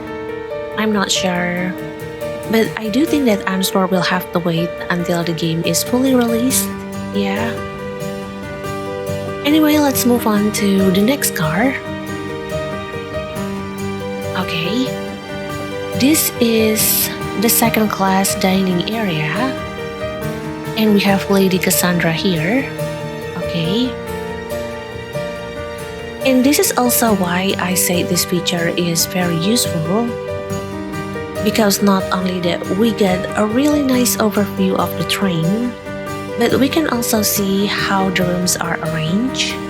We can actually see who is in this car right now, and what are they doing in there. Like if you are looking for someone to talk to, you can just open this feature and you will have to see if whether or not they are available and whether or not you can talk to them. And if you can talk to them, well, you can also see where to find them. And wait, let's continue. Okay, this is another wagon, second class wagon 1. Okay. Cargo delegation suit, and we can see that Lady Fanny is in here. Alright. And what is this? Sea room?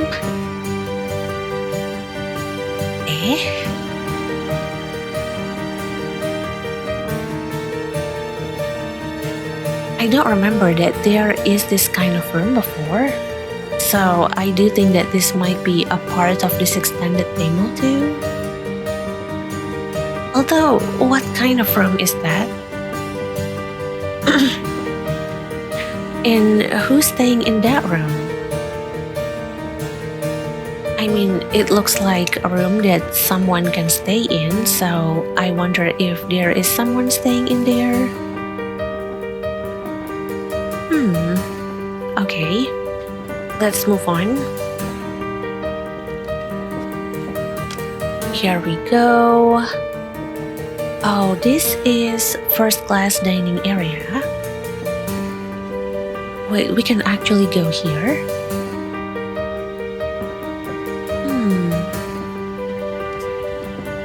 I don't remember if this area has been here before, but I do think it feels pretty new.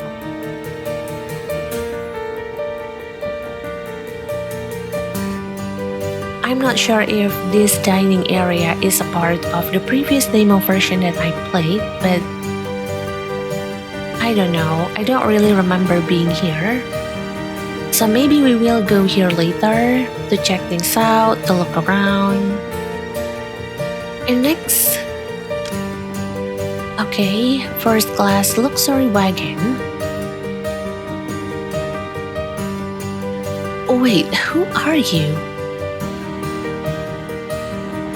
Oh, you are the Baron? Baron suit? And wait, are you a cat? I think so. And wait, the other room is the actor's suit. So I'm guessing that Cassidy and Cassandra stays here. Okay. And yeah, this is one of the reasons why I think this feature is very helpful. Because using this feature, you can also figure out who's rooming with who and who's staying in this wagon. So maybe later on, if maybe one of these people claims something that is happening in their wagon, you actually know who you should talk to, like other people that maybe can confirm what the person said, just to back up their claim that, okay, something is happening on this specific wagon, and the person that is staying on this wagon, like person A and B maybe, they can confirm that yes, it does happen. And I guess it is a nice way to confirm people's alibi as well. But well, okay, and the last one should be... Yep. Well. And that room looks quite familiar to us. Oh, I would call that PTSD room. I will never forget the moment I turned around and I saw a body. I think that's going to stay with me for quite a long while, and I think I might cross this game quite a little bit more due to that fact. Don't get me wrong, I like this game, I love this game, but I will forever remember that. That part of me appearing in the middle of an unknown room, harmlessly turning around, cluelessly turning around, and then I saw a gift, surprise. Well, I can't say it's a gift. That's very disrespectful. I'm sorry. But it is a surprise, yes.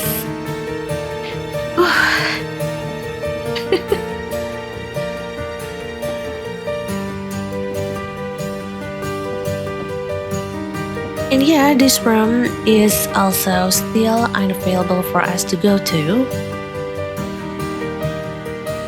Again, I'm not really sure why, but I'm starting to think that maybe if we want to unlock them, we might have to progress the story until a certain point. Maybe. I'm not really sure as well. But either way, I really like how this map gives you a clear sense of space and who's around you. It really gives you a clear sense of the environment of the train, and I do think that it will be very helpful for us going forward. But personally, I think I prefer the previous UI. I think it has way more classic design, and I think it looks way more pretty. But yeah, so I already told you about this layout feature. Oh yeah, and one more fun fact, you can actually use this to teleport around. I mean, you can actually take a walk from this way, from the last train all the way to the first train if you want to. And I will. But maybe if walking is a bit too much for you and you want to just teleport around to each of this room, I believe you can use this feature as well to jump around, to teleport to the specific room that you want to. You can just click on them and they will take you to the room.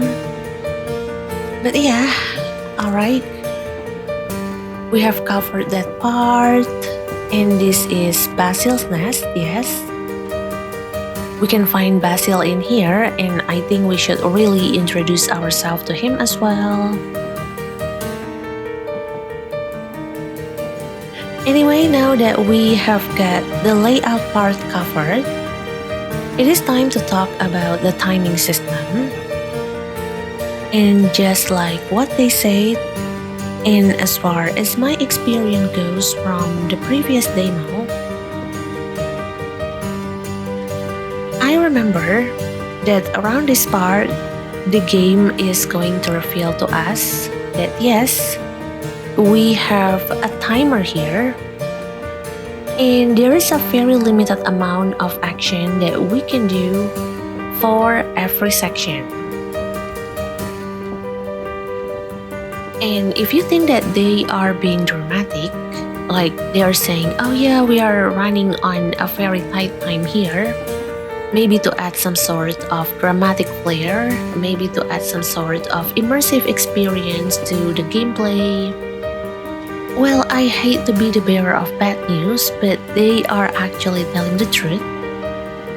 Right now, there is a very limited amount of action that we can do. And I think it is not just going to apply to this section only. I think it might apply for the whole journey, for the whole trip, which basically translates into the full game as well.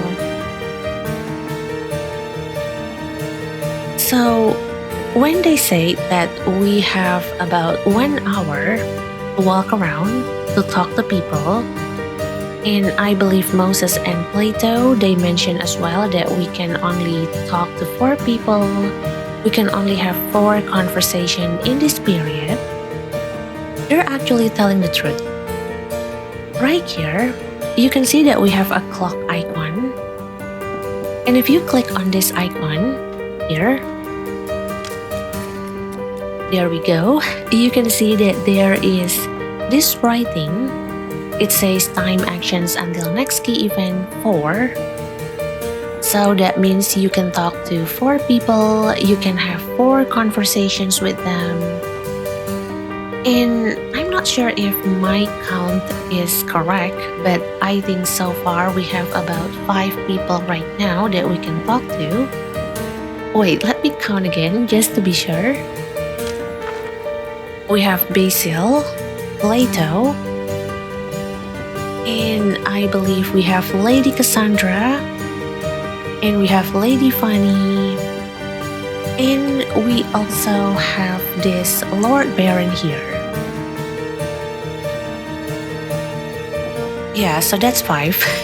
I actually have to count again just to be sure. And I believe that means there will be one person that you can't talk to.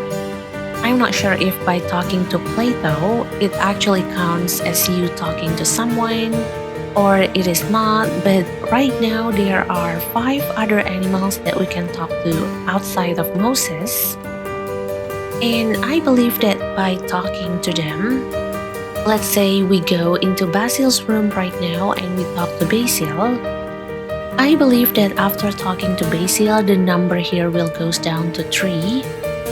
And then you will talk to someone else, it will goes down to 2, to 1, and finally 0. And after that, I do think something is going to happen. A key event. I think that's what the game likes to say. Key event is going to happen after 4 event. I believe that's what it says. And I think as the game progresses, there might be more people that we can talk to.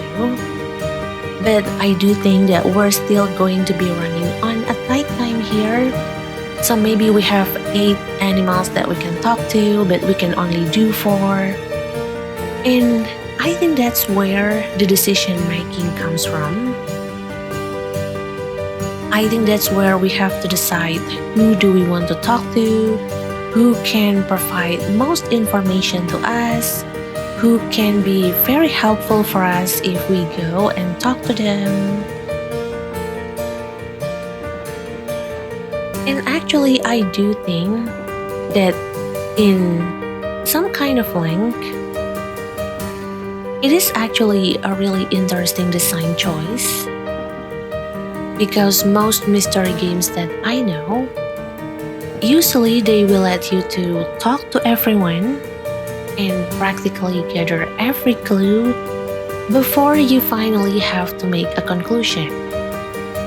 I believe that's how it works usually.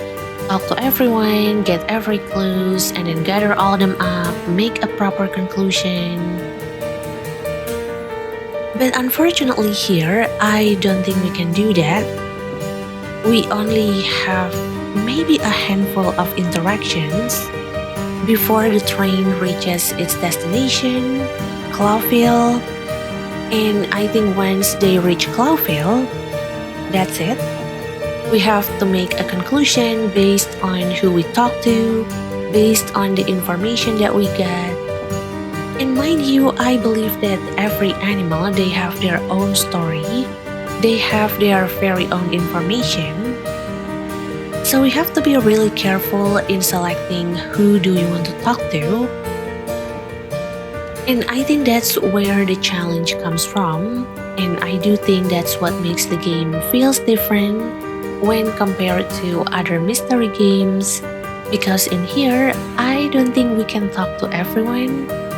I think it is more likely like, okay, we can talk to person A, B, C, D, and then we will have to let the other person like E, F, G, H to just walk away and not talking to them at all. And well, I do have to compliment the design as well because in some kind of sense, I do think that it gives this subtle sense of realism. Like in reality, we don't really have the opportunity to talk to everyone, especially on a train. Time really matters here, and we have to be careful about who we talk to and how we're going to spend our time wisely. And the world keeps moving, just like this train, and that means we can't do everything. But at the same time, I do think that it might add to maybe an element of replayability, because maybe on this run, we can talk to person A, B, C, D, and then we finish the game, we start another new game, another run, and this time we're going to talk to maybe person E, F, G, H. So there is some replayability in there. And I do think it is nice because I do like to do some replay as well for a game that I already finished.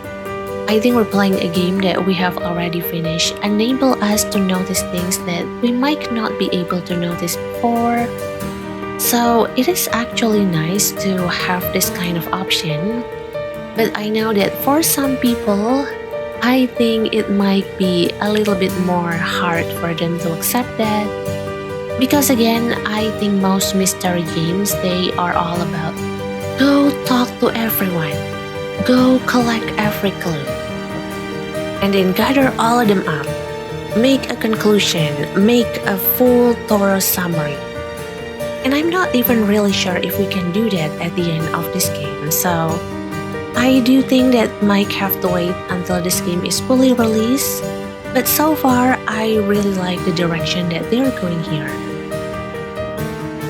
Because again, everyone here I believe have something unique to share. A little piece of the bigger puzzle, of the bigger picture that only they know. But unfortunately, we will have to choose whose stories to listen to every run that we are doing. Okay?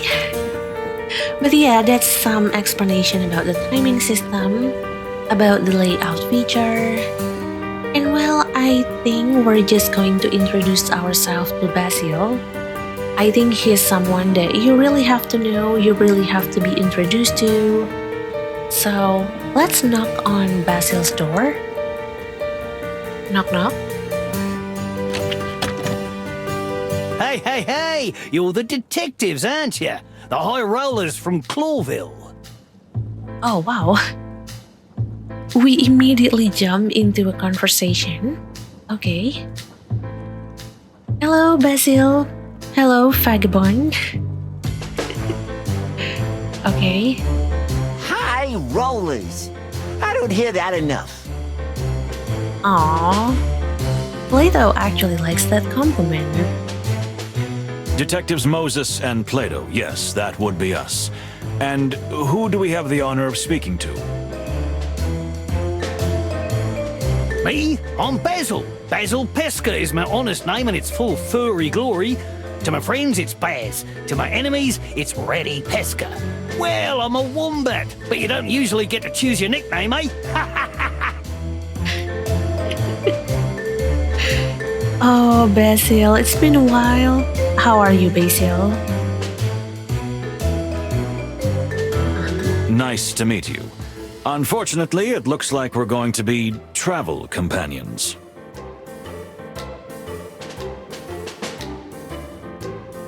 Unfortunately? Why? Why do you say unfortunately? No? Also, it's been bothering me for a while, but I really do feel like Basil Pescar.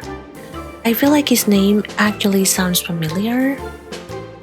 It sounds like Basil Pesto as well, but that's food. But I do think that there might be some historical figure that also has his name as Basil Pescar, because it really feels familiar. And maybe if you know, feel free to share in the comment section as well. But yeah, let's continue. Yes, we are, but don't let the condition of the carriage put you off. I'm not saying it's as good as the others, but I'm not saying it isn't.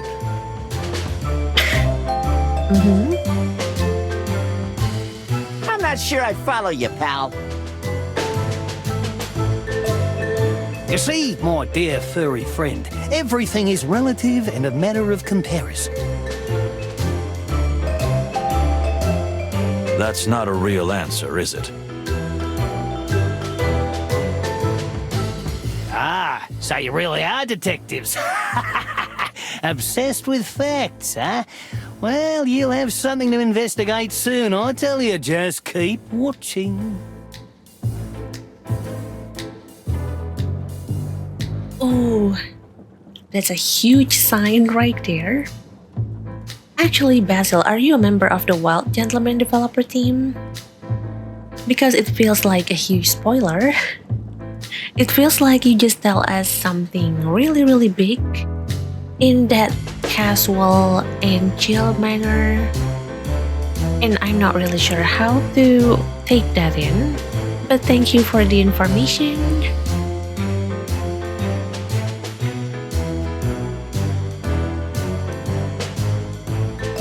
And okay, we have several choices here. Thank you for your advice. We will pay attention.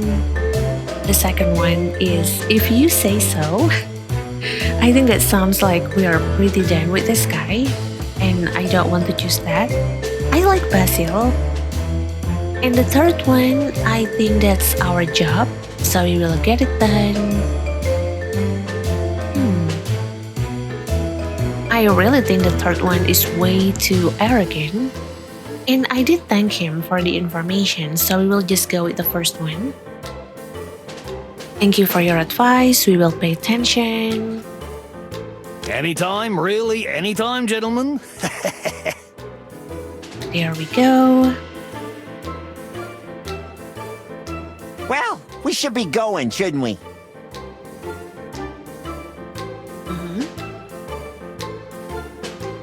I'll be here if you need any help, detectives. Believe me, you're gonna need me soon.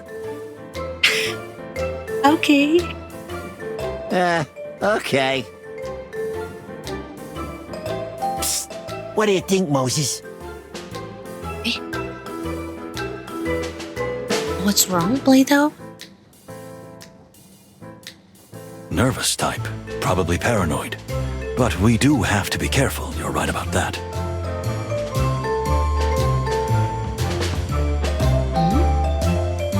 Nervous type? Really, he doesn't strike me as someone that is nervous. But then again, he might be hiding something in his compartment, so who knows? I got a bad feeling about this guy. He's making my tail cramp up. Well, he's a vagabond, so I don't want to be judgmental, but there must be something that he does that earns him his title, the vagabond. But I do think that so far he's quite chill. He's quite a laid-back guy. And I like him. Although I still very intrigued with the name, I'm still trying to think where do I hear that similar name. But yeah, let's continue. You've got a bad feeling about everyone, Plato, and please get your tail checked by someone.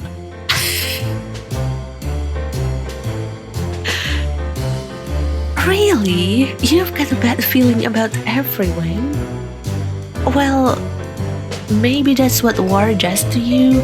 Maybe that's what being in a time of chaos does to you. And please get your tail checked by someone.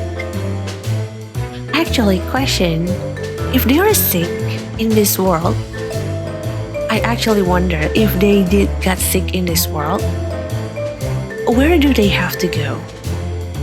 Do they go to a doctor? Or do they go to a veterinarian? And is there a veterinarian in this world? And if there is a veterinarian, what do they do? What kind of patients that they treat, and how is it different from a doctor? The wild gentleman, please answer me. Now I will not be able to get any sleep thinking about that.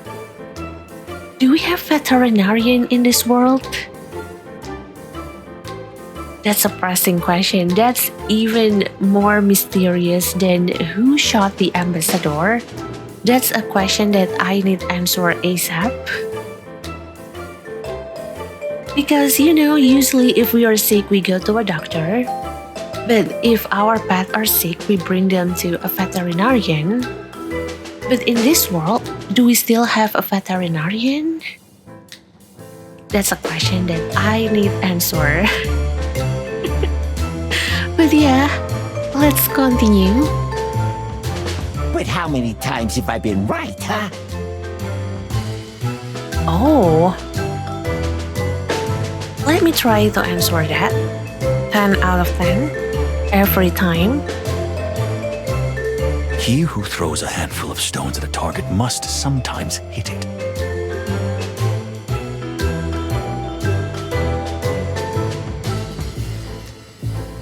Oh, like if you keep making accusations of everyone, then eventually the accusation is going to land perfectly on someone. Okay. All right. Oh, very deep. Yep, that's what I'm thinking as well. Very deep. And mind you, Moses has a very deep voice. I think this is the kind of voice that a lot of people like to listen to. And I do think that maybe some people, I know one of my friend actually already quite attached with Moses when I was streaming this on Twitch. But it's like when Plato says very deep, it's like the meaning is deep, but the voice that is saying that is also really, really deep.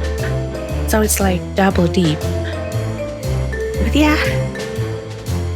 And true, but let's stop whispering because we probably look very silly. Yeah. Yeah, I agree. Oh yeah. Okay. He agrees with that.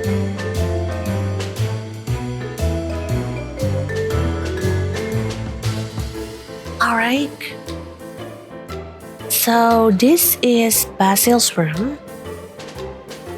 Wait, let's take a look around. Do we have anything here that maybe we can interact with? Although wow, there are so many newspapers being scattered about. Some papers as well. And he got a like with him and some drinks. Okay. Oh, there is a postcard. Okay. Another postcard. What is this about? Grassmore? Endless fields, endless sky. You have to be here to believe. Oh, is this like another town or maybe another country that we can go to? Maybe not now, but maybe in another game that the Wild Gentleman is going to develop. So we got Grassmore, Clawville, Stowonian. And I actually don't remember if the Chicken Police is set in Clawville or is it actually set in another town, another country. Yeah, I'm not really sure. It's been a long time. But yeah, let's get this postcard tucked away. Anything else that maybe I can interact with? No? Nothing. The art style looks great though. Wow. Nothing. Oh, a chest. Hello? Oh, it's locked. Can I open this? Interesting. A crate. It's locked. What could be in it? I wonder what? Please don't tell me that the gun is actually in here. Hopefully not. And wait, we have some newspaper here. Clawville Parade. How do you read this? Parade? Parade? Parade, I guess? Okay. And I don't think there is anything else that we can do here. And I do think if we want to open this chest, we might have to find the key. And I'm not sure where can we find one. Alright. Oh yeah, and let's activate our enhanced sight. Yes, let's take a look at what we can see here. Fading world. Let's see. There is a melancholic, mystical calm that pervades this landscape. Okay. And this is the old lamp that I was talking about before. Let's see. An old miner's lamp, it looks quite out of place in this environment. I agree, but I think this is one of Basil's property. I think he might be bringing this with him. Although as to why did he decide to bring it with him, I'm not sure. Although, wait, what kind of lamp is this? Is this the one that is made with oil and fire?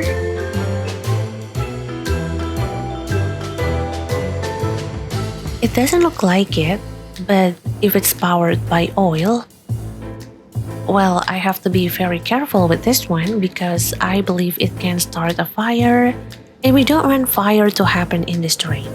Definitely not. We're going to Clawville, not Afterlife.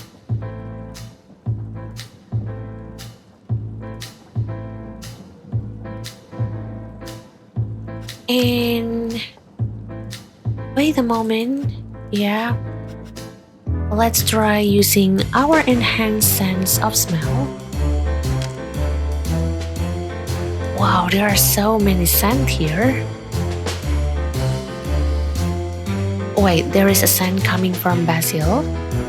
Interesting.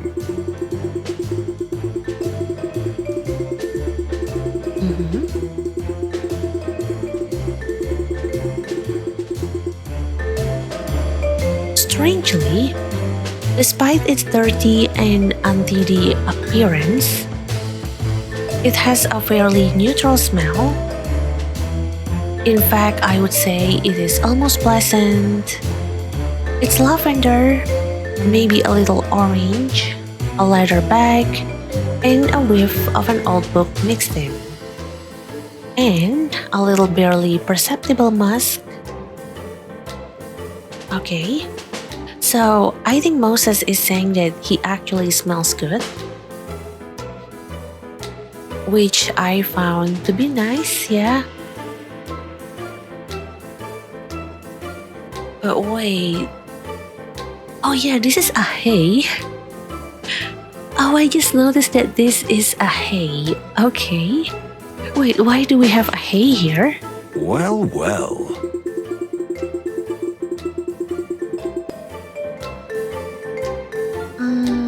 To be honest, I expected something pungent, strong, unpleasant scent, but this is just fresh, crispy.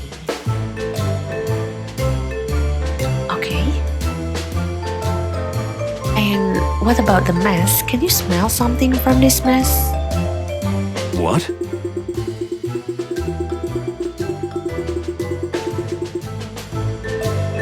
Wait, does my nose work?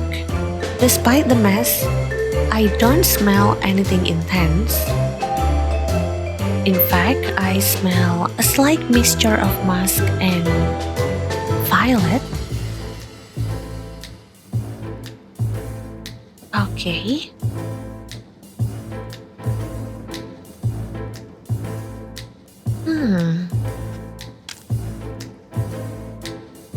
So, wait, you were saying that despite how he looks, he actually smells nice. The room that he's staying to, despite it looks messy, and well, it looks like a real nest right there, it also doesn't smell bad.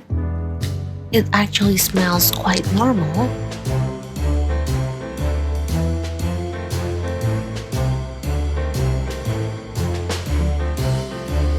So, in a way, I guess we might assume that Basil is not what he claims to be. Maybe there is a good chance that he's just disguising himself as a vagabond. Maybe he's not actually a vagabond.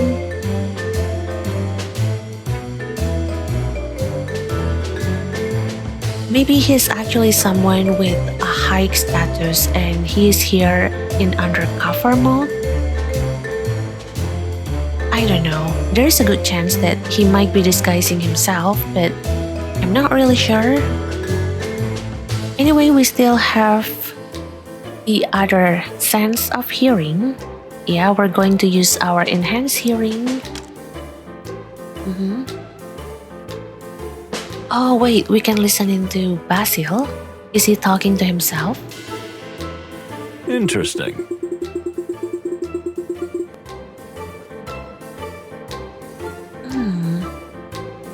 Although this guy always seems always nervous, his heartbeat is quite steady and slow.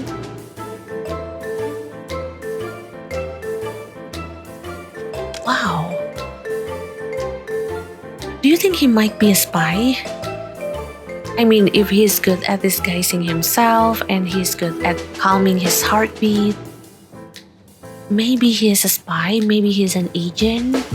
But I think one thing is clear, he is not as what we think him to be. He's not as what he claims him to be. I think there is more to him. And yeah, we can strike up a conversation with him. Yeah, we can talk to him, but in doing so, I believe it is going to pass the time.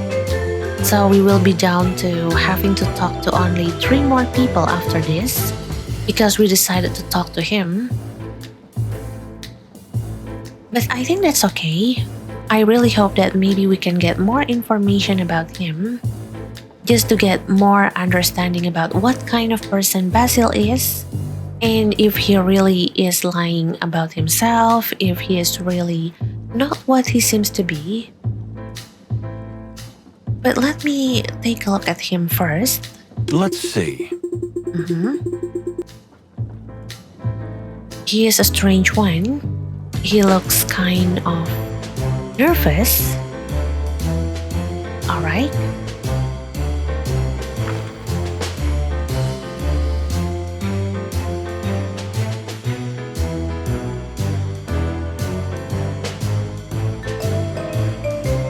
Tell me, what did you mean before? Oh. That we're going to be busy here That's a on the good train? question. How are you going to answer that, Basil?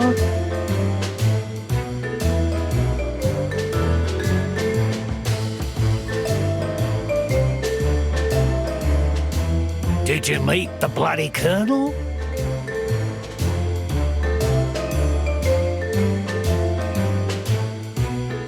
Wait, yeah, I do. Ignat. I beg your pardon?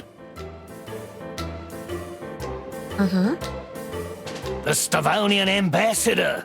People called him a butcher when he fought in the colonial war. And other names, some way worse.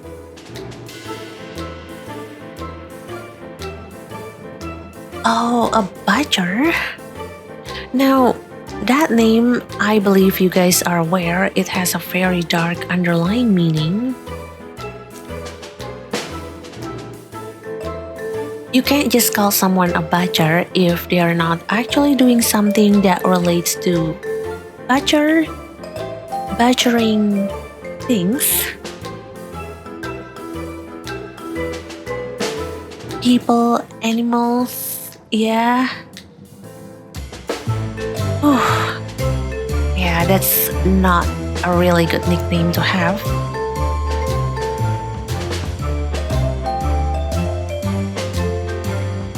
But then again, it does speaks about what kind of person Ignat is and more about his background. And I guess it explains why some people, like Plato, like that Torgo ambassador, Muja, I forgot his name. I'm sorry. I remember Fanny, but I keep forgetting the ambassador that she arrives with. I'm sorry, Muja sir. I don't remember his name.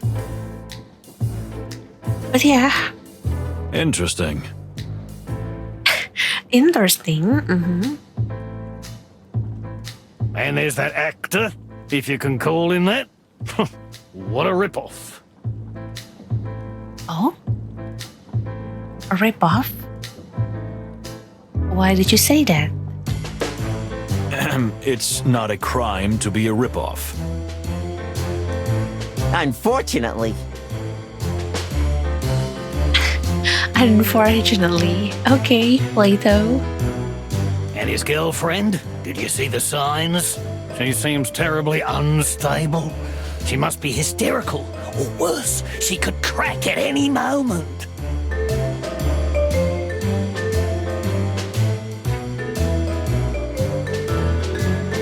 She's hysterical. Okay, I'll keep that in mind. Well, sir, thank you for the observations. We'll keep an eye out. Actually, sir, do you not want to join our little investigation team here? I mean, we have a fox, we have a cat, and I think we could deal with one beaver. I think he's a beaver. I think he mentioned what kind of species he is, but I forgot. I am so sorry, Basil. I'll take a look at your information after this. You're right to do so. Yes, indeed. Eyes, ears, and nose open. I smell blood, you know, and my nose really fools me. Ooh. You know, he has the vibe of the narrator. If you know Little Hope or maybe Until Dawn, and I believe several other games that is made by the same studio related to Until Dawn, Little Hope, Man of Medan, House of Ashes, and there's the latest one, The Creek. I actually forgot the name, but there's a narrator there, and he is an all-knowing guy. He actually tells you hint about what is going to happen in the game after. So it is like some hint about what is going to happen and how can you prepare yourself of what is going to happen. And I don't know, I think Basil just strike me as that kind of guy. Like the things that he is saying right now, it seems a little bit vague, it seems a little bit jumbled, but I think he means well, and I think it is definitely pertaining to the future that is going to unfold soon. But thank you for the warning. Yes, we're going to keep our eyes, ears, and nose open. Blood? Calm down, Plato. It is still figuratively, not literally. Still though, I did not say it is just figuratively, I say still. I meant it figuratively, at least for now, but who knows? Yep, we are thinking the same thing, Vagabond. Uh-huh. Thanks, buddy.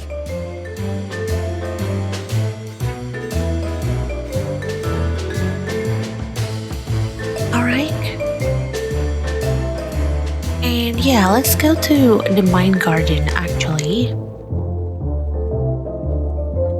Yep, let's rate up on Basil. I believe now they have some information about Basil. And yeah, what's your name, sir? I'm sorry. Mujara Panina. Okay, I'm sorry, I forgot your name, sir. I remember Fanny so bad. I remember her so well, but I keep forgetting his name. I'm sorry, Sir Mujara. Okay, next up. Oh yeah, there is Pierre as well. Pierre Walber, Jumping Spider, Hylas. Pierre Walber represents Clawville Express and is a guide, steward, janitor, and caretaker. He is a multicolored character who can do more than one job at a time, not only because he has 8 limbs. And I was about to make assumption based on that actually. But well, he is bright, helpful, and seems to be completely reliable. Okay. And you know, it does makes you wonder because they actually have quite a big space here and it is empty. Like I wonder as the story progresses and maybe we get to know them more. Do you think there is a chance that there might be some more text here that is going to be added? Maybe on this empty space later on, as we get to talk to them more, as we get to know them more. Because I think the same happens with everyone here. Fanny also has a really, really big empty space here. And I think Basil too. Yeah. So I'm guessing that there might be some text that is going to appear here later as we progress with the story. And that is why right now, since we are still in the very early mode of the game, I think that's why we don't really have any text here to read and why that we have such a big empty space here. But well, Basil Pascal, Wombat, Vombatus Ursinus, Basil Pascal, we're not even sure if that is his real name. He claims to be a guidebook author, but he seems more like a simple vagabond. But he knows something about almost everyone on the terrain. Delete that one, I'm sorry.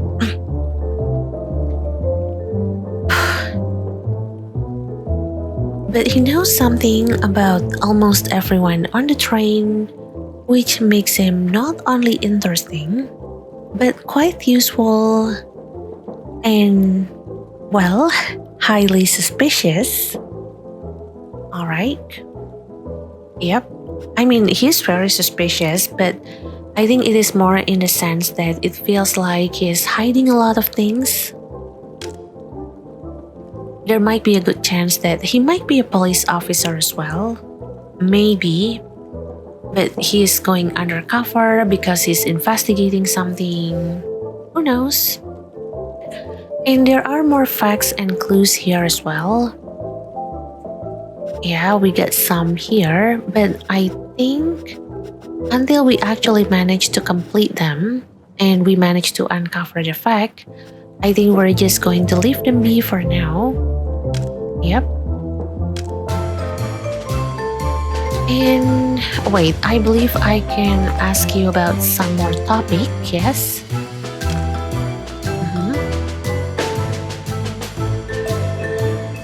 Oh, we have a lot of topic that we can ask him about.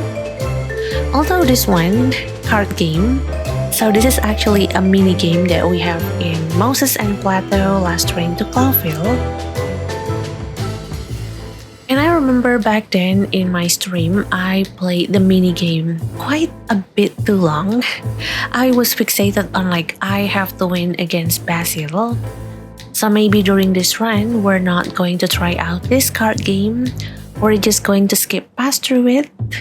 Because I have a feeling that if I tried out this card game, I might spend a long time in here trying to beat him. I might spend a lot of time playing the minigame because I do think that the minigame is fun.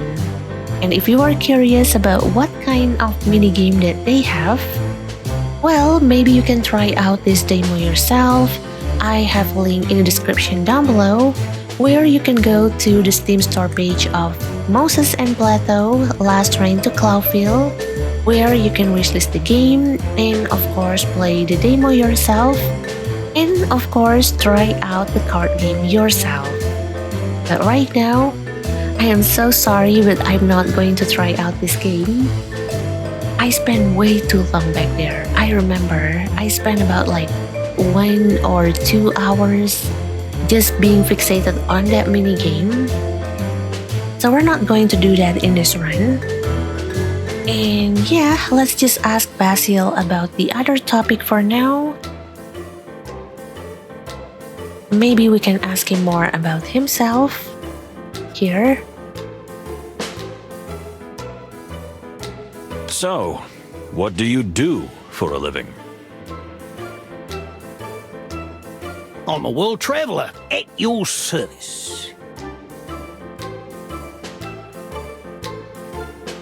Really? You were a world traveler? A world traveler? That's a profession? Plato, don't be rude. He's behaving like an Asian parents. Like if you told your Asian parents that you are an artist, or maybe you are a content creator, or maybe something that is on the creative field, they will act like this. They will be like, that's a profession? trust me, it is like real Asian parents. They will ask like, that's a profession? But well, Plato, let him talk first, okay? All right, guidebooks, mister. And the best guidebooks in all the wilderness. Is that so? Here, take a look. This is the latest book I've written about Nautica.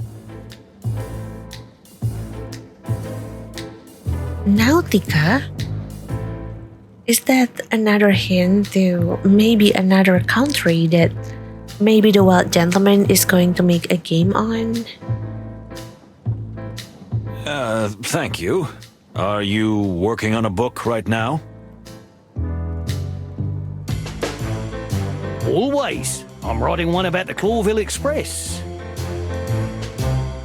Oh, so is that why you were here? Because you were trying to write a book about the Express? Good to know. Thank you.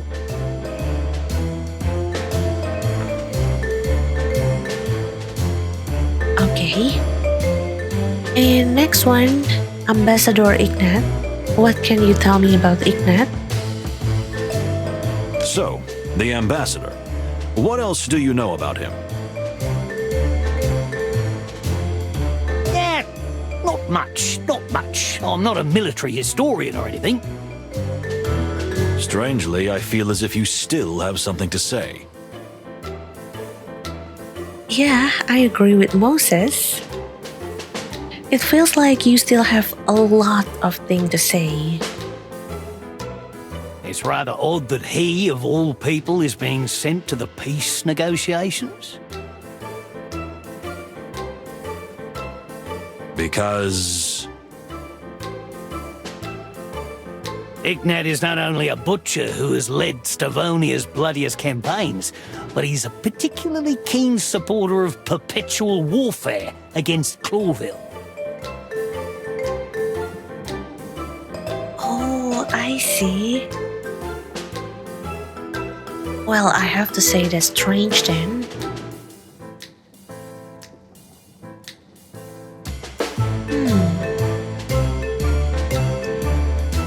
Yeah, that is really strange. If he's not a supporter of the peace treaty that is happening between Stavonian and Clawville, then why is he here? Why is he the ambassador? Which is the opposite of peace. Yeah. That is really confusing. I think that's a mystery that we need to solve as well. We need to figure out why Ignat is coming to this treaty if he's not actually a fan of the treaty. As you say, my furry little friend.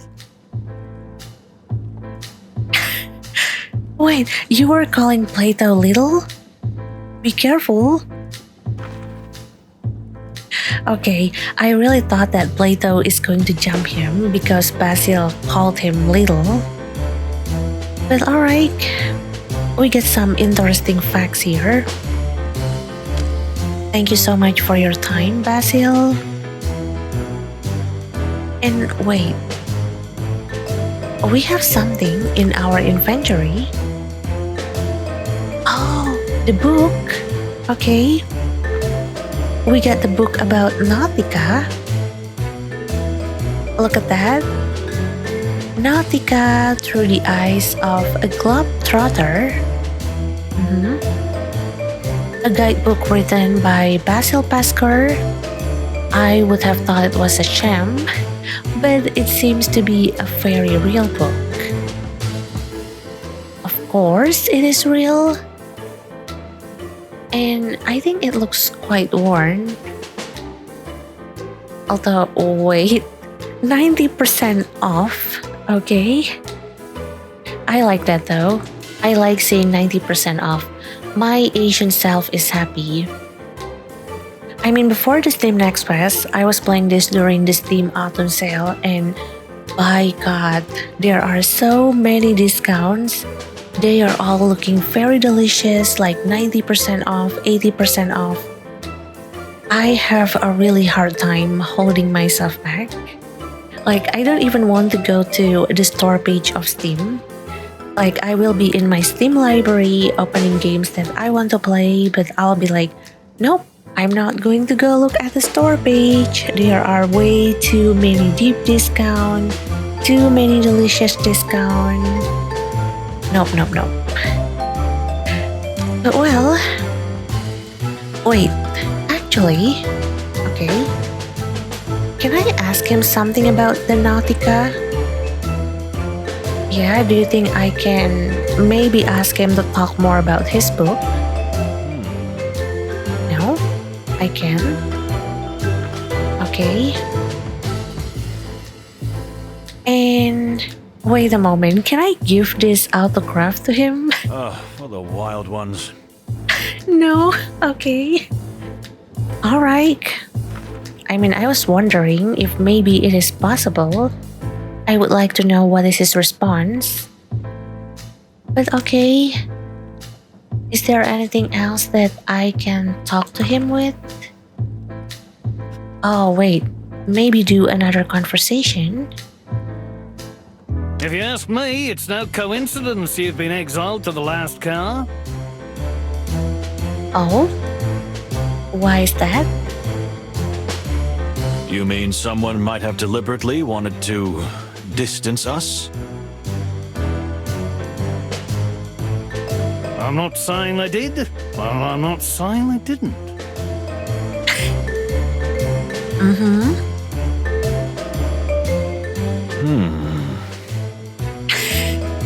Moses looks so dead. You think I'm just paranoid, eh?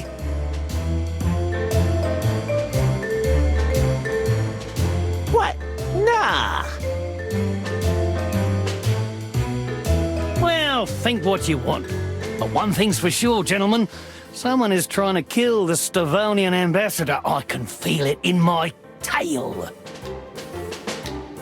Yeah, Basil, I believe you. I mean, I experienced it myself. You what? His tail? Wombats have tails too, you know. And mine's as good as yours, even if it's a little smaller. Okay, calm down, guys. Why are you being so competitive about like whose tail is the better one at detecting keys, at detecting blood and evil acts? Calm down, okay? Although if I do have a tail, I think it can also, well, detect something bad is going to happen. But alright. For the wild ones. You better take what I say seriously, detectives. You're here to protect the ambassador, are you not? Yeah, we are, and we believe you, Basil. Or at least I do. I believe you so much. You seem to know quite a lot about everything. What exactly are you doing here? Ooh, Moses. That's quite a straight jab. Am I a suspect already? No, you're not a suspect, but we were just wondering if maybe you have more business here. Maybe you were not here just to, write a guidebook. No crime has been committed yet. Are you sure? Are you sure? I feel like he's using my words against me. I like to do that in this game. I like asking people like, are you sure? Are you really sure? It's impossible to have a normal conversation with you. Maybe you're right. maybe you're wrong. I mean, I'm not sure, but to me, he's not as annoying as maybe Plato find him to be. He does speaking in a fake you kind of way, but at the same time, I guess it is understandable because nothing happens yet. It is just what he thinks, it is just his intuition speaking. So I don't really find it annoying. I think that is just how Basil is going to speak. I think that is his way of speaking.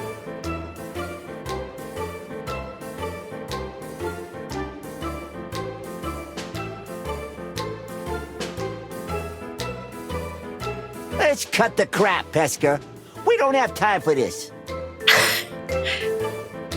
The clock is ticking. Tick-tock. Oh. TikTok, TikTok, TikTok. And no, I'm not referring to a social media platform, no.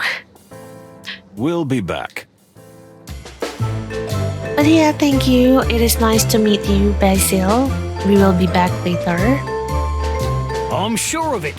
See you soon, Copper. I mean, Copper. Oh wait, he calls us copper as well? Just like Ignat? Is that actually a term that is common to be used in this universe?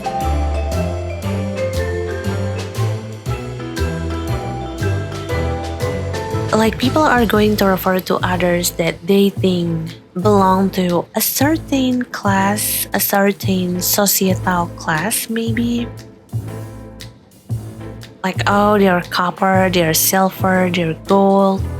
Although in this world, if you are saying like, see you soon, copper, it really feels like you are talking to someone in a rank multiplayer competitive games. Because they do have that kind of rank in which people will be like iron, bronze, silver, gold. There is no copper, but I think copper can also be translated to bronze. Not like literally translates, but I think if copper is being put in a rank system, in a multiplayer competitive games, I think it will be on the same level as bronze. But yeah, see you soon. Although, wait, we get another Ask topic? Really? We can ask him some more thing? Oh, about Ambassador Mujara? Okay. But yeah, let's learn about Ambassador Mujara from Basil. Maybe he has some important information to share.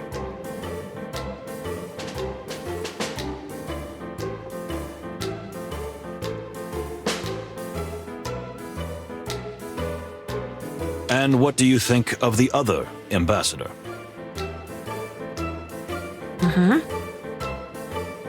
I don't know much about him. He's a bit of a mystical figure. I mean, he is really some kind of shaman or something. But I know he's sick just thinking about being on the same train with a Stavonian delegation. Makes sense. Understandable. Because?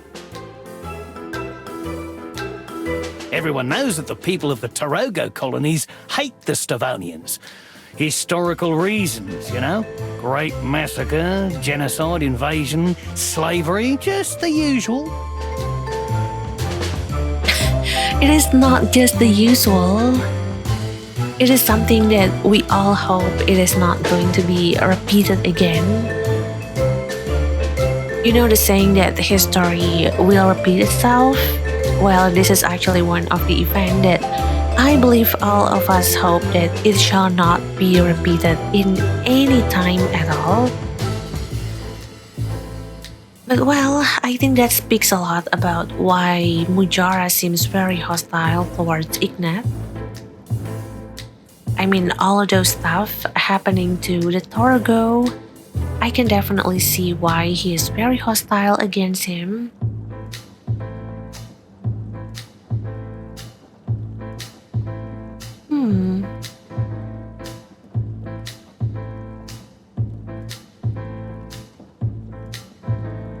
And that's why peace is important, isn't it? Yes, peace is important. It is really, really important. This treaty is important. Maybe so, but someone may be seeking revenge instead. So you're implying that Ambassador Mujara would seek revenge for what happens to his people? I said no such thing. I said someone. See, he really is like the narrator in Until Dawn, Little Hope kind of games. He's being very vague. He's not going to say who, but he's going to say someone wants revenge, someone wants bloodshed. But he's not going to tell us who. But that's okay.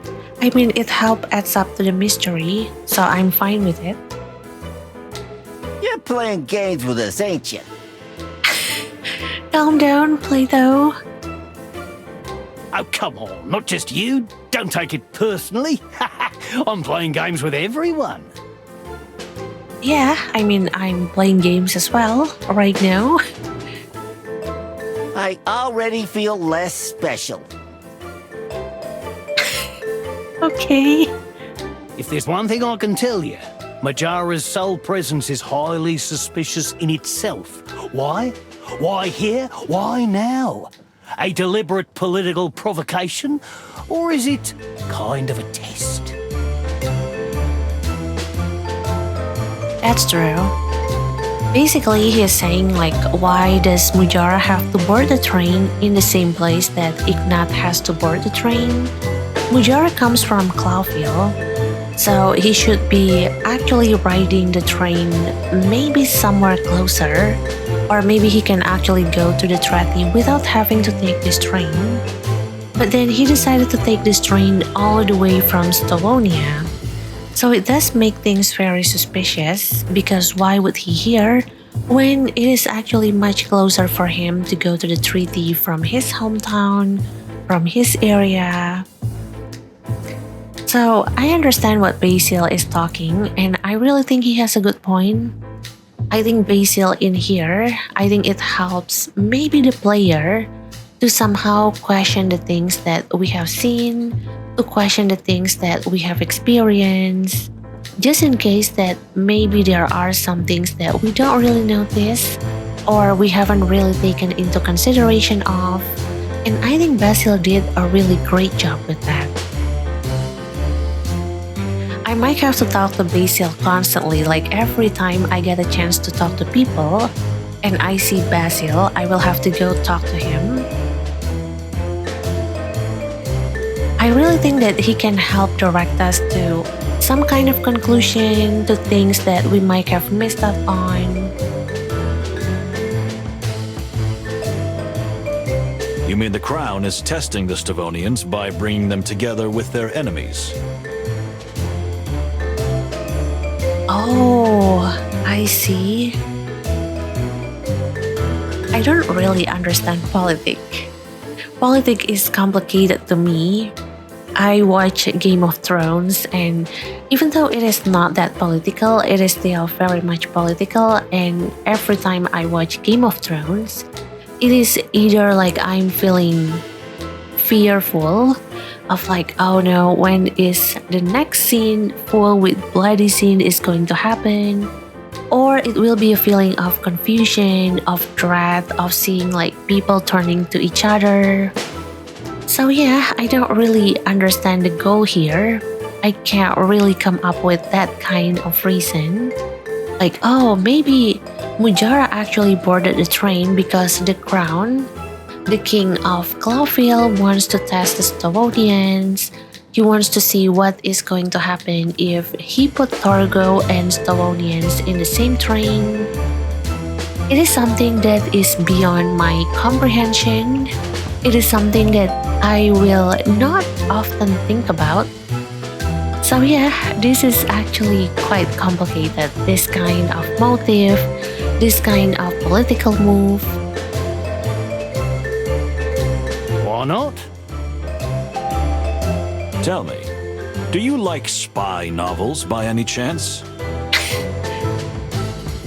What's wrong? Why are you asking me that, Moses? I mean, I like Spy X Family. That's not spy novels, no? Oh, wait, you are asking Basil. I'm sorry. Oh, how do you know? I eat 'em up like a good tender straw. Wait, I think he hissed the S in Strauss. He's hissing like Strauss. I don't know. Yeah, I thought so. But you know, Basil really makes a good point there. Thank you, Basil.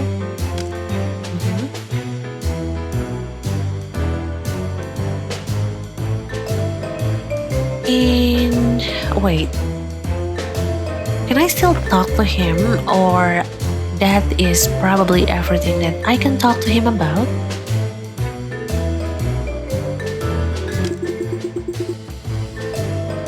Oh yeah, I think we are done here. Have a pleasant journey ahead. And to you too, coppers. Okay. And just to make sure that we are clear about everything here, yeah, there is nothing else that I can interact with in the scene. Although I do wonder what is this sack is about. What is inside this sack? It looks full and it looks heavy. But yeah, other than that, I really think there is not much that we can do here. Let's just get out of this place. See you later, Basil. I'm not sure if you will be attending the party, but I hope to see you there.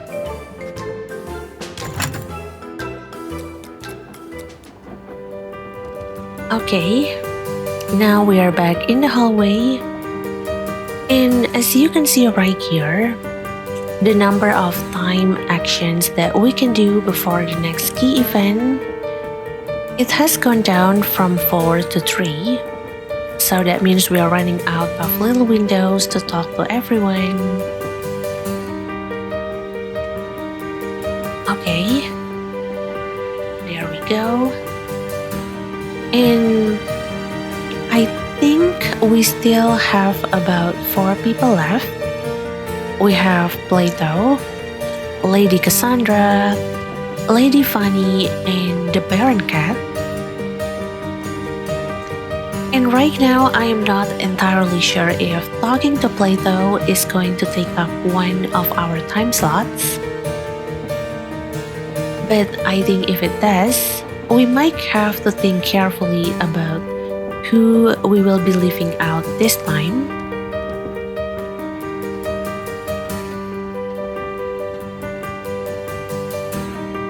Like, if we only have 2 turns after talking to Plato, then who do you think we should talk to?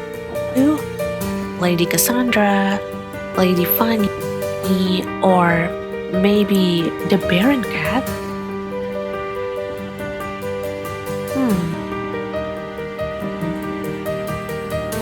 Personally, I'm leaning toward talking to Lady Fanny and maybe the Baron Cat after that, just to see what is new in this extended version of the demo. Because I do think that the Baron Cat is a new addition to the demo. I mean, I'm pretty sure I would remember if we had another cat on the train before. So I do think he's probably the new addition to this demo, and I do think we need to talk to him. As for Lady Cassandra, unfortunately, if we really don't have any time slots to go talk to him, we might have to skip her for now. But maybe later, if we find out there is something important that we need to learn from her, we can go back to her and we can talk to her. But for now, if we do really not have enough time slots for everyone, I guess we will leave out Lady Cassandra. And also, we have the options to either walk or teleport to everyone else's room. I mentioned it already before. And I think I'm just going to walk. Well, not really walking. It is more like of me clicking the screen and the camera will glide through. Although, just a little heads up, since we are on a train and you can already see the whole scene is actually shaking a little bit. And later on, if I do plan to walk from this car all the way to the first car, well, there is going to be a lot of camera movement and I can't control them because it is actually automated. So if you are sensitive to motion, if you have a bit of motion sickness like me, well, just a little bit of reminder to be careful. Although, wait. Can I actually turn back? I mean, I want to see what is behind me. Although previously, the last time I decided to turn back on my own, I actually see something that shook me to the core. I hope it is not going to happen this time around, but is there a way for me to look behind my back? Wait, let me press this arrow. Okay. See, that's totally on them. So the camera is going to move basically on their own speed. I can't really control the camera to look around. So just be careful here because I do think that some of the motion maybe can be a bit more dizzying, can cause some nausea feeling as well. But wait, there is a locked door here. No.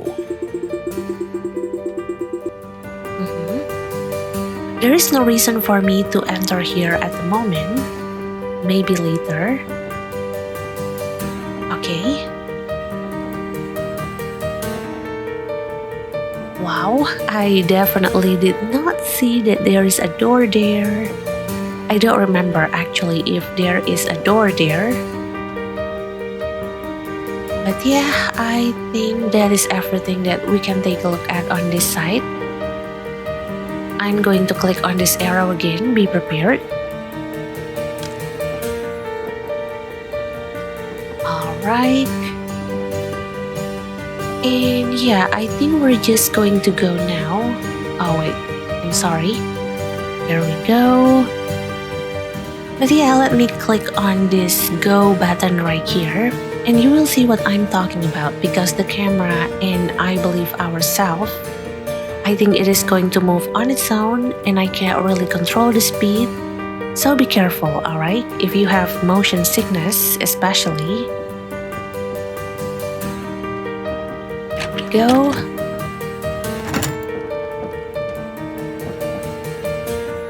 See? I did not press anything, it just automatically moved. Although I do have to admit that the movement is a bit similar to Corpse Party, I think. It's a horror game, and it is not the original Corpse Party that I'm talking about, but I believe that it might be a bit like Corpse Party Book of Shadows, because in a sense you will be clicking on a direction and then you will be moving on its own. You are not going to control the movement, you are just clicking the direction of where you want to go, and then the game is going to move itself for you. But I really like this view that we have here. I don't really like the one that we have in Book of Shadows because it is scary. But in here, I do think that it is a good way to experience the atmosphere.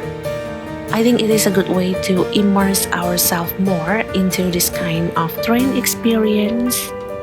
In the first-person perspective, I think it is really great.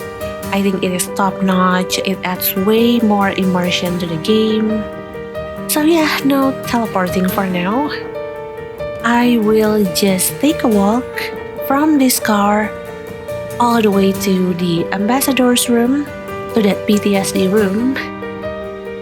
Although I'm not sure if we can actually enter the room, but let's see how close we can get. But before that, I believe Plato is in here.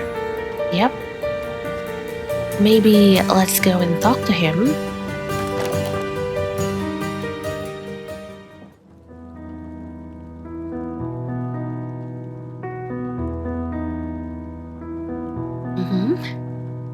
Hello, Plato. Knock knock. What do we have here? Map of the wilderness. Let's see. We may need it later. Okay. And is there anything else around here? Oh, my bed? Moses' bed? Indeed. Tiny, hard, and infinitely uncomfortable. Just like home. Oh, that's sad, but maybe it is also a bit of a dark joke. I'm not sure. But then there is Plato's bed up here.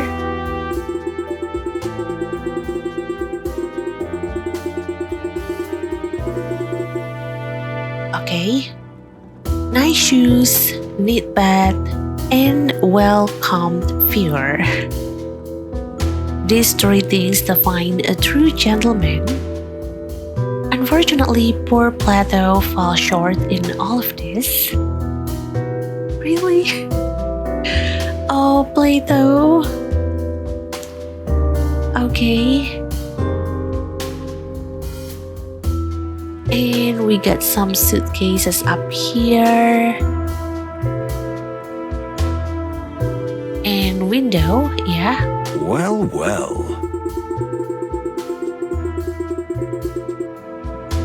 Slavonia, ancient wild country.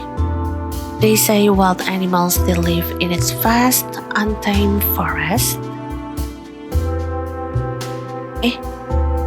Wait, so there is normal animal here? No? I'm not really sure what he's saying. But oh, there's medicine. Let's see.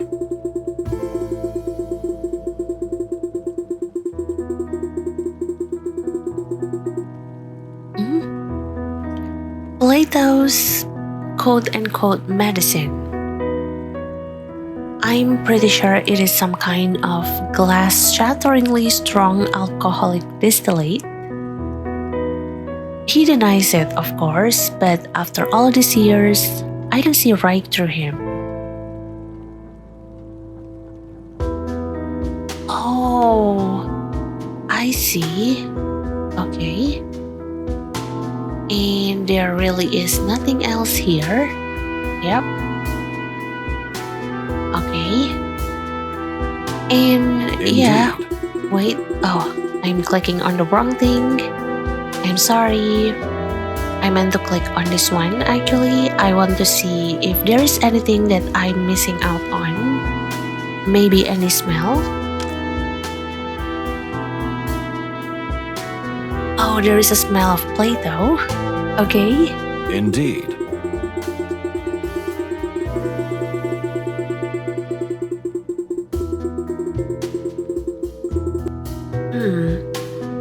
Plato has a remarkably peculiar smell. A basic cat scent mixes with a strong lavender whiskey cologne that he uses. And I can smell the unmistakable aroma of relief on him. Probably because we are finally in a warm place. Oh, okay. And wait, there are more scent actually. Oh, train smell. Listen.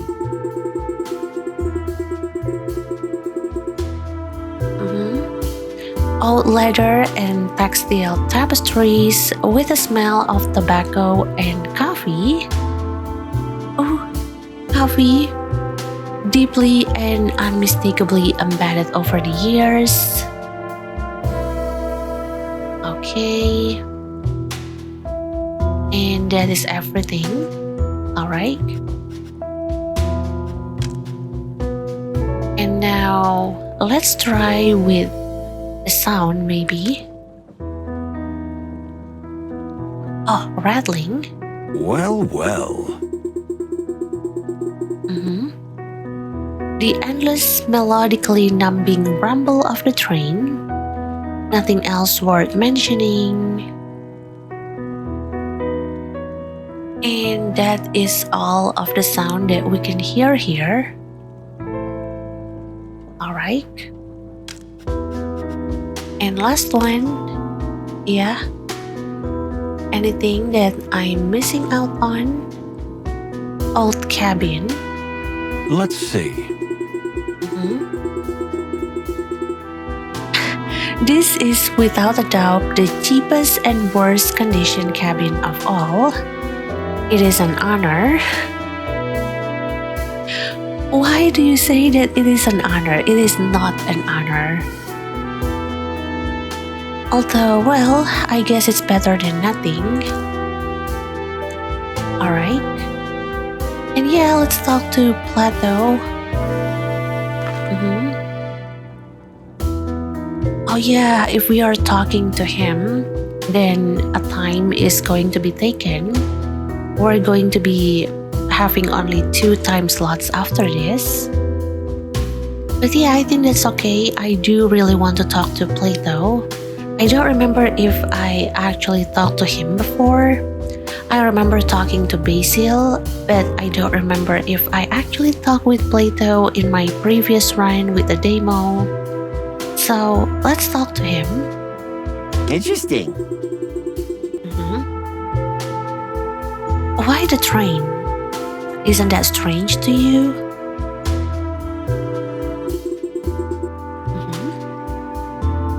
What do you mean? And I wonder why this part is not being voiced actually.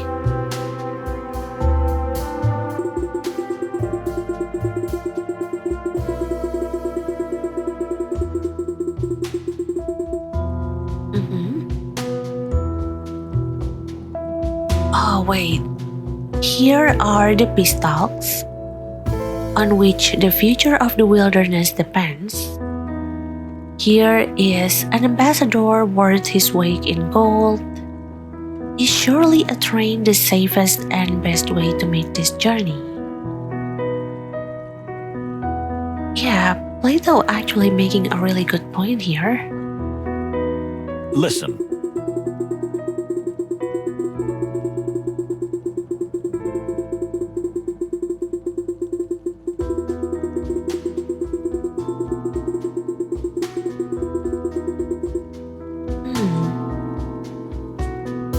It is not that simple. The Clawville Express is a sign, a legendary train that is the very symbol of the Clawville colonial empire. And in a way, the journey itself is symbolic, and that we are all on it together. And the trust, my dear friend, in such a fragile diplomatic relationship is as important as the peace negotiations themselves. Yeah, he has a point, and I finally am starting to see why we are going on this train. But still, I stand by my ground that there are definitely a lot of things that doesn't feel right when it comes to the train and the passengers. But yeah, we will talk about that later.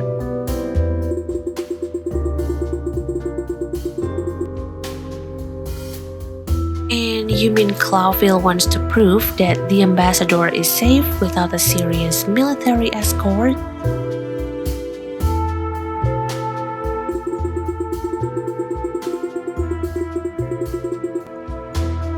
Something like that.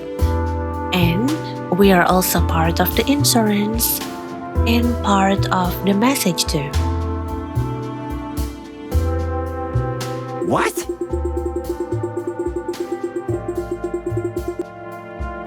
Well, if we were sent to protect the ambassador, someone somewhere did something very wrong. Wait, why?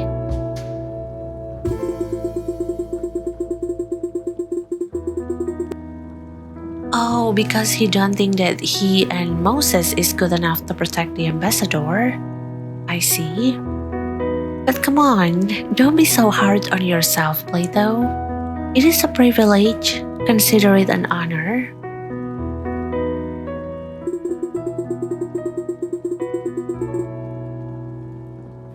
Well, then I'm deeply honored. Wait, by the way, did you bring a gun? Did you, Moses? Don't tell me that the gun belongs to you. Are you serious? Wait, oh what? Of course not, my dear fiery fellow. You know I can't stand him. So, the gun does not belong to Moses, but do you bring one, Plato? Do you think that the gun that we found in the crime scene actually belongs to Plato?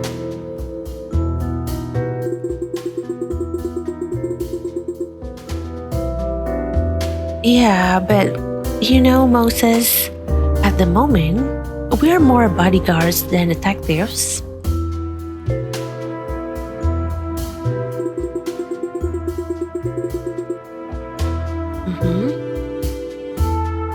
I don't need a gun. And you? Do you have one? Oh, I'm dreading the answer actually. Yes?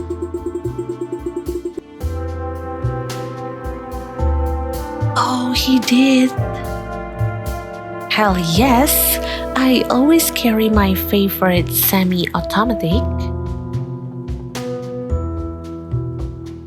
Okay, I'm not very well versed in the gun matter, so I don't really know if semi-automatic, if just by that word you can actually make a conclusion that, oh, it is actually the same gun that we found in the crime scene. But well, knowing that he brought a gun with him, I just hope that this is not the gun that will be found in the crime scene. I really, really hope so.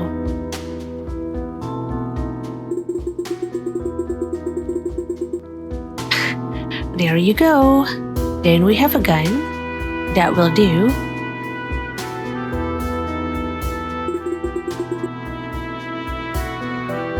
Yeah, I hope.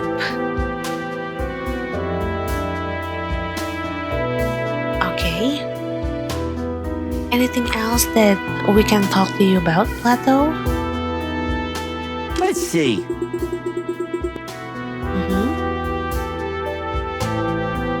What do you think, Moses?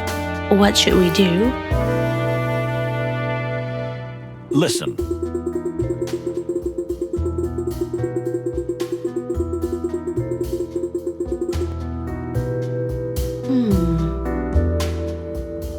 Well, we are detectives from the Clawville PD and also bodyguards on this mission.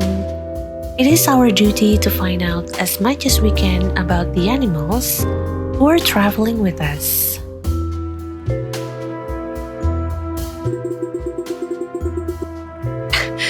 There is no case, but you are already investigating.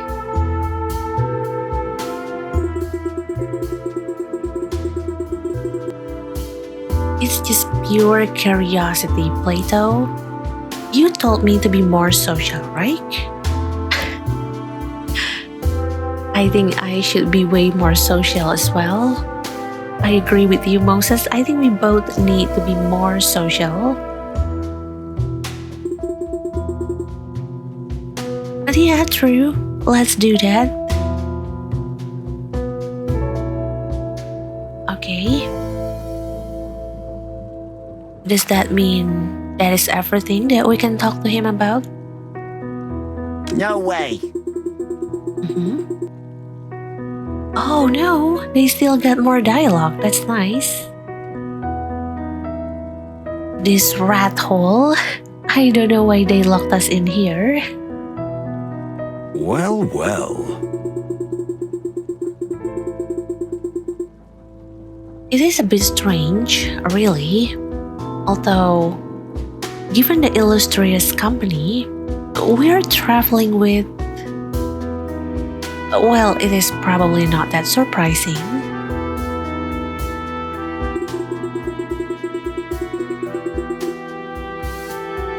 Anyway, it won't be easy to keep an eye on the ambassador from here. I agree.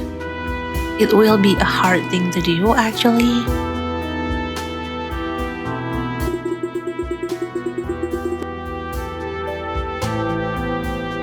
We will have to do a lot of car-to-car trips, that's for sure. Okay. And yeah, I think that's everything that we can talk to Plato for now. Although I'm a little bit sad that this section isn't voiced. Maybe it hasn't been voiced yet, but I feel sad that they don't really have a voice for this part. But yeah, I think that is everything that we can talk to Plato about. I think it is time to leave the room. And I think we're going to make our way to Lady Fanny's room. Let's go. Alright. Yeah, now we are down to 2 actions. To 2 more people that we can strike up a conversation with. That's okay.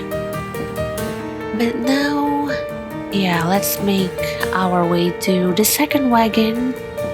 To the second class first wagon. I don't remember the location name actually. I just know that in that car there is Hong Hong's room. But I don't think we can talk to him yet. I don't think we can get in there yet. So yeah.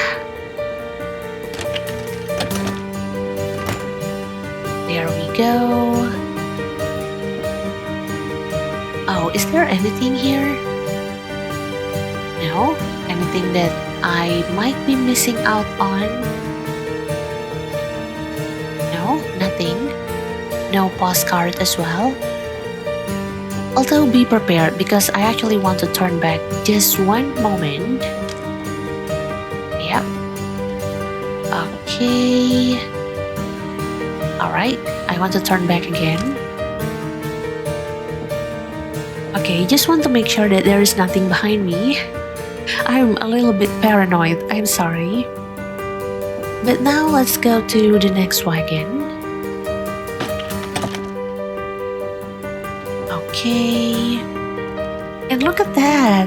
This wagon has a different color than the one that we have.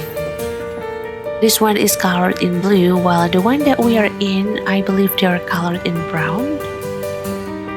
I like this one though.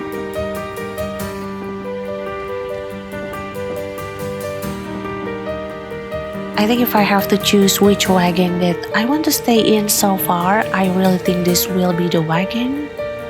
I really like the blue color that they use here. Although, yeah, it is still locked. No. Yeah, we can't go here. So I think we're just going to make our way through this wagon real quick.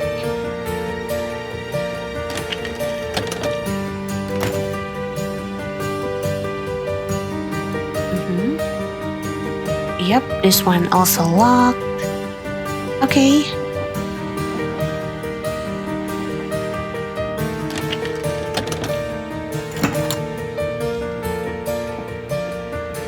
And this is second class dining. Alright.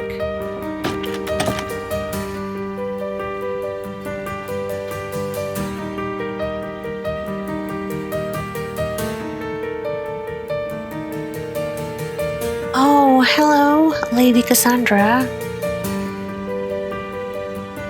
Oh, wait. This area is big. And I have to say, it actually looks pretty. Although, wait. There is a menu here. I want to take a look at this one.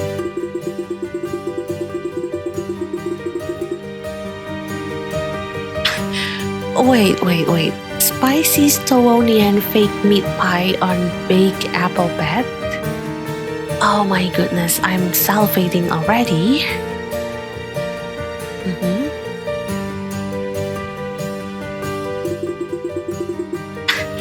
Do you eat fake meat, Plato? Wait, what's wrong with eating a fake meat?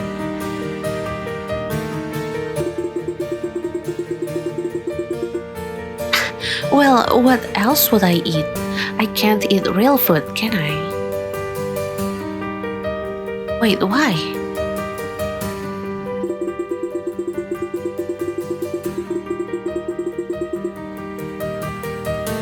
Oh, well, it is legal in Stavonia, and we're still there. If you want real meat, I don't mind. Oh, I see.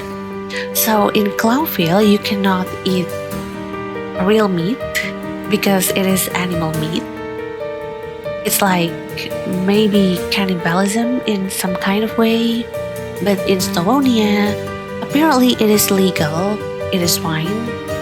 And I'm guessing because, well, the ambassador of Stavonian is actually a leopard, which is a carnivore.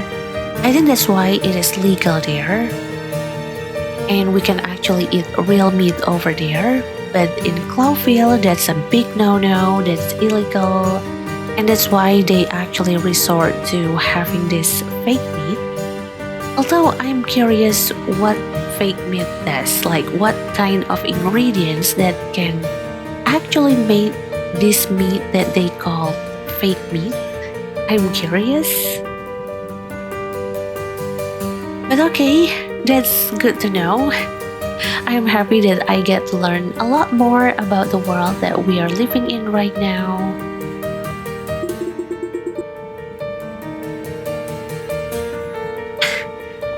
And Plato is shocked. You're joking, right?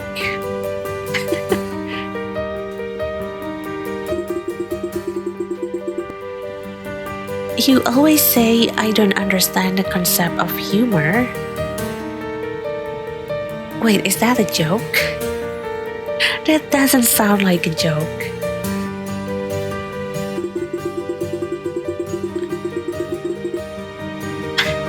One of the few things you really don't excel at, Moses, but I hope you were joking.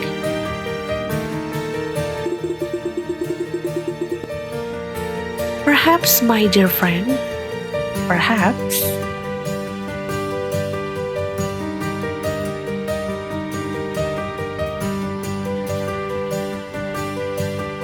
Oh, he's not answering the question. I really want to know if it's actually legal to eat real animal meat in Stavonia. And he's not answering that, he's being fake. I think he might have been hanging around Basil for too much. But alright. Is there anything else that I can maybe take a look at? No? Is there anything around here? Oh, this is the third class wagon. That's where we come from. And I believe this is the toilet, maybe.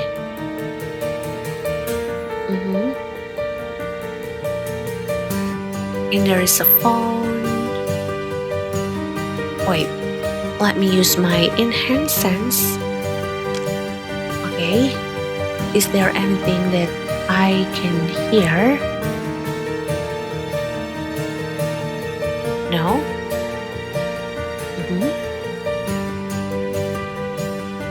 Oh, wait. Miss Faye? Interesting.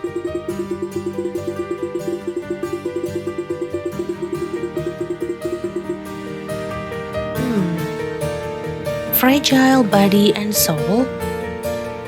Nervous breathing, soft jingling of precious jewels, the friction of silk and fine hair, a racing heartbeat. Okay, and that's everything. Alright. What about in hindsight? Oh, I'm seeing two things that I can take a look at. Decoration. Indeed.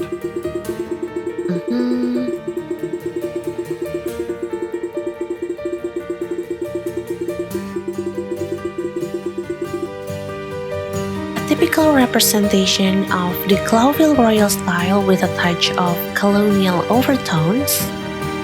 Very tasteful. The wagon itself, however, is rather rundown. They certainly don't pay much attention to restoration as they did with the first wagons. Okay, and Miss Faye? Let's see.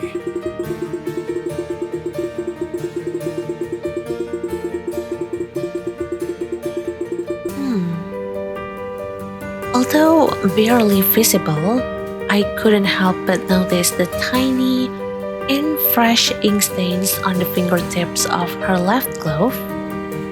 Left hand, so she's left-handed and probably wrote a letter recently with a blue ink fountain pen. That's a good observation, Moses. And is there anything that I can take a look at on this side? No? Okay. What about smell? Any smell that I can sniff out around here? No? Okay. Oh, it is just her smell? Okay. Well, well.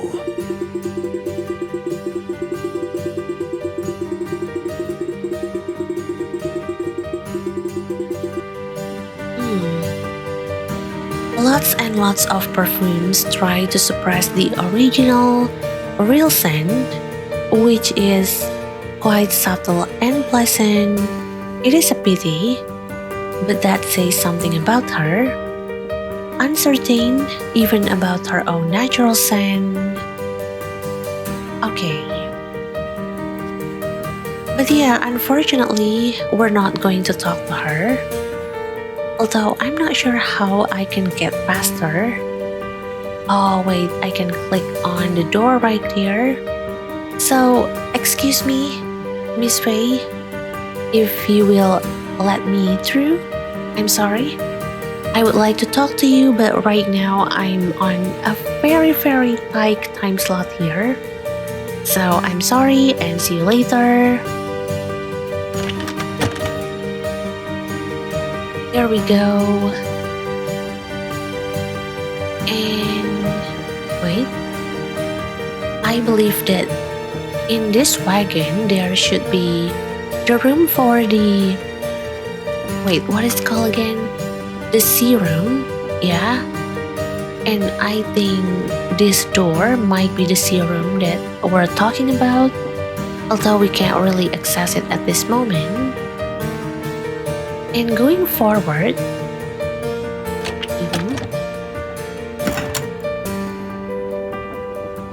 here we go.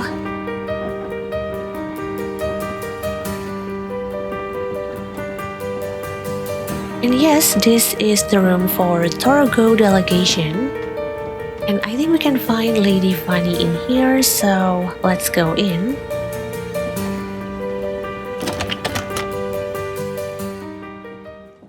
Oh, hello. Wait a moment. I want to take a look around the room first.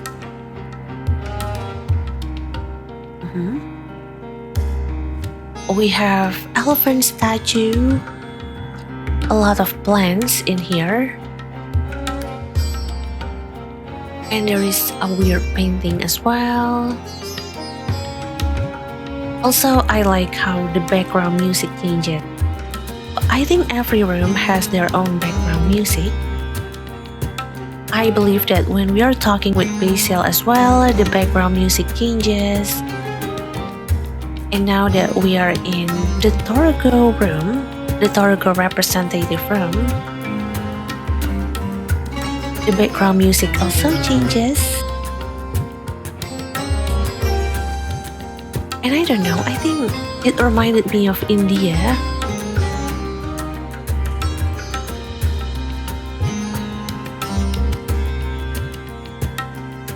Yeah, especially that thumping sound.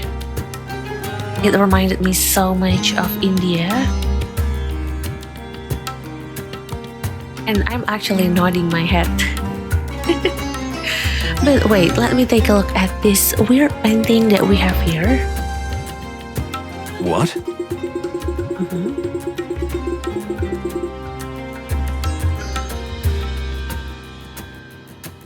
A rather interesting painting. This new wave art is too sublime for me. Okay.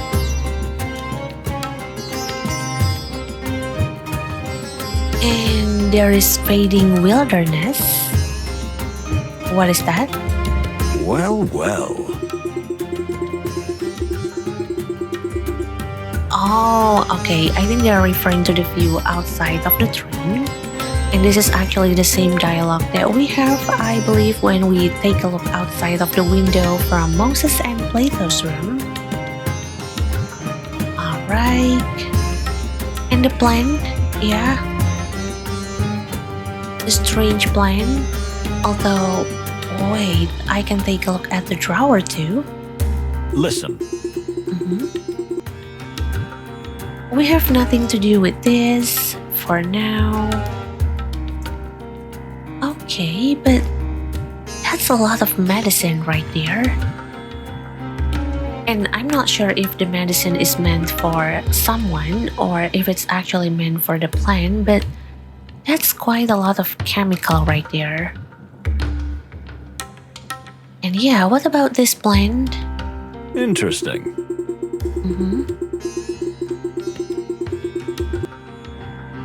Malvaceae hubiconia, a wonderful and extraordinary flower. I wonder why it is kept under a dome like this. Yeah, it actually makes me wonder, is it meant to be a gift maybe? Maybe they meant to give this flower as a gift to maybe the king of Clawville, because I have my doubt about whether or not they meant to give this flower to Ignat. I think that's definitely not the case here. But maybe this is meant for the king of Clawville. I'm not sure. Okay.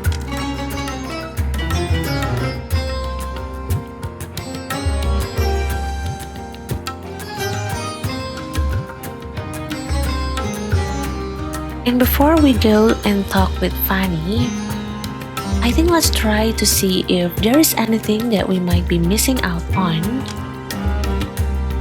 Okay. Oh, there is nothing but Fanny that we can take a look at. Okay. Let's see.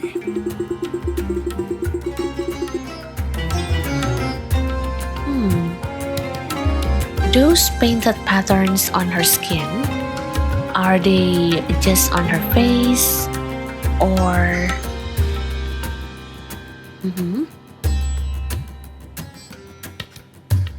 And what about the smell?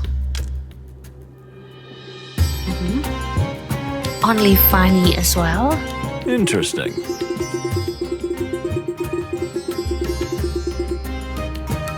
I don't think there is a single drop of chemical on her skin. It is as if the fragrance comes from only natural sources. Oh, okay. And there really is no smell other than Fanny scent. The plant does not have any scent. Okay. And what can I hear? Maybe funny sound. Oh my god, this man is whipped. It is all about Fanny, Fanny, Fanny. There are so many things on this room. Moses, do better, please. Get good, please. Focus on the surroundings. Don't just focusing on her. I mean, yeah, we all know that you are locked in on her, but maybe try to look around more. But well, let's see what this is about. Well, well. Her heartbeat is slow, steady, almost melodious, he said. He's whipped. He is really, really whipped. Although I really find it strange that we are not able to hear anything else, to see anything else, to smell anything else. There really is nothing else. I'm sorry, I really find it hard to believe that Moses is not really able to sense anything other than Fanny herself. Maybe I need to find a way to get Fanny out of this room so that Moses can focus more on taking a look around. But well, let's talk to Fanny, I guess. There really is nothing else that we can take a look at this moment. So yeah, hello Fanny.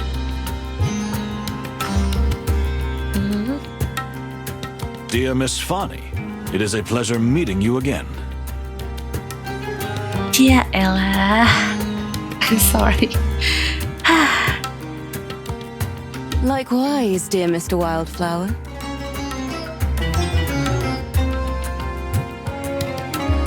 Oh, you remembered my name. I'm honored. Yeah, Ella. I'm sorry. I can't help but make fun of him. Well, as an ambassador's assistant, I am a prisoner of details.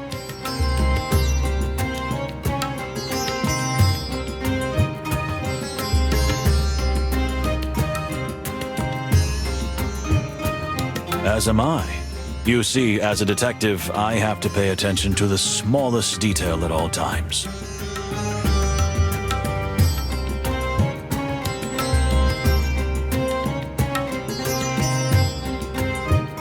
Here we go.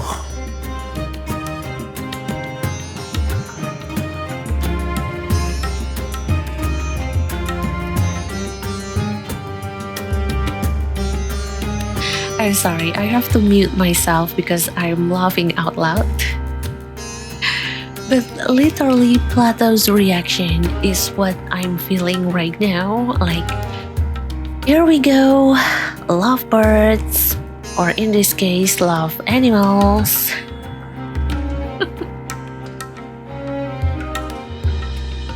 I know the feeling.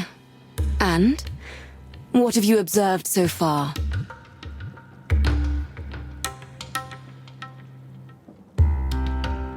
What have you observed so far of her, Moses?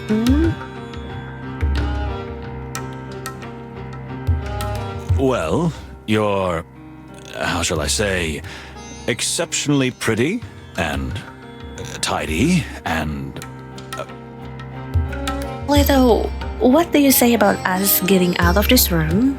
And we're just going to let these two deal with this tense situation that they have and this obviously attracted feelings that they have towards each other. I'm feeling like I'm third wheeling here, but I'm glad that we have Plato here, so I'm not being here all alone. We have Plato as well. But, oh wow. That's so sweet. But that's not what I mean. I mean, what did you observe about the train and the passengers? Oh, of course. Silly me. Oh, Moses is flustered. great wild ones. Save us.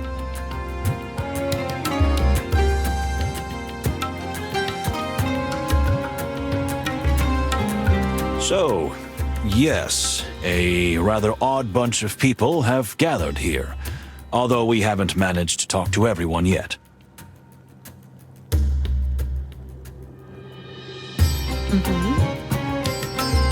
Have you heard the rumor? The rumor? The rumor? What kind of rumor? That someone... it's terrible even to say it, but... there are whispers that someone is trying to kill the Stavonian ambassador. Oh, really? Don't worry, miss. That won't happen. That's why we're here.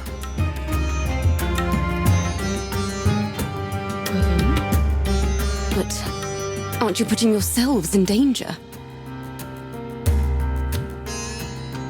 Maybe so, but it's part of the job. Oh, how heroic.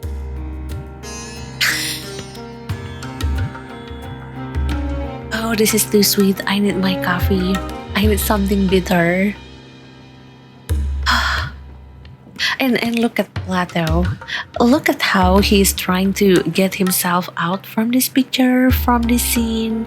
It's like he no longer wants to be here. The lovey-dovey energy is way too much. Okay, this is where I die. You know, Plato, I think I might say that as well. Please, just let me know if you need anything. Okay. Anything?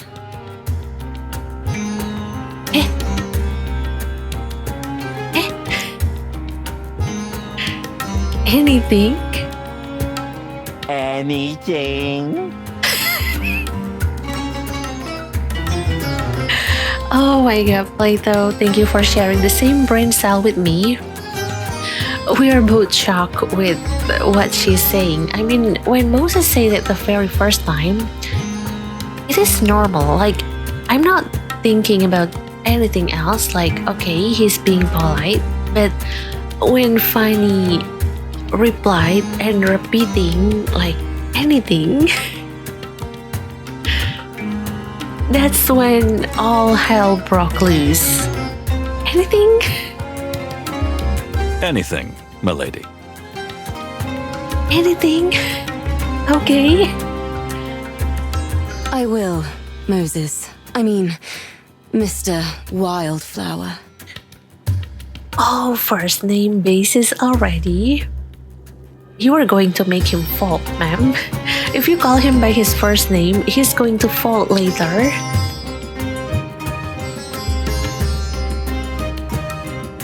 Okay. And wait a moment. Questioning unlock. Okay.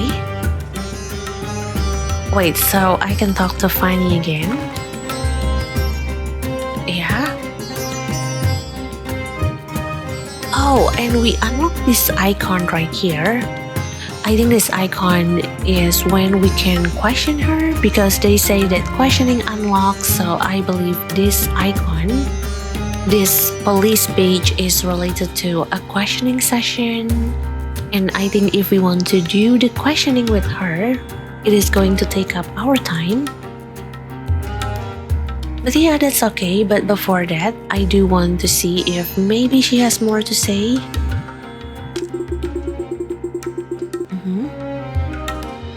Tell me, dear Fanny, can we ask you a few pointed questions?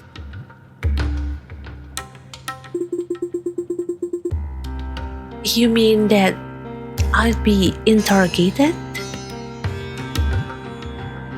Well, ma'am, he actually would like to ask for your hands in marriage as well, but I think we all understand and we all agree that this is not the time and place and it might be a little too fast to go there. So right now it is just going to be asking some answer, asking some questions.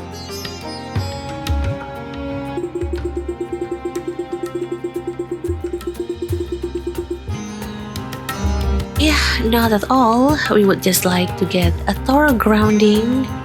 You know, it's kind of an occupational hazard.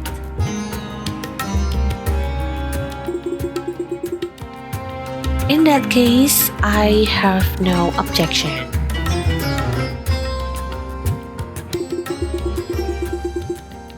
Glad to hear it. Well then. Okay. So yeah, I think we're just going to jump into the questioning session. This one here.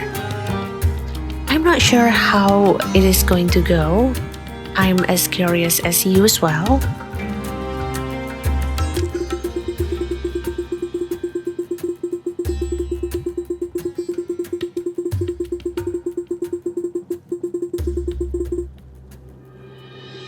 Oh, wait. A casual conversation can very easily turn into a bloody serious one. I have to listen to the answers and spot if the person I'm questioning is lying or twisting the truth. It won't be easy, especially with such a pleasant subject as Miss Fanny.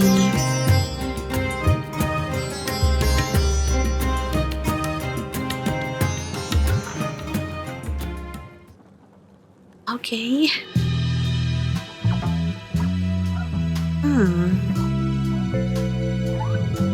Let's see.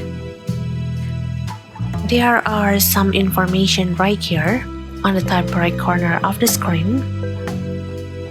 Fanny Torani, Ambassador Mujara's pretty assistant, a pleasant and generally very good-natured lady. We don't know much about her, but she seems to keep her hot-tempered boss perfectly in check. And what is this? Observations? Oh, wait, we can take a closer look at her?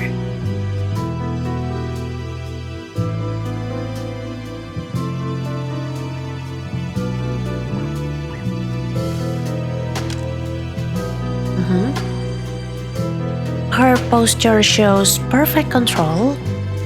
Her every movement is completely planned and controlled.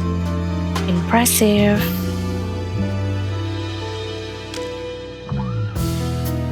And over here, her heartbeat is calm, slow, and balanced. I can also hear the friction of her clothes. It is an extremely soft, expensive, and well-cared fabric. And last one. The features of her face are subtle, pleasant, relaxed, and serene. Her posture shows perfect control. Her every movement is completely planned and controlled. Okay.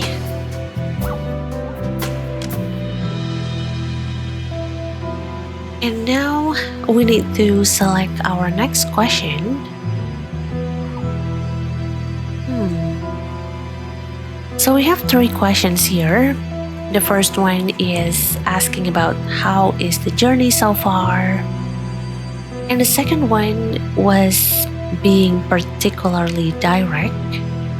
The ambassador was in a particularly peppery mood this morning. Could it have been the cold? And the third one, I think it might be a little bit forceful and judgmental. Like, tell me, why are you really here? I mean, why are you really here? And I have to say, I'm not really sure which one that I want to go to. Maybe I think I'm just going to be friendly with her for now, and I'm going to ask about how is the journey so far. There we go. So, how is your journey so far? Well, the train is very comfortable, and the ambassador is pleased. Oh, that's good to know. Yes, but I'm asking you, not the ambassador. Oh, well, yes. I've never been on a train with such class, you know? I'm very thrilled about it. Oh, okay. What else?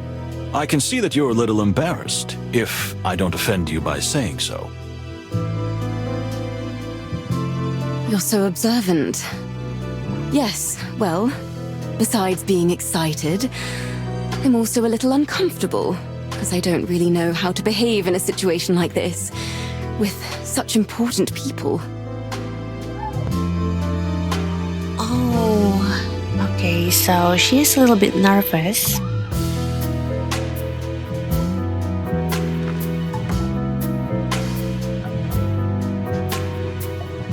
Oh, wait. Is Fanny telling the truth? It's the truth, it's a lie.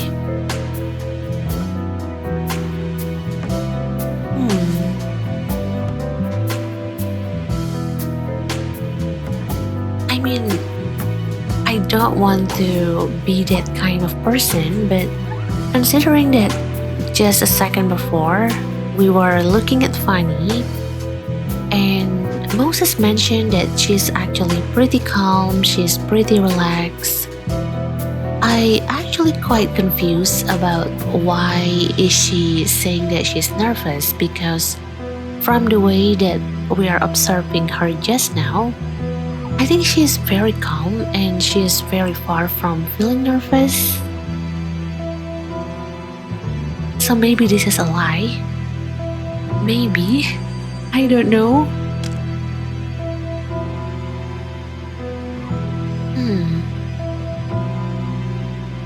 Wait.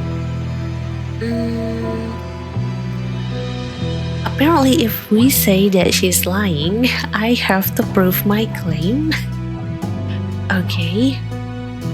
And there are several things that I can point out to her about Mujara's heart problems, about the hostility between the two MCs, and about Ignat's dark past. And wait, what is this history? I'm sorry. Oh, okay. Apparently we can take a look at the conversation that we just had with her. That's nice. But maybe she's feeling a little nervous due to the hostility between the two embassies, maybe? I'm not sure. I think it is. Yeah. Here we go. An assistant to the ambassador of Torogo, and yet you don't know how to behave in a classy place like this? I hardly think so. Believe me, I haven't been in the ambassador's service long, and in Torogo, fancy gatherings like this are most uncommon. Oh, so she's new? Okay. I see. Thank you.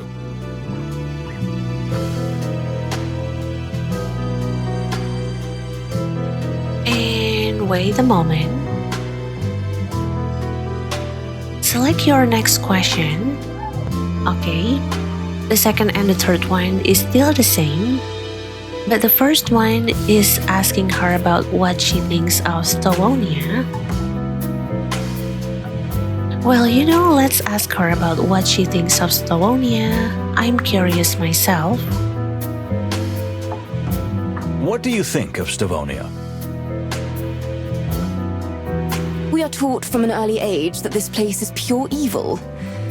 You know, because of the shared history between our nations. But to be honest, the people here have been kind to me, and the country is beautiful. Although, I'll admit it's a bit cold for my taste. Wait, she said that the people here have been kind to me. So, does that mean that she's been in Estonia for quite some time? Or it is maybe just because she's here right now, she's about to accompany Mujara, riding that train from Estonia, and that's why like she said, oh yeah, the people here have been kind to me. Or do you think that she might have been here longer? Maybe even way before that? I'm glad you're so honest and open, Miss Fanny. It helps our work a lot. Okay. Your work? You mean, this is some kind of interrogation? Did something happen? No, but, you know, we're always inquiring. It's kind of a professional habit. And, well, better safe than sorry, right? Mm-hmm. Yes, exactly. You're right. Okay. And oh wait. Yeah, I think we're not going to ask the second and the third question. I think I want to ask her about the peace negotiations as well. What do you think about the peace negotiations? You're asking me? Yes, we are asking you. Yes, you. Not the Separ, but you. I want your opinion. Oh, well, you know, I hadn't really thought about it that much. I'm so preoccupied with the ambassador's thoughts and concerns.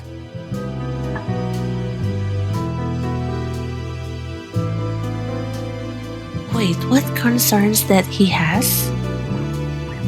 She mentioned that ambassador's thoughts and concerns. So what kind of concerns?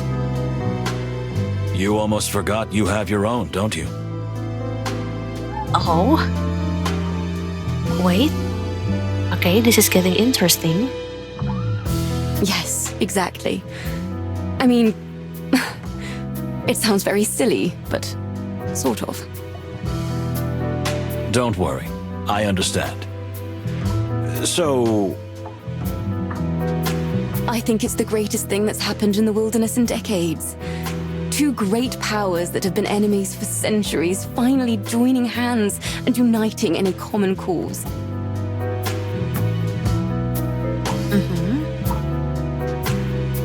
And the Stavonian ambassador? The mere presence of Ambassador Ignat is a symbol. If the negotiations go well in Clawville and peace is finally signed, it will be a genuinely grand event for all of us. Oh my, isn't that wonderful?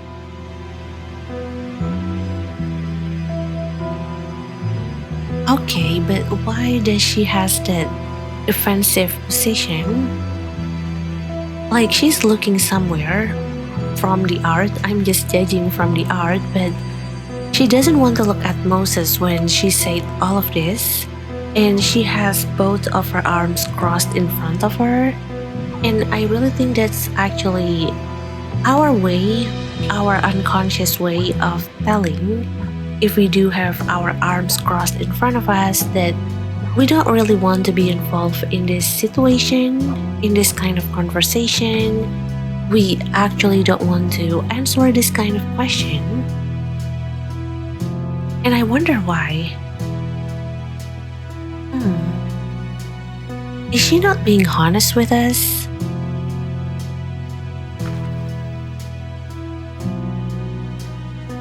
Is Fanny telling the truth? I'm going to be the bad person here and I'm going to say it is a lie as well. Yes. And wait a moment. I think...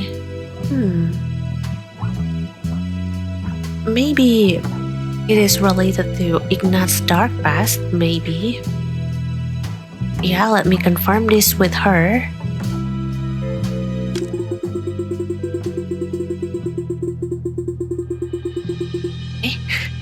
I don't believe you because. I mean, wait a minute. I think I'm losing my train of thought. Oh, come on, detective.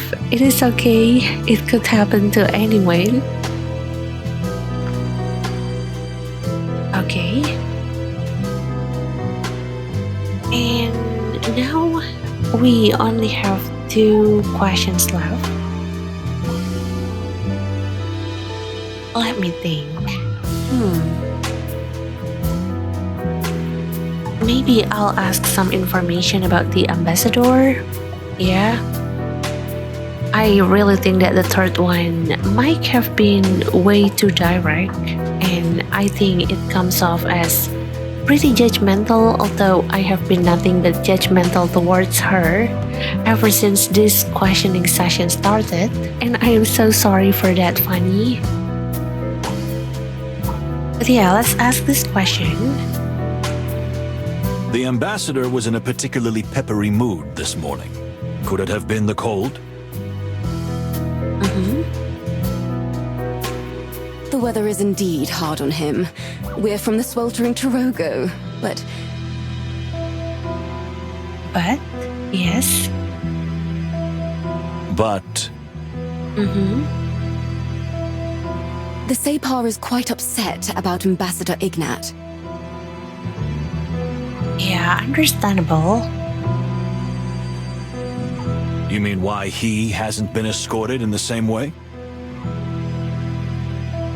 Not only that, but the mere sight of the Stavonian delegation is deeply shocking and upsetting to him.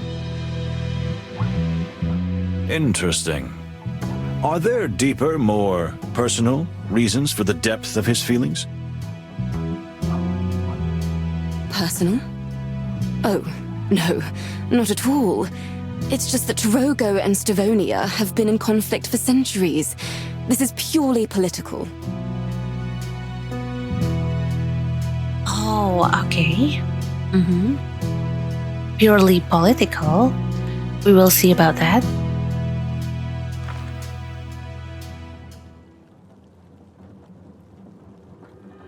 And wait a moment. Yeah, maybe from that conversation, let's just continue to talk about the ambassador, especially about his health. Tell me, is there something wrong with the ambassador's health? Oh, wait, I'm sorry. I accidentally moved my controller. There we go. But apparently I can play using controller as well. Oh, wow. I didn't know that. Okay. Why would you think that? Oh? She is surprised? I'm just fumbling around, so... No, not at all. The ambassador is in perfect health. Oh, she's lying. Is Fanny telling the truth? It's a lie. Yep, it is a lie. And to prove our claim, we have this one. Yep, Mujara's heart problems. There we go. We heard you tell the ambassador to watch his heart. At another time, you said he is often tired nowadays. Yes? You've got me, yes. The ambassador has a serious heart condition, but he does not like to appear weak in front of anyone, especially in front of his enemies.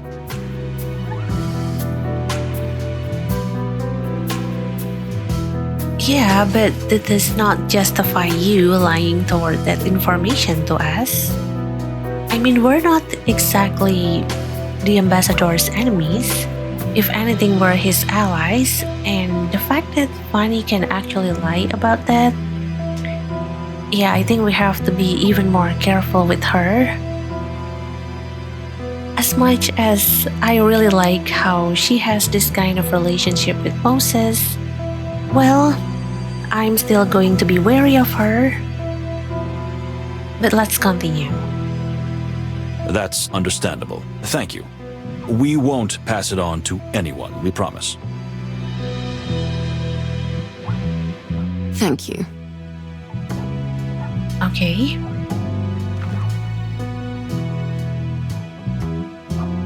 Oh, wait. What is this about? We get some point. 20. I believe that previously we are at 0 and now we are at 20. Is it related to the observation? No? What is this point? I don't really understand what is this point.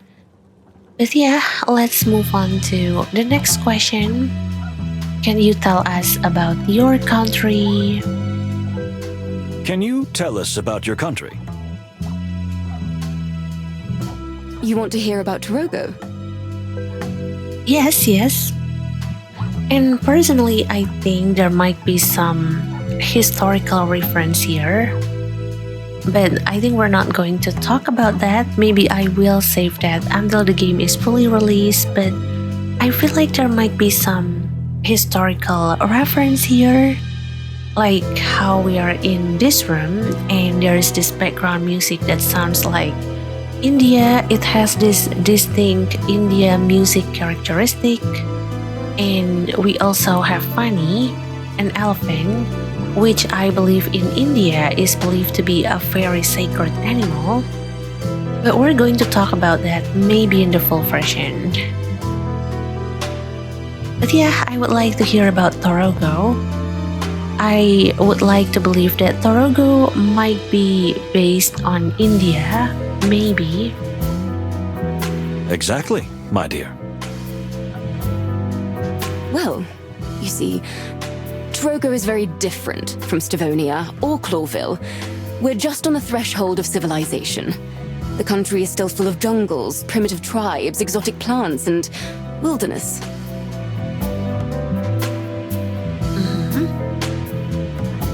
You talk about it very passionately. I love my home very much, Mr. Wildflower. Notwithstanding, or perhaps because of, all the horrors it has endured in the last century. I can relate to what she's feeling. I also love my country very much. But maybe it is partly because of all of the horrors that we as a country has endured, we as its people has endured so much, and even still enduring until now. I can relate with what she's feeling. It is like when I had the chance to talk about my country as well, about Indonesia, I am so excited. I'm like, no one can stop me. I'm going to present you with non-existent, like maybe 999 slides about my country, about how beautiful it is, despite, maybe what other people thinks about my country. Like, I really love the country with all of my heart. And yeah, I really relate to what she's feeling. You mean the Stavonian invasion? Not just that, but, and I mean no offense, but Clawville is also just another colonial power. And I don't mean to sound ungrateful, I'm very thankful to our common king, but... I understand. Please, continue. I don't want to bore you with my nonsense. No. Continue, please. I would also like to listen to you.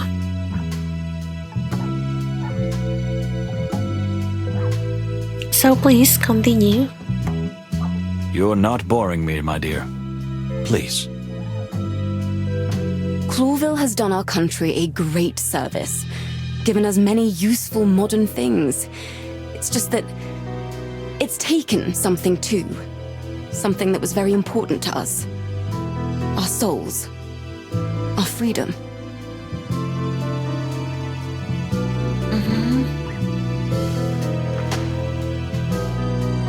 Okay. And oh wow, we really have to ask her this question, yeah? We really have to ask her, like, why are you really here? Okay then. Maybe you can answer that, Fanny. Tell me, why are you really here? I mean, why are you really here? I'm sorry. I don't know what you were suggesting. So you were on holiday? Right here, one of the coldest places of the whole wild world. I've already told you, Detective. It's just a coincidence. The ambassador was here on holiday, yes. You know he loves the opera, and Stavonia is famous for its opera houses. Are you sure, Fanny? Are you really sure? And wait, where's Plato? I just realized that he's no longer in the picture. Did he leave? Did he just leave me by myself to be the third wheel in this room? Really? Plato, where are you? But yeah, I don't really believe her. I think it might have something to do with the plan that we have right there. And I wonder if I can ask her about that. Is Fanny telling the truth? It's a lie. Although, I'm not really sure how I can confirm that it is a lie.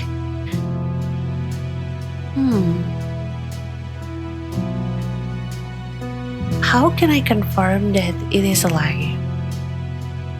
I mean, she previously says that they're here due to the ambassador being on holiday and he loves the opera and Stavonia is famous for its opera house, yes.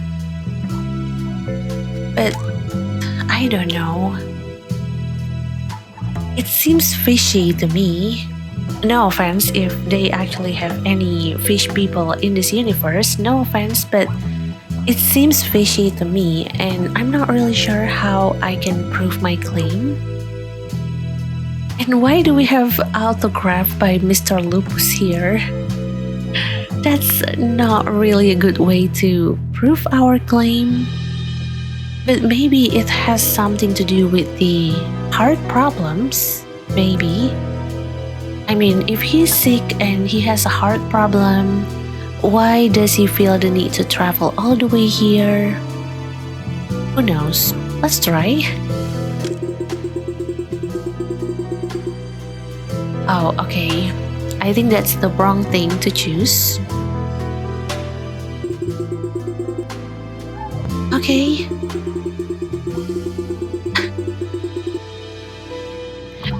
I can prove that. I mean, no. You know what? Forget about it. Oh, I get it, detective. No worries. Alright. I really wish that there is an option for us to choose regarding the plan. I really think that might be one of the reasons that they traveled here. But there seems to be no option to add the plan into the conversation. But yeah, next question. What do you think of your fellow passengers? What do you think of your fellow passengers? Quite a colourful bunch, but the ones I've met so far have been quite nice. Even the Stavonian delegation? So far, yes. Even Cunha? He has to double down. You mean the ambassador's daughter? Well, she was a little more cold than she should have been. Agreed. Although it's not a little more, she's like really cold. She's extremely cold, I think. I can believe that. The mere presence of her chills the room by 2 degrees, doesn't it? And now they're gossiping. They're gossiping about the ambassador's daughter.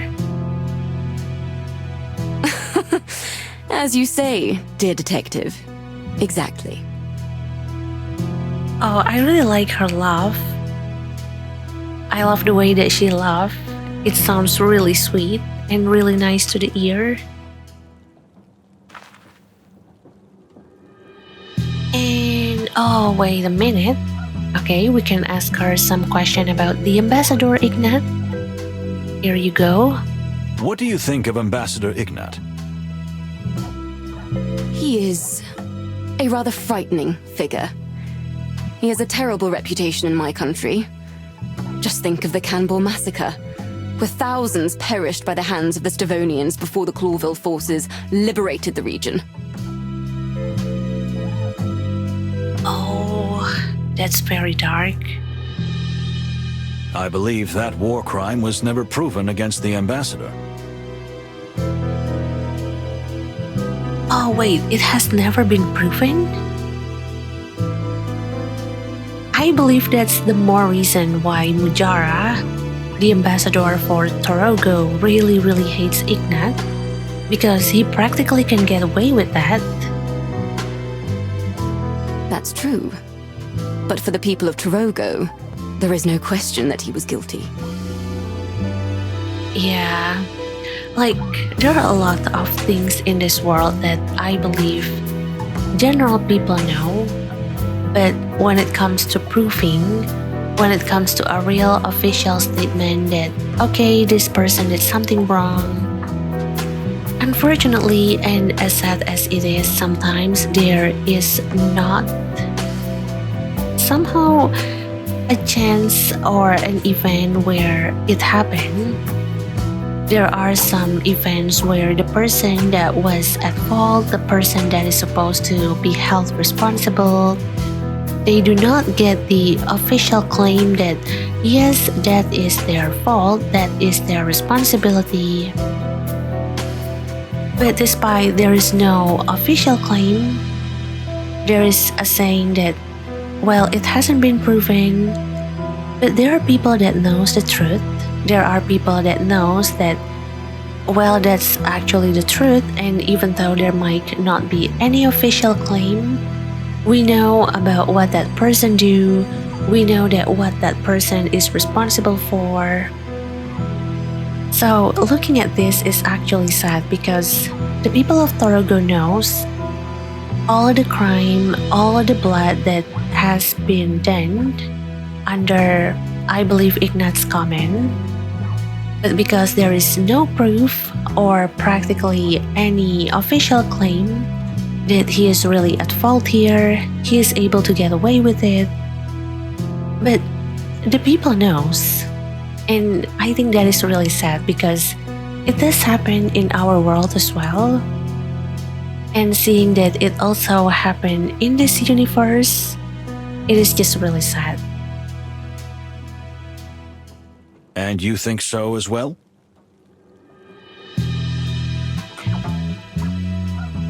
Yeah, I think. You know, Mr. Wildflower, I try to see the best in everyone, even when it's very difficult.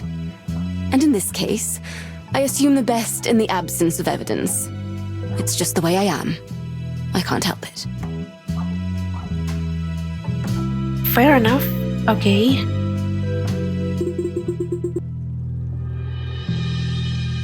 But yeah, I think that does it.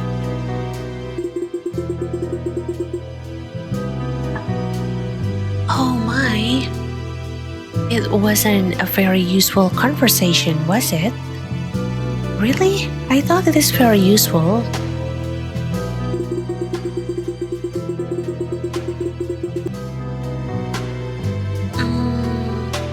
Let's just say I did not learn everything I wanted to know, but that's not your fault. I hope we can talk some other time. I sincerely hope so.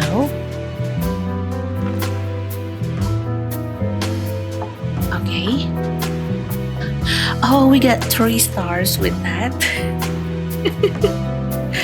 Unfortunately, not everything turned out as we would have liked. Maybe next time. But yeah, maybe let's wait until the full version of this game. And I believe later on we can come back stronger, better, smarter.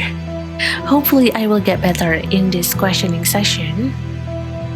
But for now, since we do have one other person to talk to, I think we're just going to continue. Yep.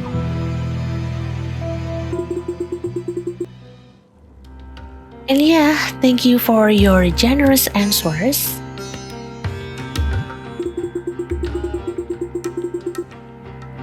Not a problem. I'm glad I could help, though.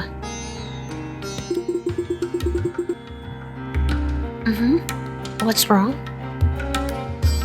And Plato, you are back. Thank you. I was about to think that I'm really going to be the third wheel here. And yeah, you can say it, dear.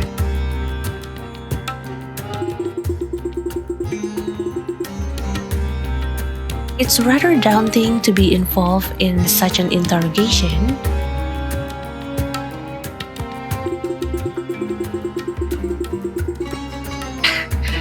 Well, I wouldn't say it was an interrogation, more of an analytical inquiry. Okay?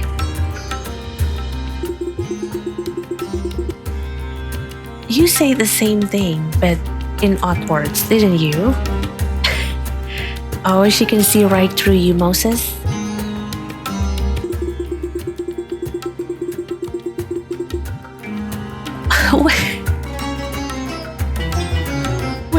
Wait, Plato, why do we really share the same brain cell? It is literally what I say. She is already seeing right through you, Moses. See? It is that easy. This is what I say. Oh my god. Okay. I get it. Okay. And yeah, wait, can I talk to her some more? No? Indeed. Yeah, I think that's everything. Just let me know if I can help you more. Thank you, my dear. We will do so. Alright. Yeah, I think for now we are just going to go out of this room. We do have one more person to go to. So yeah, see you later, Fanny. There we go. Time actions until next key event 1. Alright. I think we're just going to go through this wagon. Yeah.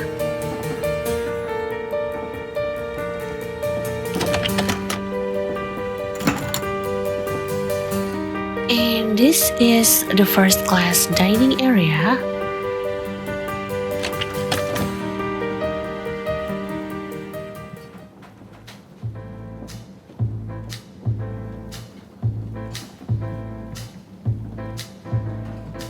Oh wow.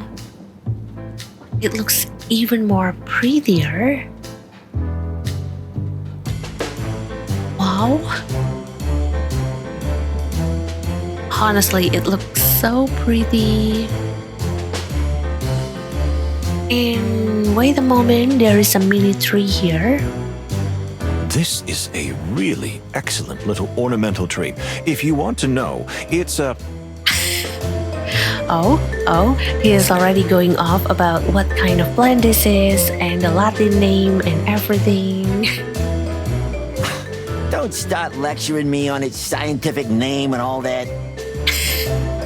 Plato has had enough. But I just... Moses, please.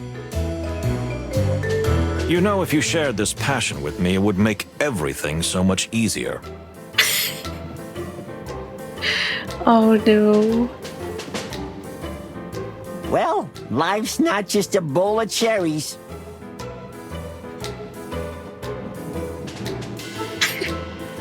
That was hilarious. I think that's the first time I hear Moses complaining about how he and Plato, well, they practically does not share the same kind of interest towards plan. And this is where we are coming from. Yeah, so before we're going to take a look at the stuff that we have behind us, maybe let me take a look at this. Yeah, they also have this decoration aspect here. Well, well.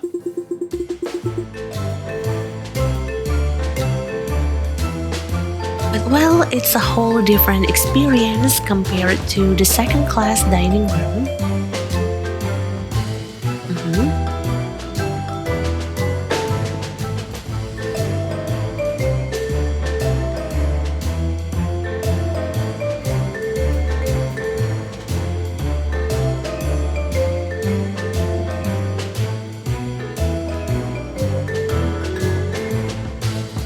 Anyway, now let's take a look at this side. This is the door that will lead to the first class wagon. And there is a bar as well here. Wait, let me click on this one. Oh wow, it looks pretty. Wait, I'm screenshotting this bar. Oh, I really wish there is a screenshot feature. Like maybe an option to hide UI and cursor. Because this place looks really pretty. Although, yeah, is there anything that I can take a look at here? I'm not sure if there is anything.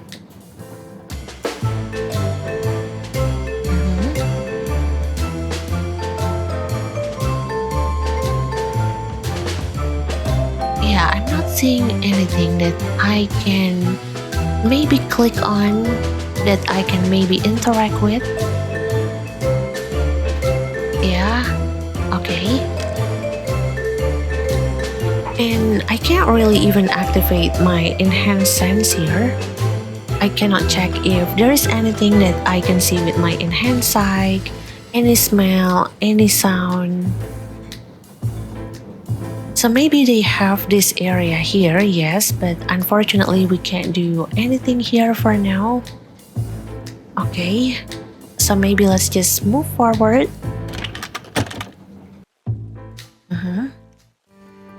Oh wow, this looks so fancy.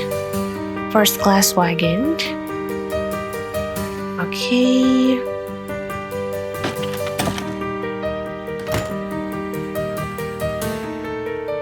Alright, here we go. Yes, this is the Baron's room.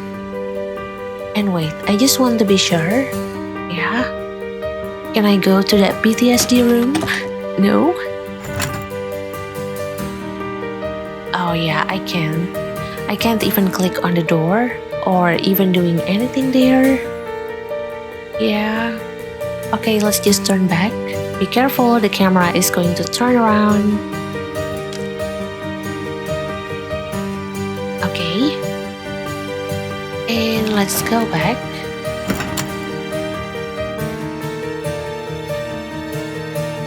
Okay. We need to turn around one more time. And here we go. Baron's room. Knock knock.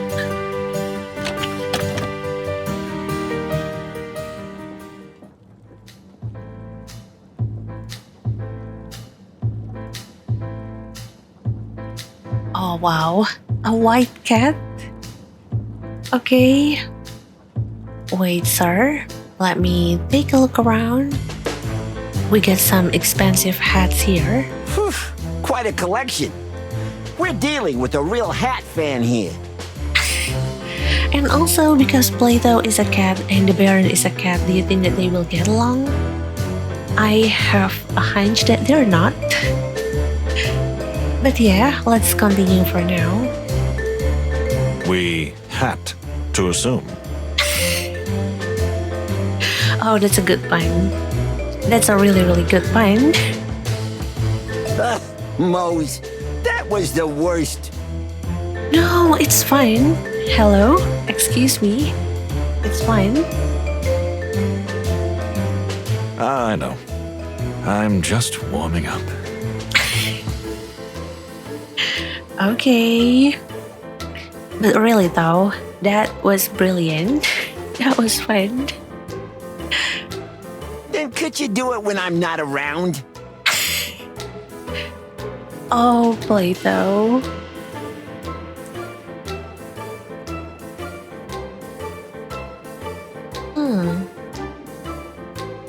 And what do we have here? A small table. Oh, wait. Jewelry box.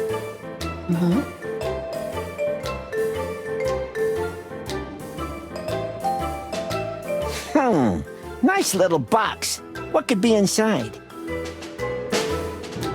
Again, I'm going to always think, like every time we come across any kind of box, I'm going to assume that what is inside that is going to be a gun.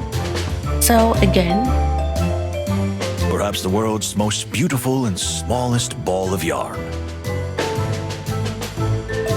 Braided from a golden thread.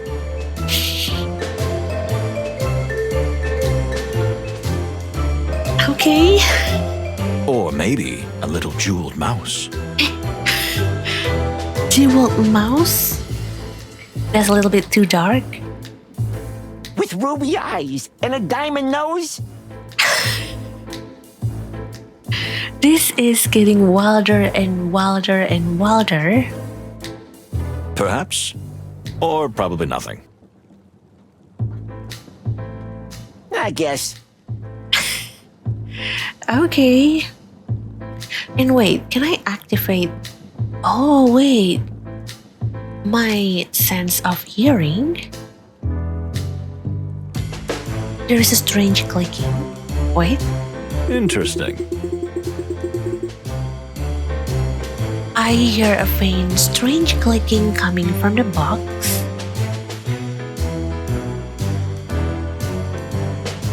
Wait, what kind of item that can make a clicking sound? Well, I'm using my mouse and it does make a clicking sound, but I believe on this era, they don't really have a mouse yet. Okay, I have to admit that was quite strange. Alright, let's go back. And yeah, I just realized that we actually haven't been using our enhanced sense. So maybe let's try using them. Okay. Is there any kind of smell? Oh, only the perfume from the Baron?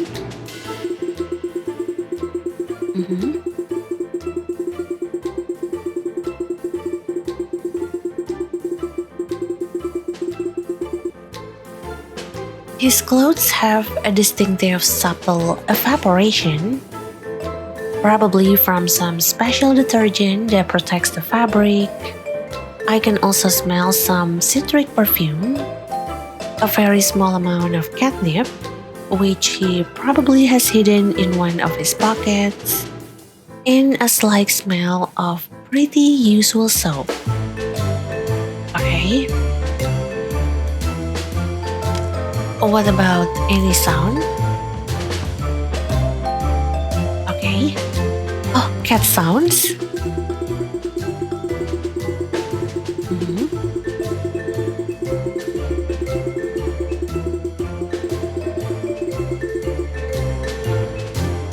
His heartbeat is generally slow, but sometimes it gets a little irregular. It is as if he's constantly holding himself calm with a mantra, while inside he is actually boiling. Of course, this is just a guess. It could also be that he has some kind of heart condition. Okay, we will keep that in mind. Although right now I can't really come up with the reason of why he has quite irregular heartbeats. But yeah, last one. Oh, expensive outfit. Okay.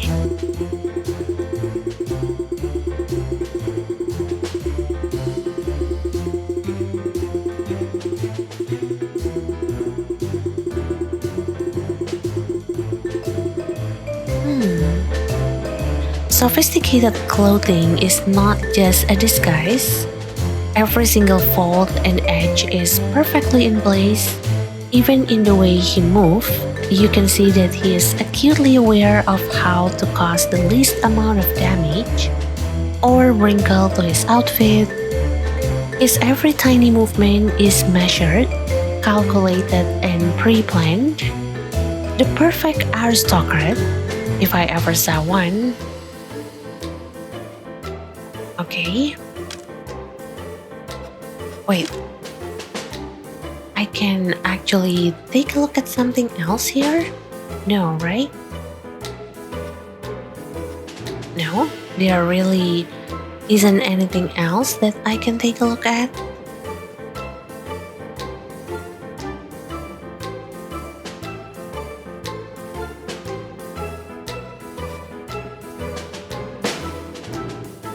And I think the camera here seems a little bit too stiff still. I'm not sure. But wait a moment. Let me take a look at the pillow bed here. Huh, look at all those pillows. You could drown in them. My head. I need a pill. Oh. What's wrong? Moses, for the furry, feathery, scaly last time, please stop trying to be funny. Wait, I don't get the joke. I'm sorry. I know. Sorry. That was a little bit much. I don't get the joke though. What is he trying to say? I'm sorry, I don't really understand the joke. I might need to rewind the recording. I might need to get back and see what he really said and try to understand the joke. But alright.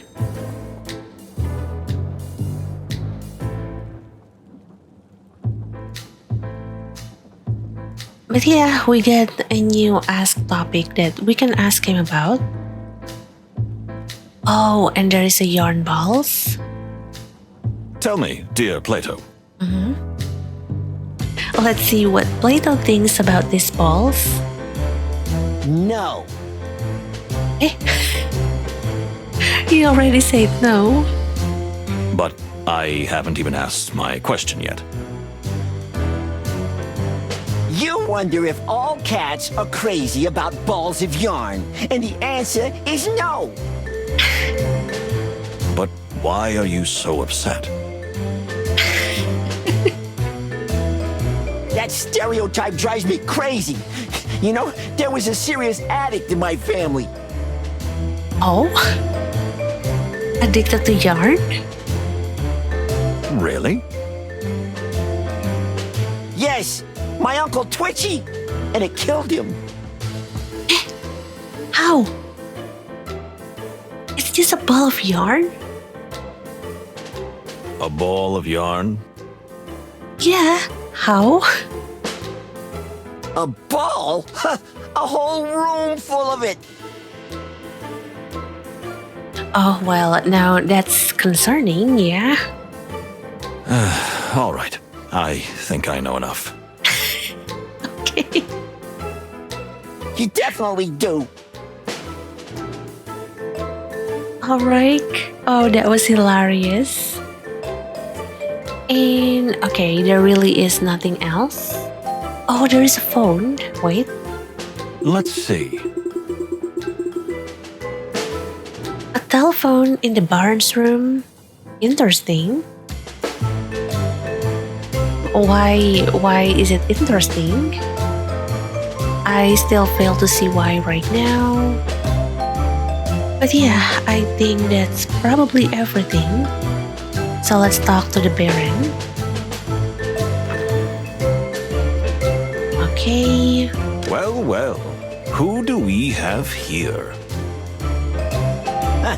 A real Clawvillian aristocrat, eh? Looks like it. Who is this guy?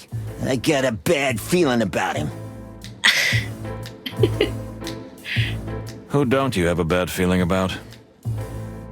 Well, that's actually valid.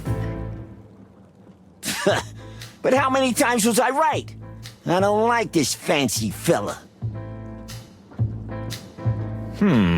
You two look quite alike. And Moses even have to say that. You two look quite alike. They are both cats. What do you expect? Even though they are different in color, but they are still cats, you know? I look nothing like that pillow-hugging, spoiled pussycat. What do... It's almost like you're coming from the same litter. Moses. Oh, he's even going further. Moses, I don't like it when you try to be funny. It is funny though. I have to say it is funny. And yeah, okay. Let's talk to Baron. Yeah, maybe let's strike up some conversation with him. Or maybe we should try ask topic first, maybe? Yeah, maybe let's try to ask about the nervous type. He looks like he's nervous. Forgive me for saying so, but you seem a little nervous. I couldn't help noticing you watching us out of the corner of your eye. And your heartbeat. So, you really are a detective, aren't you? By the way, yes, you're right. Ever since I heard that a murderer... Murderer? What? Murderer? Where? Yeah, where? I mean, there's an alleged murder on board. So we have heard. Oh, you are suspicious. Oh, you are so suspicious, Baron. Is that a slip of the tongue? I think that's a slip of the tongue. Really? Who told you that? Yes, who told you that? We're going to press further now that we know you actually spoke something that you shouldn't have said. Who? Everyone. Everybody's whispering about it. Someone's trying to kill the Stovonian ambassador. Well, who wouldn't want to? Oh, you can't help but speak everything that is in your mind, Baron. I think you are that type. The type of person that just happens to let out their mind, can't really keep everything in their mind. No surprise. A little more seriousness, my dear Plato. Unfortunately, it's really not surprising. Still, it's a terrible thing to hear. Is it really? Baron, my advice for you is to maybe try to keep things to yourself. Maybe do not try to speak everything that you have in your mind. Like, he's saying it's a terrible thing to hear, and in the next second, he's like, is it really? So, you think the ambassador is in grave danger? Isn't it your job to protect him? You could do that instead of harassing me. Bravo, well said. Oh, this guy is definitely the source of my happiness for now. I think we should talk to him way more often. Maybe later in the full game, I will pay him a lot more visit just because I want to hear him saying something and then whispering the complete opposite thing or saying some nonsense things to himself in a whispering kind of sense.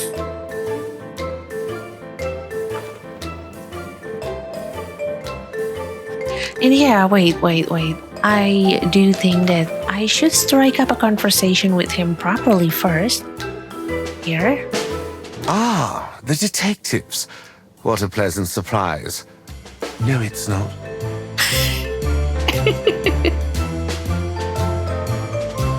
Oh, yeah, definitely. I'm going to pay him a visit a lot. Just because I want to hear him saying all these things.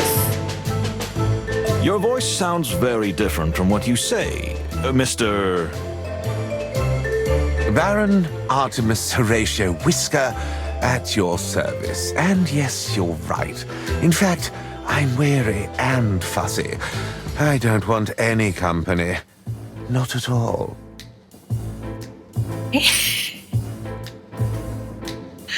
Okay.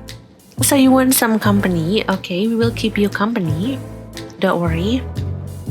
I think he's a very delightful person to talk to. He's very entertaining, and he doesn't even try to be entertaining. We're sorry to interrupt you, whatever you're doing. We'd just like to ask you a couple of questions since we've run into each other. You mean we ran into each other in my cabin after you showed up uninvited?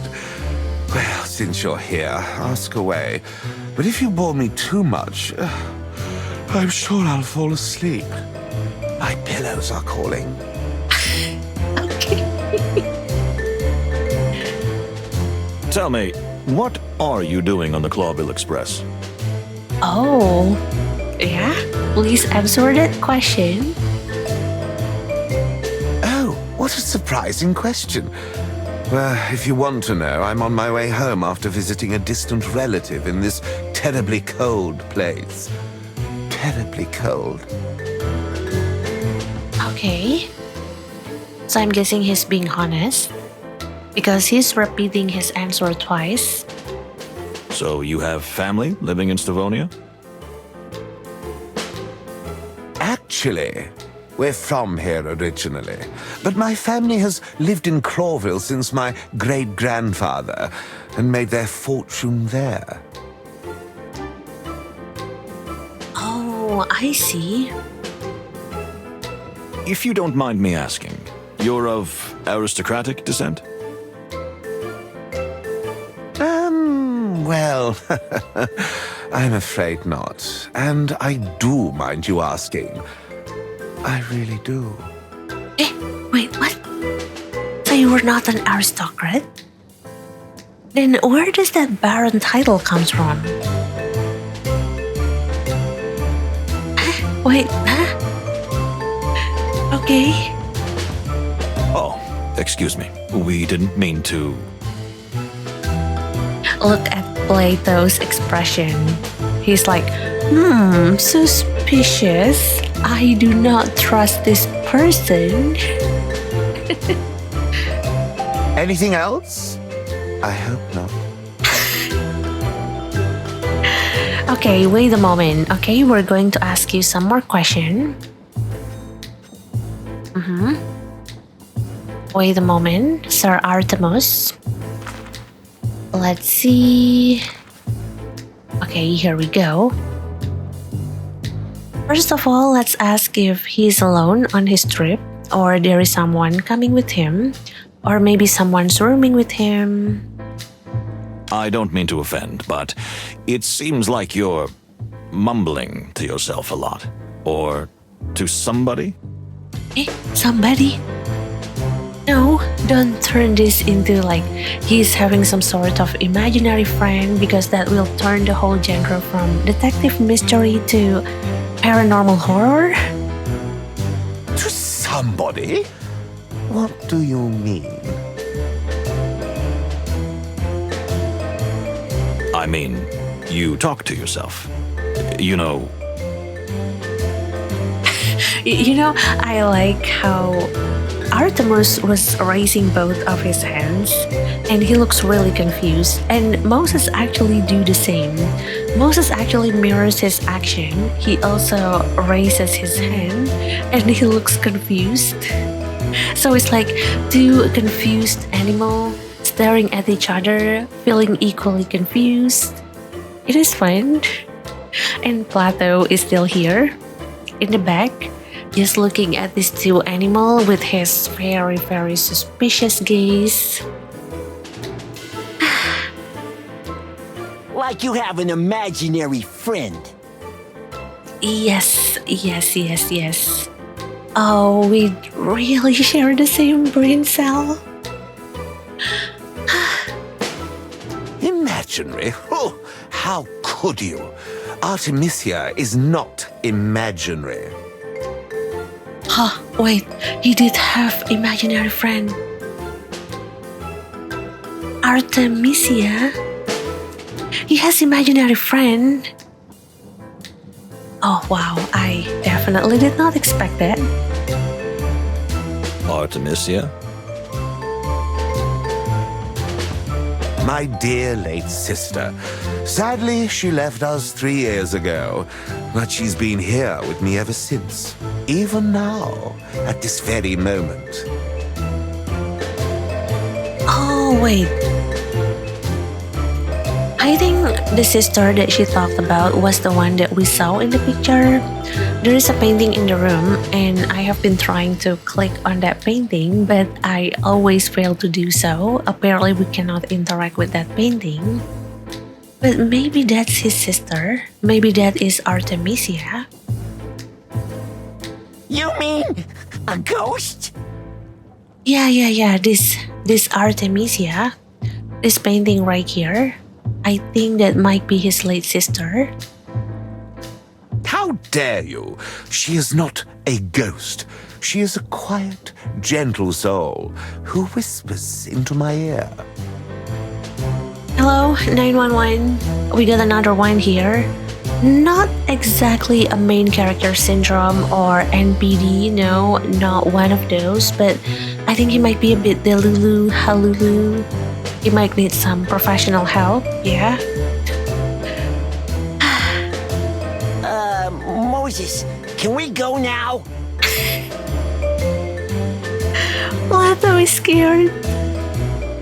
Can we go now? He's desperate. He's afraid now. Please, Plato, don't be so impolite. Thank you for your honesty, sir. And in that case, we salute to Miss Artemisia. Thank you. She is very pleased. No, not really. Oh, wait. So I think when we had this word that he's whispering to himself, or if maybe you can actually hear it, he's speaking about it in a very soft-spoken tone. I think it might not be Artemus speaking, but it might be Artemisia speaking. Like this praise of like, no, not really. I think it might be Artemisia speaking. Well, I'm not really sure how to explain it, but I do think if we have a word being placed in the middle of this, and he's saying it softly and like almost whispering to himself, I think that's Artemisia. But okay. What a lovely lady. Although, honestly, I would like to ramble quite a lot more about a lot of things that I saw on this game, I saw on this demo, but I think that we'll have to wait until the full version. I think once the full version is released, we're going to dive deep into this game, both from historical perspective. I do think there's a lot of historical reference, and I think also psychological reference. But yeah, Plato. That was quite a surprise. Okay, he's a very interesting person. And oh yeah, origins. Maybe let's talk about him some more before we're going to jump into the remote killer. I would like to return to your origins for a moment, if you don't mind. I do mind. He's so rude. Yeah, I think the part when Artemus says, he's so rude, I think that's Artemisia. I think that is Artemisia. So, your family made their fortune in Clawville. That is correct. And the relative you're visiting? Well, he's in a whole different class. What do you mean? Do you mean they're poor, penniless? Oh, that's me. Poor, penniless. It's a touchy subject, you know. If you don't mind, I'll just leave it at that. Okay. Yeah, it's okay. If you don't want to share, it is okay. Yes, but still, you're saying... Yeah, we understand, sir. And we won't be indiscreet. Right, Moses? Right.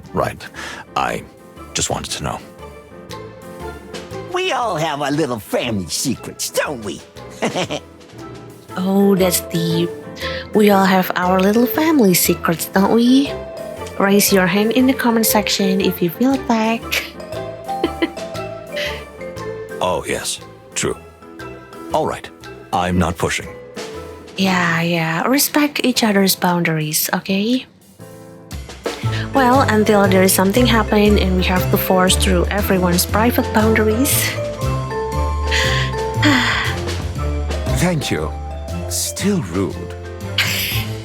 Okay, Artemisia. May I ask what's gotten into you, Plato?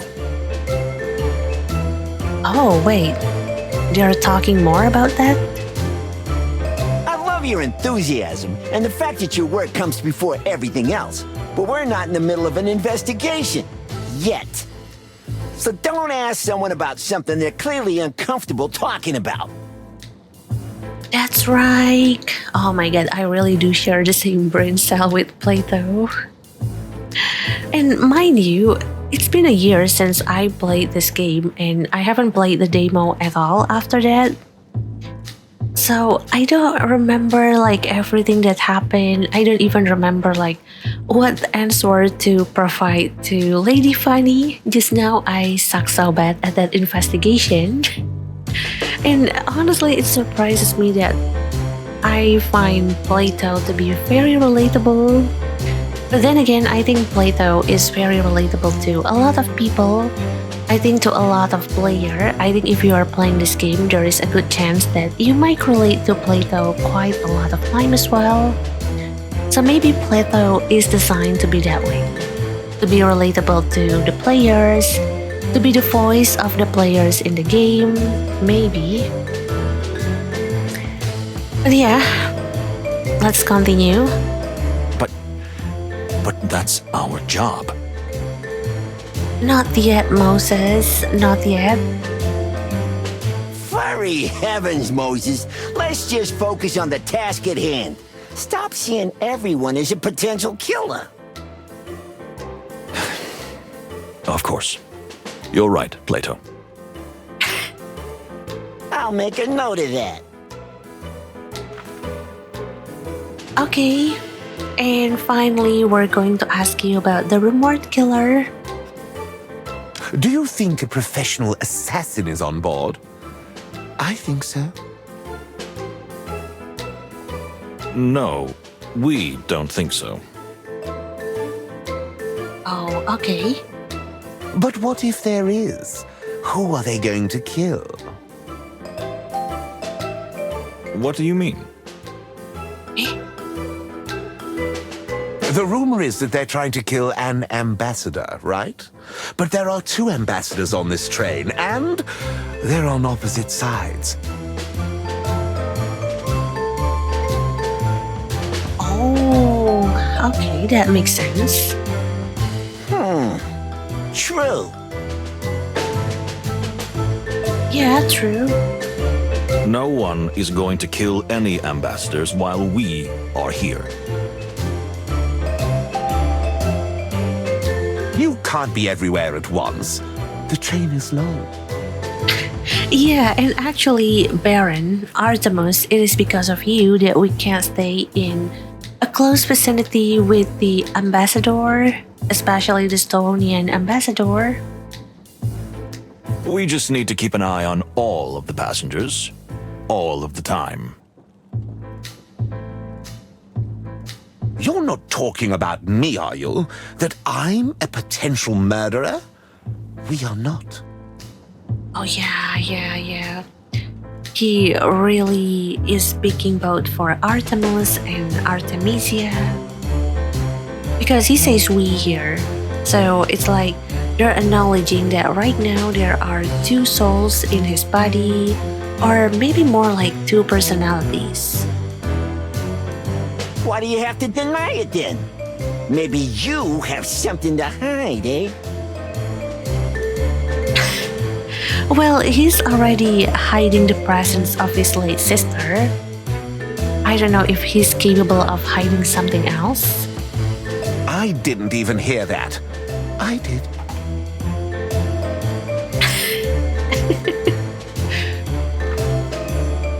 Alright. And I believe that we can actually, talk about him some more. So let's try talking with him. Oh wait, I think we are done here. Well, what do you want? Just quickly, if you please. Oh yes, let's see. Yeah, I think that is everything that we can talk to Artemis at this moment and Artemisia. Yeah, and this is what I'm talking about. Oh wait, we can actually interact with the painting now? Here? Yeah, this is Artemisia. So that's her. The Baron's dead sister? Yeah. Artemisia. Yes, now I confess I shivered a little at the thought of her being here with us even now. Do you believe in ghosts? No, of course not, my dear Plato. But I do believe in the power of faith, if you know what I mean. Eh? I don't understand what you are trying to say, dear. Yeah. And you? Well, Moses, I believe there are things that cannot be explained, and that we should notice when we stray into territory we don't know enough about. Well said. Yeah. So you're not going to be an occult detective, am I right? Not while I still got fur on my tail. Okay.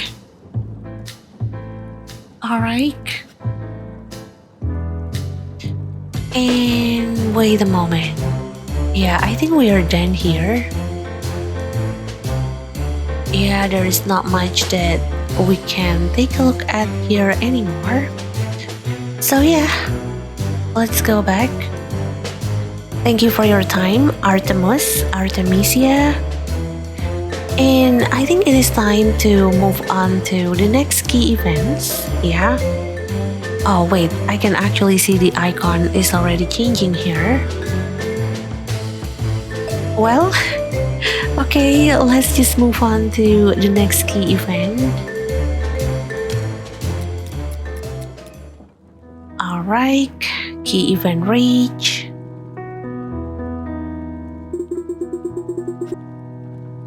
Okay, it's time.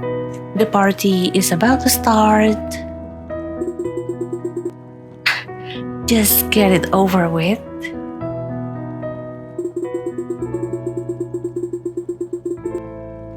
You will love it, believe me.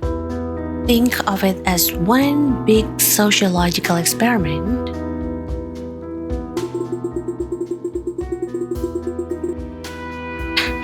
Yeah, but who's the subject? Them? Or is it me?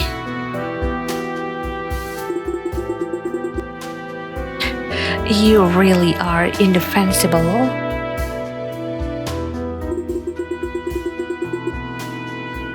You're right, dear friend. Sorry.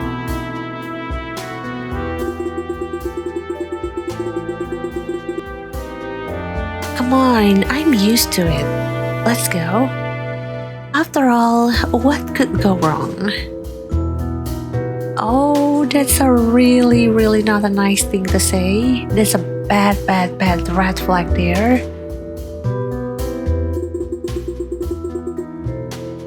As you say, Plato, what could go wrong? Everything. It is everything.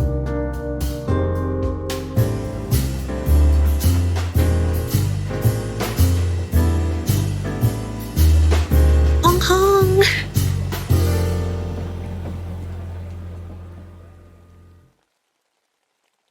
Dear passengers, welcome to the Clawville Express. I'm Pierre. I'm the conductor and steward in one person. Feel free to ask me any questions about the journey. Boring! Get to the point already. Calm down, Hong Kong. Yes, well, what we're here for is a noble occasion. The Republic of Slavonia and the colonial empire of Clawville finally make peace. And together they cross the wilderness on the symbolic passage to seal the pact with a signature. Wow! I can't wait to see that. Hank.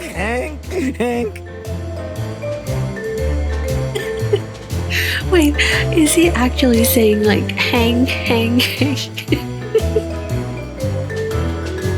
How wonderful it is to be here. Hush, my dear. Oh, yes. Sorry. A special welcome to the representative of the Torogo colonies, Ambassador Mojara. Greetings. And of course, the Slavonian ambassador and his lovely daughter.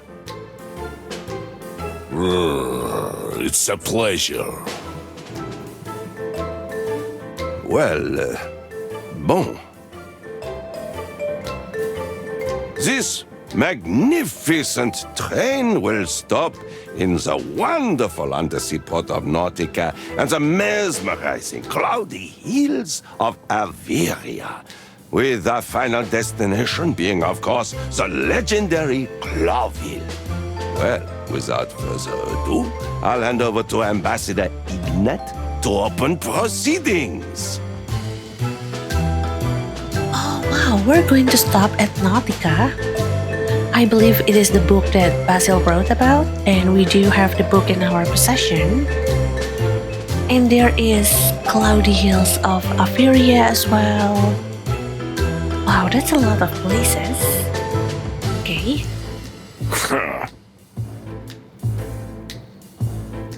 Very well then. It is never easy to unite two such great and mighty powers. But now we can end centuries of hostility by signing a treaty that guarantees peace for the next 20 years as planned. Wait, 20 years? Don't you think that's quite short? 20 years is not that long of a time. I feel like it might be made even more longer, maybe?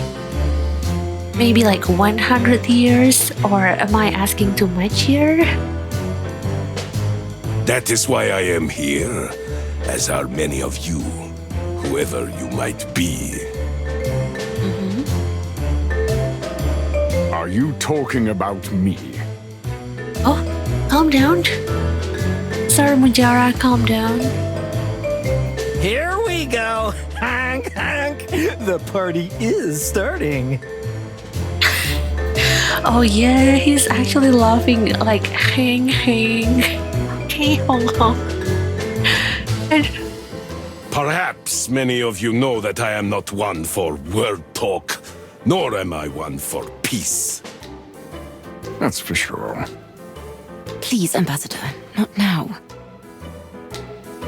Yet, I am here now because I believe this treaty will benefit both nations greatly. But I have to say, the glorious leaders of Stavonia have given me the authority to decide for myself whether or not to sign the treaty. What impudence! Sir, please. So I warn all of you that even this trip, however symbolic it may be, could have an impact on my decision. Oh, wow. Father, please. There is no need to be that arrogant. True. I agree with Madam Kanya here. Fine. So, I hereby officially open this great journey. May this voyage through the wilderness lead us to eternal peace, and so and so. What did he mean by that? That it's up to him to sign the papers or not? Ambassador Ignat does have more power than we thought, and that makes our mission even more important. Yeah, that's actually quite a surprising thing to find out. They don't pay me enough for this. I thought we were going on vacation. Oh, I agree with you, Plato. Well, I mean, they suffered enough already. They have to stay in that cramped compartment, and they need to somehow walk all the way from like the last car to the first car, back and forth, just to keep watch over the ambassador. So they're definitely not being paid enough for this. Plato, my dear friend, no one ever said that. So, if just one single hair falls off the ambassador's back... The peace is dead. And probably us along with it. Great prospects. Indeed.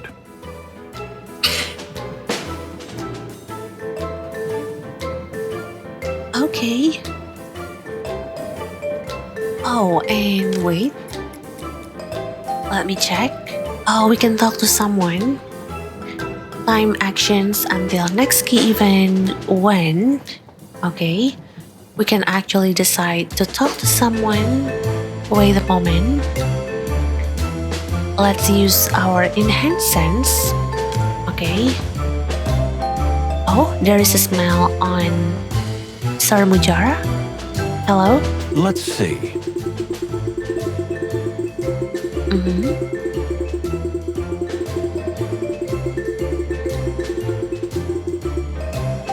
Fear? Or is it excitement? Anger, certainly. And a little contempt. You can feel it all in the ambassadors, and I don't know what to make of it. It is too complex a combination of smells to be deduced easily. Okay. And anything else that we can take a look at, maybe? Oh, a strange aura. Interesting.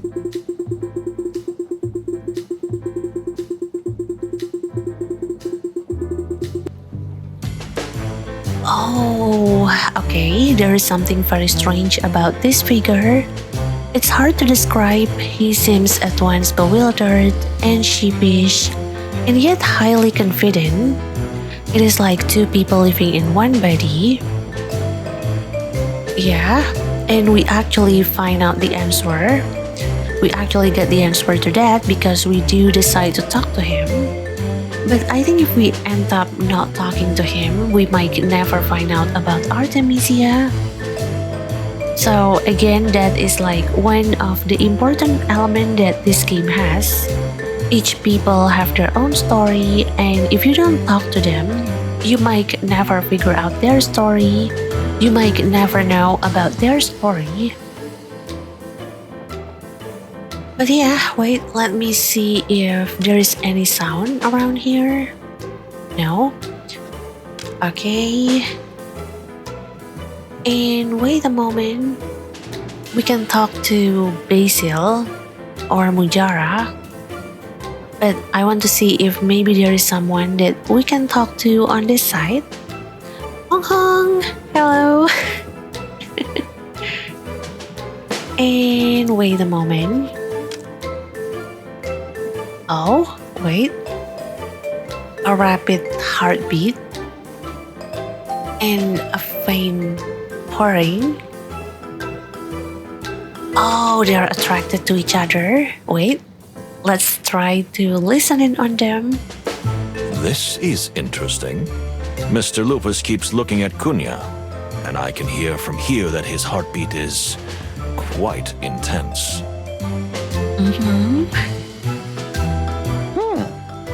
So, do you think those two, I don't know. Yet. But I'm sure Mr. Lupus has his eye on her. Well, I can't blame him. Oh, Plato. Okay. And let's check on the faint purring. I think they might be in some secret relationship. I'm not sure. Well, that's surprising. Okay. Huh? What did you hear? Although Cunha seems distant and reserved, in fact, she makes a very faint purring noise. Is she purring to herself? Like when someone hums a quiet melody to themselves, yes. And she is looking towards Mr. Lupus. Ooh, okay. I think we got something to talk about here.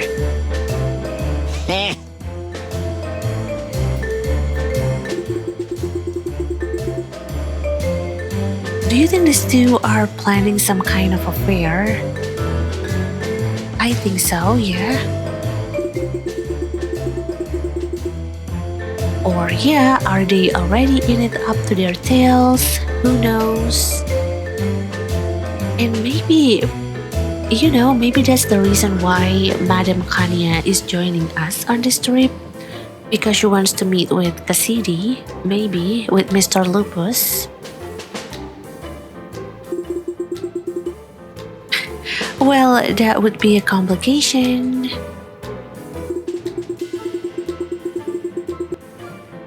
I feel, my dear Plato, that anything could happen on this train. Well, he's not exactly wrong. And let's try to check the scent. Oh, wait, it's like smell of sweat. Well, well.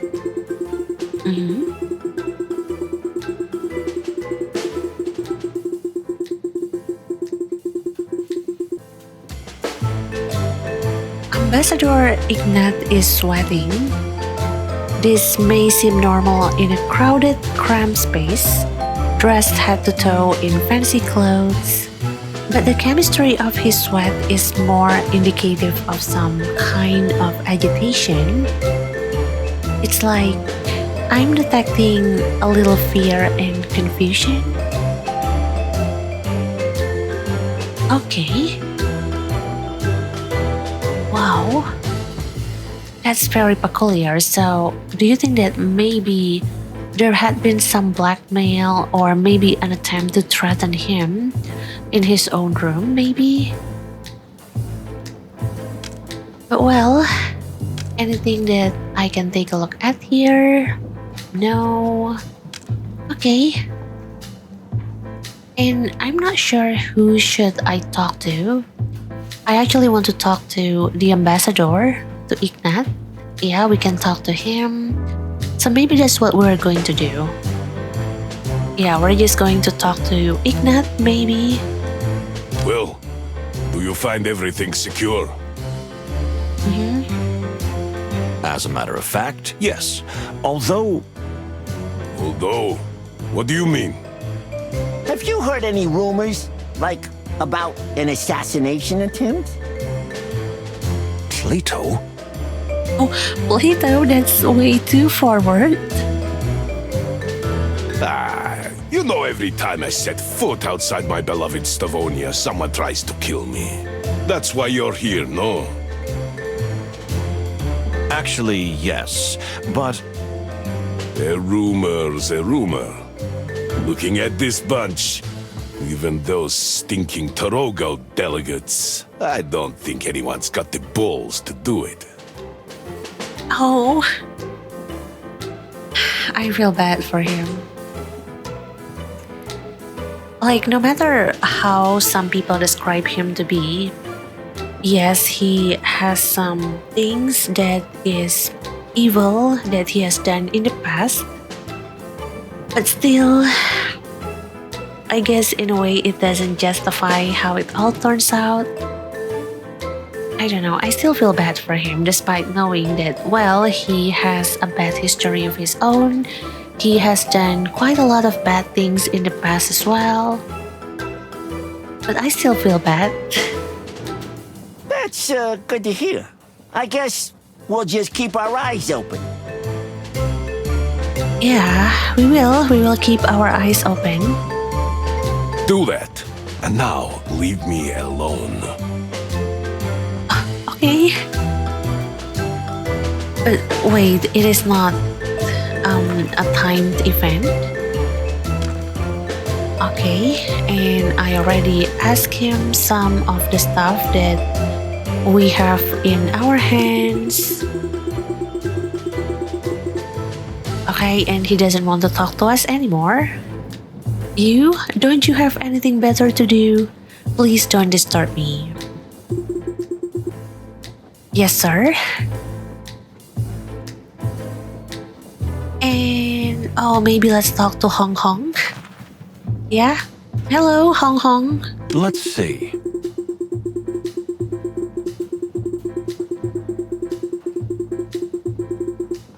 Wait, his name is really Hong Hong? Niels Martin Hong Hong.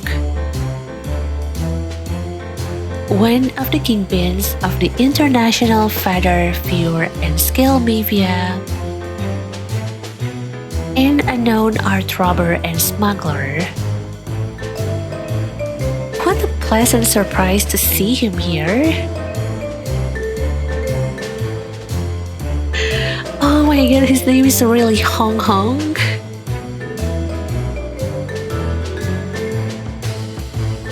Please don't be the killer, Hong Hong. I like him. I like his character. And can I talk to you, Hong Hong? Yeah? Have you found it yet? Oh? Not yet, but I'm sure he's on the train, Mr. Ambassador. Wait, who are you looking for? Don't you, Mr. Ambassador, me, Hong Kong. Do what you have to do. Even Ignat is calling him Hong Hong. Oh my god, I love that name, Hong Hong. I'm sorry. Ah, the detectives. We are finished here. Oh, sorry, we don't want to bother you. Goodbye, then. That was, cold. Well, you guys are real experts on timing, aren't you? And then Hong Hong turns into like this arrogant animal. We are. May we ask what the discussion we interrupted was about? Ah, nothing. Just a little trinket the ambassador lost. And why did he ask you to retrieve it, of all people? You know, I have a good eye for expensive things. Okay, Hong Hong. You're a real magpie, Honk Honk. But nothing can beat Plato saying Hong Kong. The way Plato saying it is like it is both mocking and also like trying to personally attack him. Like there's so much animosity in the way he says Hong Kong. And it is hilarious. Well, thank you. I take that as a compliment.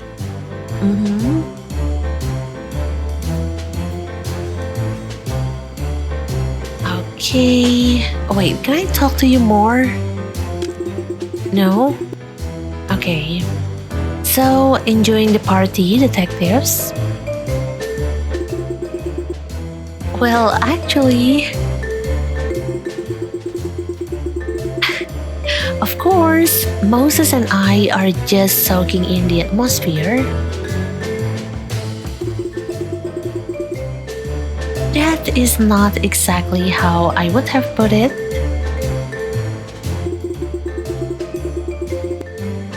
Just relax and try not to think of yourself as detectives.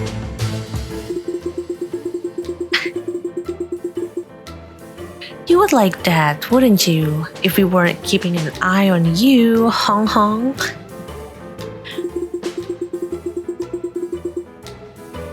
An eye on me? Why? I haven't done anything. But there's that unspoken yet lies between them. Like, I haven't done anything yet.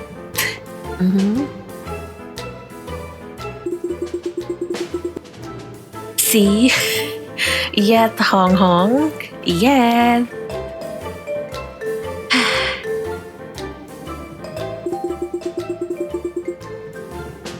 Prejudice is not a nice thing, detective. Okay. And I wonder who should we talk to next? We have Cassandra here. And well, we do have Sir Mujara here. You know what? Maybe let's go talk to Sir Mujara. Yeah, let's go check up on his condition.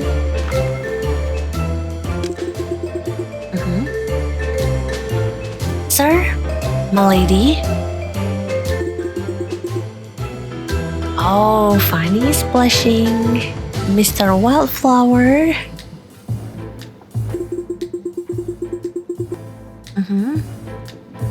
Ah, the detectives. Enjoying your evening?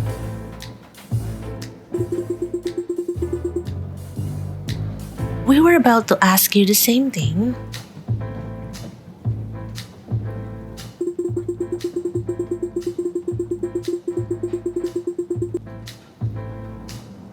Oh, the service is adequate. Although I'm not a fan of trains myself, they upset my stomach.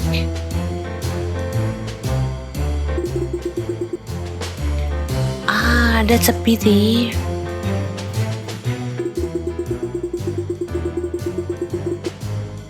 But sir, I already told you, there is a special plan if you crush the leaves.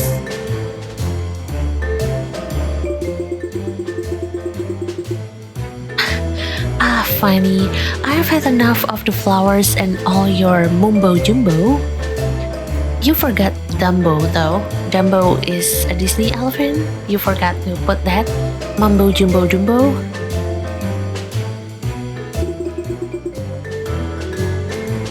But it seems like that Fanny is trying to make his condition better. Maybe through some plants, maybe he is studying up on herbal, maybe on herbal medicine. But I think Sir Mujara just maybe got tired of the herbal medicine and he no longer wants to deal with his problem using herbal medicine. Maybe he got tired of it. But yeah.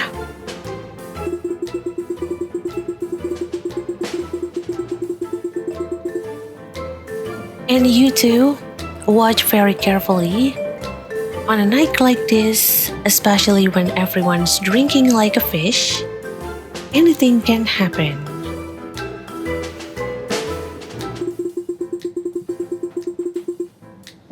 Thanks for the warning, Ambassador. We will be watching.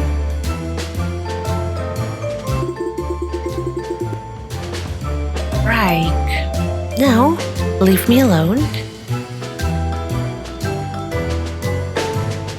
Okay. Wait, we really can't talk to them anymore? Listen, Oh yeah. We would better not disturb him now. He's not in a very good mood. Okay. Well, maybe we can talk to Basil. He seems to be having a really nice conversation with Artemis. Hello, you two. you really are a terrific fella. I mean, my furry friend. Artemis. Baron Artemis Horatio Whisker. Wow. Baron Artemis Horatio Whisker. Gesundheit. Oh, and I'm Basil. Basil Pesca at your service. Basil Pasker. I think they did a typo there. Basil Pasker. Look, my dear fellow, I think you've had a little too much to drink. Would you mind looking for company elsewhere? Oh, the smell. The smell? Yes. So you can smell it too. Something stinks on this train. And I don't mean the water buffalo. Basil, you are about to offend him. Be careful.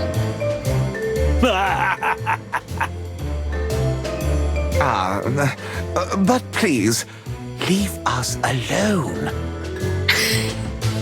I'm sorry, Artemis. You have to deal with him. Gentlemen. Oh, okay. Here comes Moses and Plato. Ah, the star detectives. Please, sir, stop shouting. Oh, yes, you're right. So really good to have you here. Before the killing, wink, wink. There's that wink wink. Excuse me? Quiet now. The killer may be among us. What killer? And how much have you had to drink? And look, they're mirroring each other's movements too. Plato is pointing at Basil, and Basil is pointing at Plato. A lot. And I don't know. All the other way round. One question at a time, please.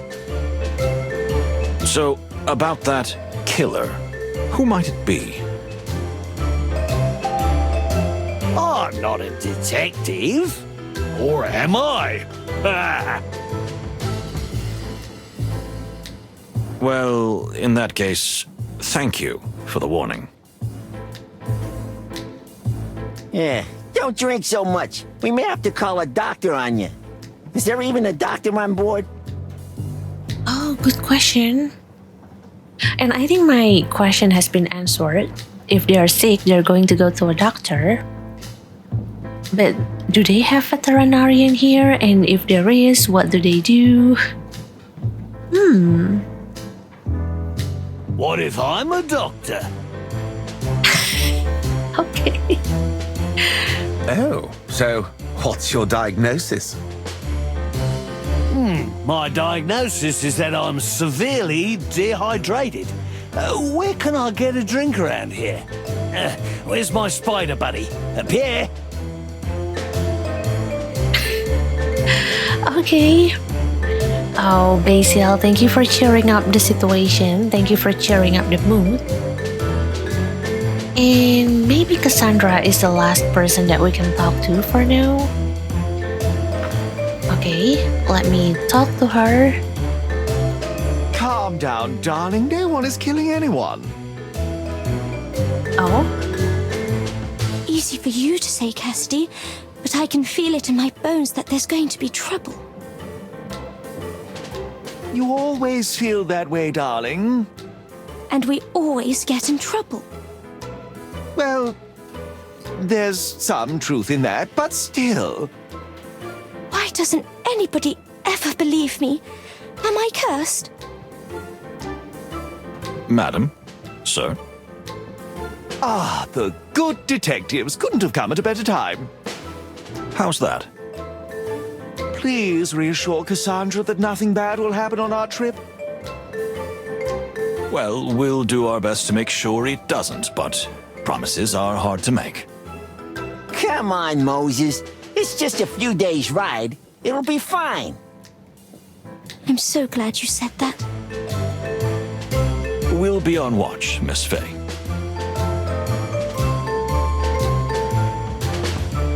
Okay. And yeah, I think. Wait, it feels like we have talked to everyone. Or maybe I need to talk to Fanny again? My dear, I couldn't help noticing that you mentioned some kind of medicinal herb to the ambassador. Oh yeah, we do need to talk to Fanny. Okay. And also, I do think that Cassandra's worry is justified. She's worried and she's actually in need of some reassurance. But unfortunately, Mr. Lupus right there is busy flirting with, well, Madame Kanya. So he's just like, what are you worrying about? Calm down. Just let me continue flirting with this lady right there. And I feel sad looking at that actually. That's why I did not make any commentary because I actually feel really sad about Lady Cassandra's situation. But yeah, maybe you can tell us more about the medicinal herb that we have here, Lady Fanny.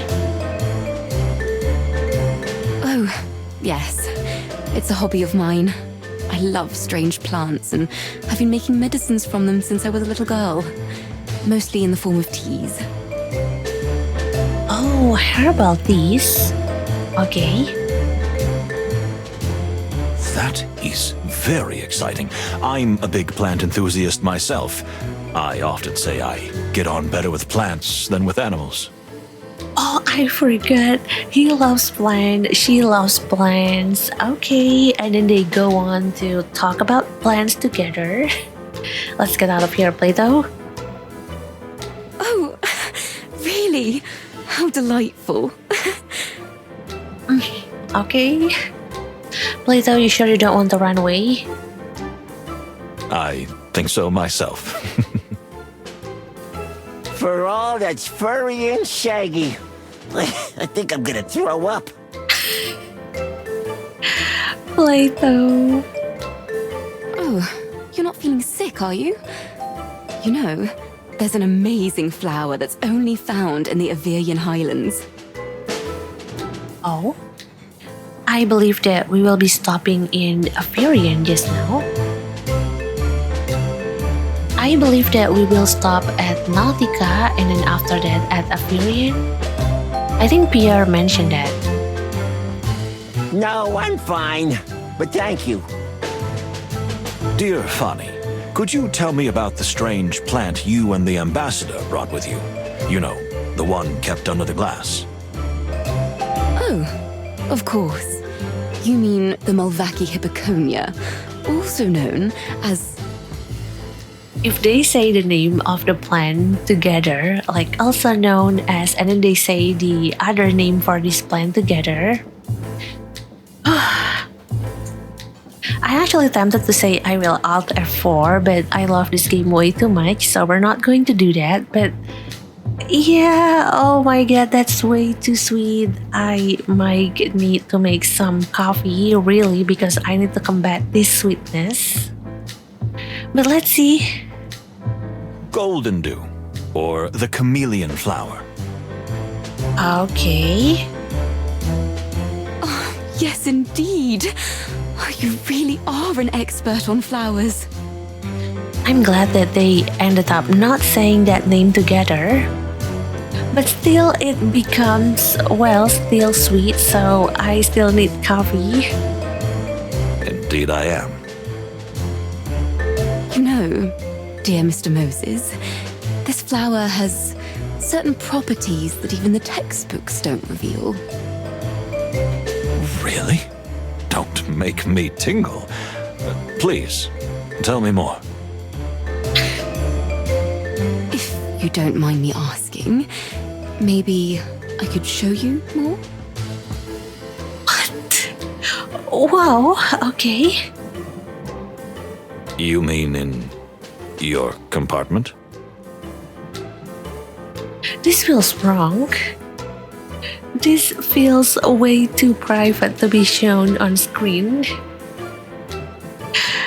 Plato, your comment, please. Well, yes. In my compartment shared with the ambassador. But as you can see, he's quite busy at the moment. Yeah, busy looking out the window and avoiding everyone. Thank you, Plato. In that case, I would be honored. And no, I don't mind. Oh, wow.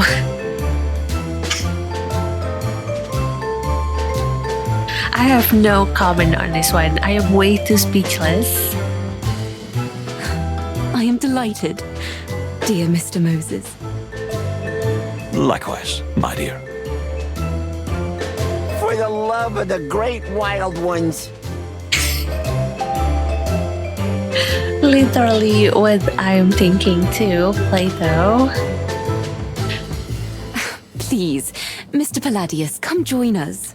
I assure you, you'll find out some very interesting things about the rarest of all orchids. Yes, my dear fellow, don't be shy. No. I really don't want to be a burden. You really deserve each other. I mean, professionally. I mean, flower-wise. Yes, and yes. We don't want to be a burden, so please, you two, go on ahead. And please don't take me with you, Moses. I don't want to know what kind of conversation or maybe other things that you will do with, well, Lady Fanny here. As you wish. Oh, well. You didn't seem to mind that much. I beg your pardon? Nothing. I'm going to take a look around with Plato. Unfortunately, we have to mingle for a while, but I'll be right back to escort you to your compartment. That'd be wonderful. Excellent. Let's go, Plato. Okay. But I really don't know who should we talk to after this. I feel like I have talked to a lot of people. I mean, Cassandra, maybe you have more to share?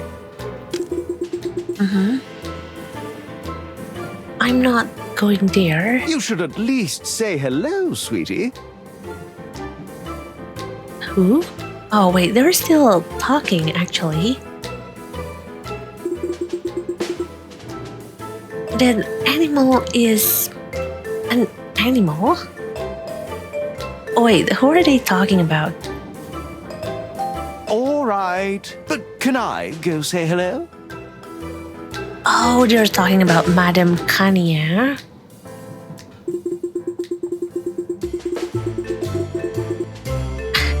Yeah, you just want to get closer to his daughter, don't you? That Kania? What? The very suggestion is offensive.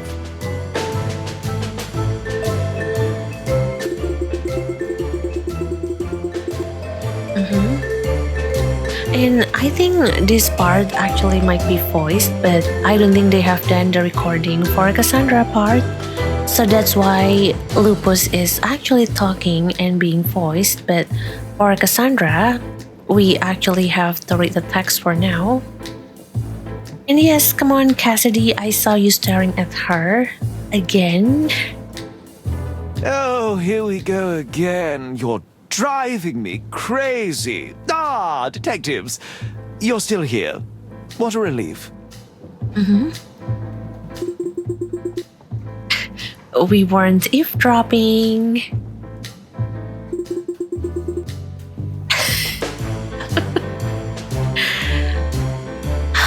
Oh, you are not very good with lying, Plato. Yeah?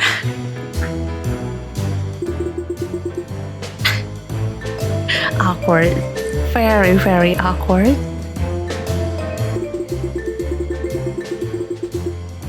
Then, I think we should go. Have a nice evening. Okay. Yeah, I wonder if there is anyone else that we can talk to. Maybe Basil? Yeah? Do you have more to share?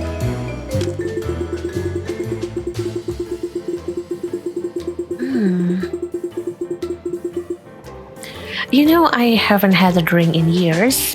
Not that much anyways. But the atmosphere here is really intoxicating. Or more like toxic.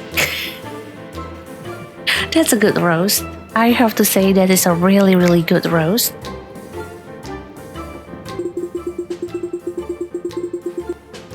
I think it is rather chilly.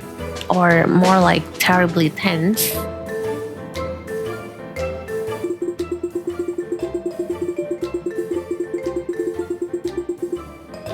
Come on, my little furry friend. No need to worry. You are the nervous type, aren't you? You look like it. Nervous type? Me? Calm down, Plato, he's drunk. And Moses actually agreeing with Basil. That's a generous understatement. But Moses...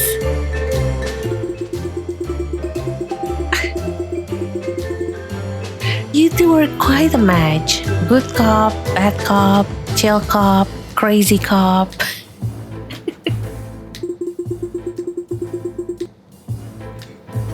Oh, and what do you want to say, Basil as? And you are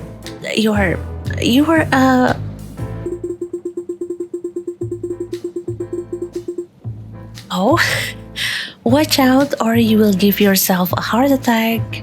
At your age, that's pretty dangerous.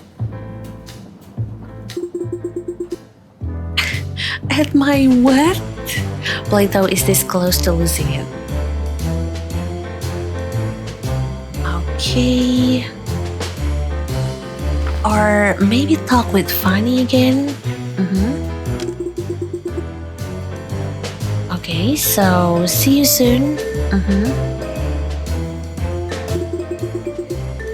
Can't wait, detective. Plato does not have any comment about that. Okay. Well, I think the only one with the exclamation mark is only Basil now. So yeah, let's talk to him again. Interesting.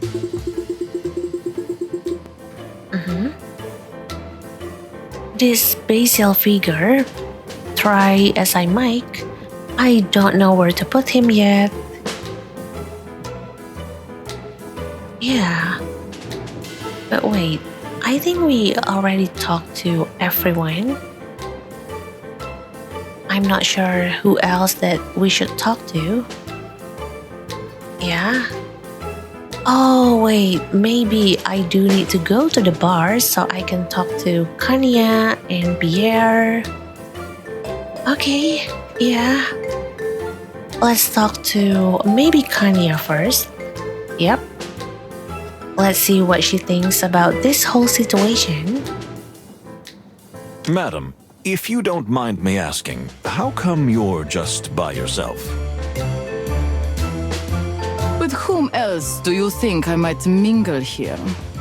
I just want to see Clawville. In this ridiculous trip with the peace negotiations, I care little. You don't mind your father being in the history books? He's been in many books, and nothing good has ever been written about him. Well, now is his chance to make history with the peace, right? Oh, come on. It's all just smoke and mirrors. They're wasting time. You think war is inevitable? If not right now, eventually, of course. Clawville and Stavonia can never coexist in peace.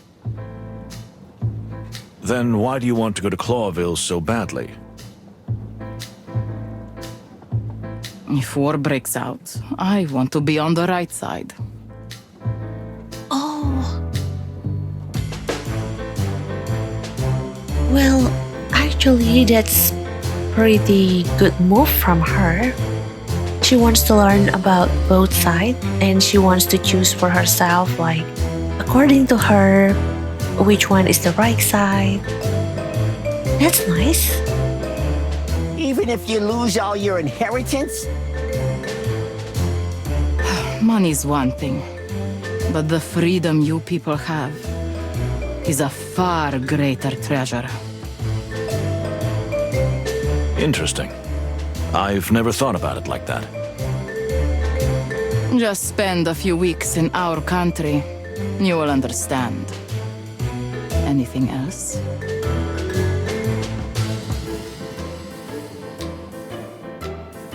Okay, and maybe let's talk to Pierre too.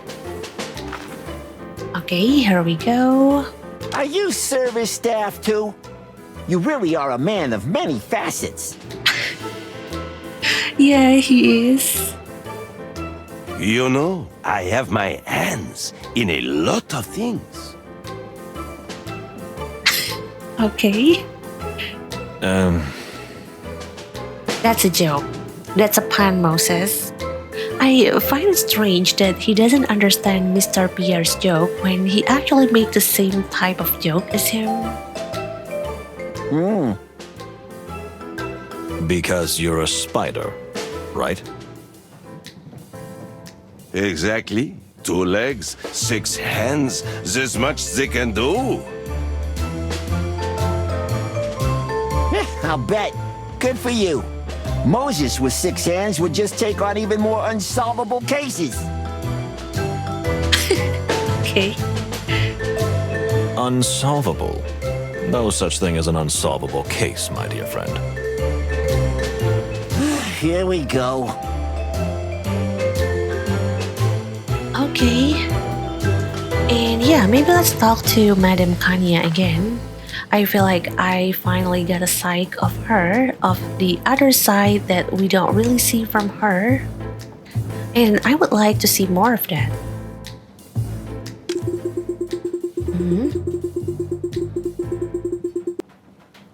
You know, I don't want to scare you, but there are nasty rumors about a possible assassination attempt.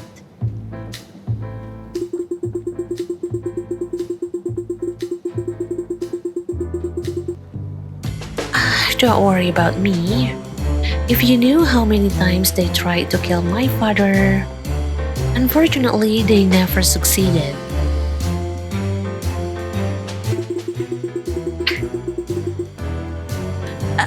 Unfortunately? But madam, you must be joking.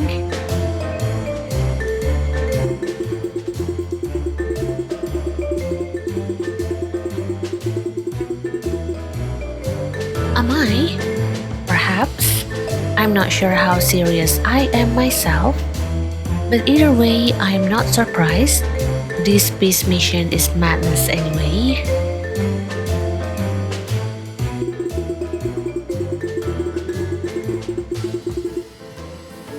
Well, please take care of yourself, and we will do our best to make this trip as smooth as possible.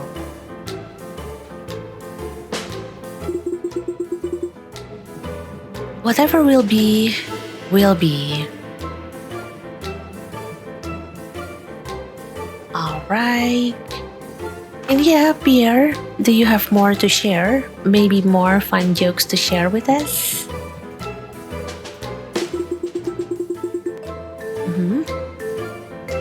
So, something refreshing, perhaps?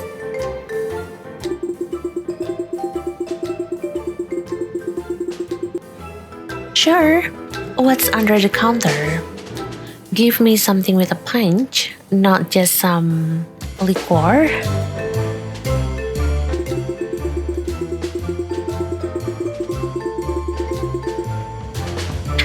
And Moses was like, no, thank you.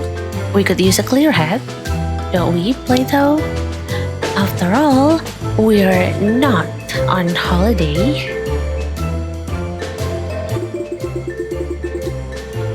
And you keep rubbing it in my face.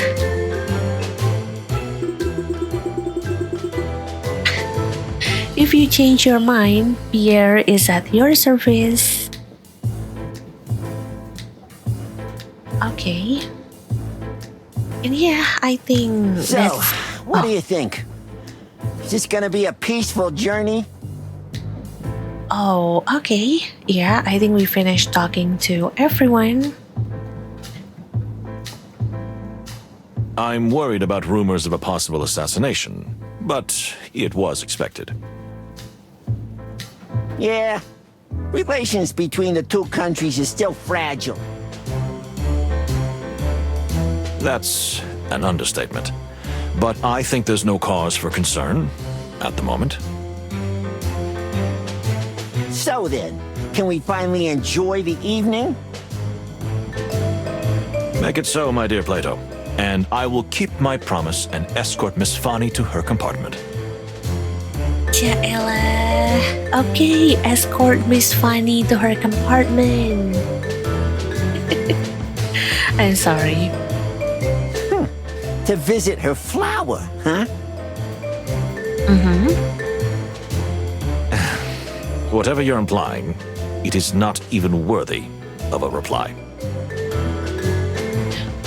Wait, what are you implying? But okay. Just enjoy yourself, Moses. You deserve it. Thank you, Plato. You are a good bro. Do the same, dear friend. I'll see you in our compartment. Yep.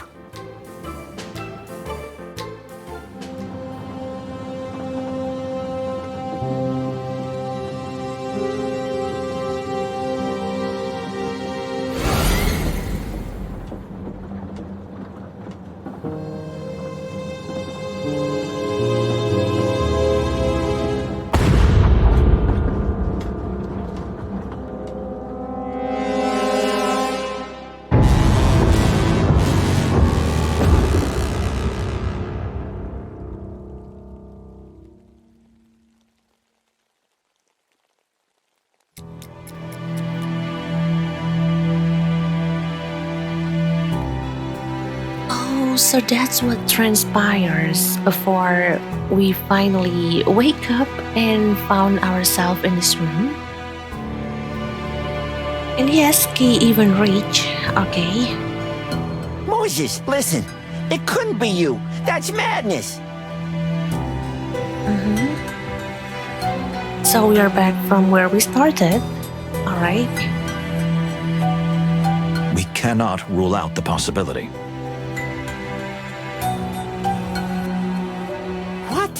You suspect yourself? Not a bit, my dear friend, but until I can prove otherwise, I can't rule out the possibility. This is insanity. No, it's perfectly logical, Plato. I don't remember what happened last night, so anything could have happened.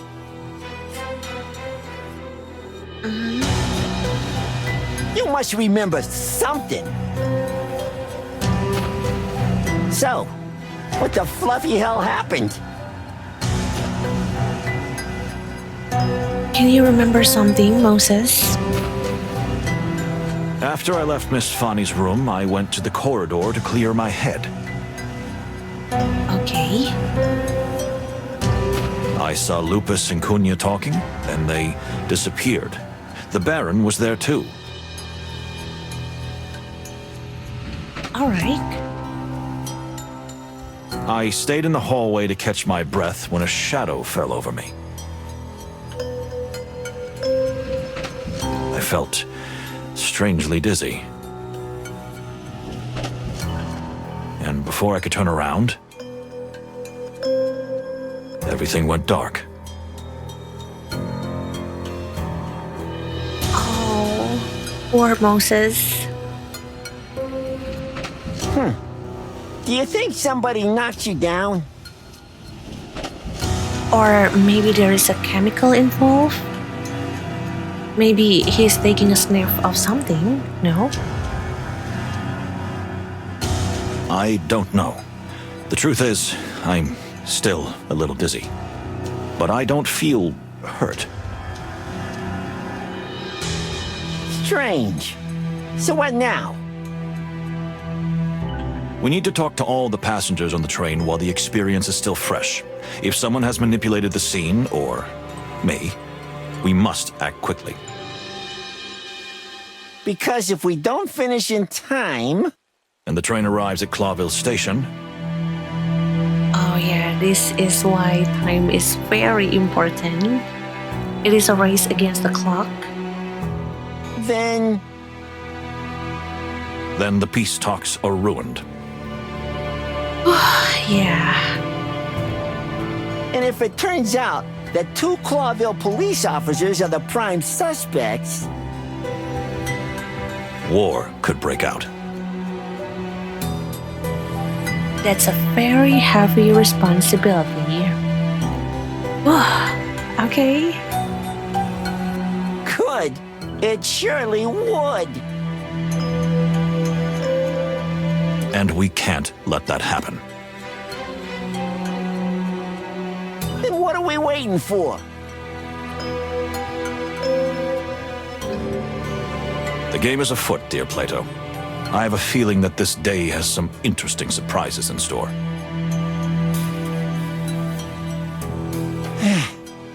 So we're not on holiday after all, are we? Unfortunately, no, Plato. We are in a very serious case right now. No one ever said so. But yeah, well, no one ever said so too. Okay. Everyone was there. All the people on the train were on edge, waiting for me to say something. Maybe some were waiting for me to confess to the murder. Others could be thinking I'd already found the killer. Maybe some were hoping it was a suicide. But unfortunately, I couldn't give any of them what they wanted.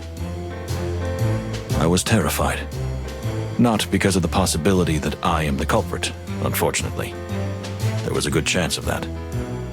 But because I might not find the answers before it was too late. Time was ticking away. Tick-tock. Tick-tock.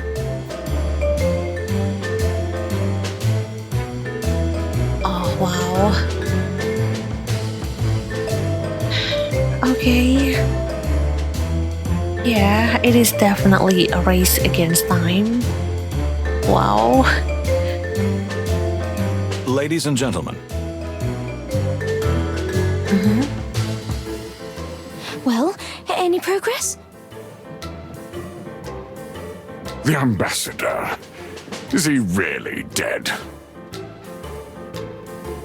You'd be happy, wouldn't you? I'll bet you would. How dare you? Please calm down. We'll find an explanation for everything.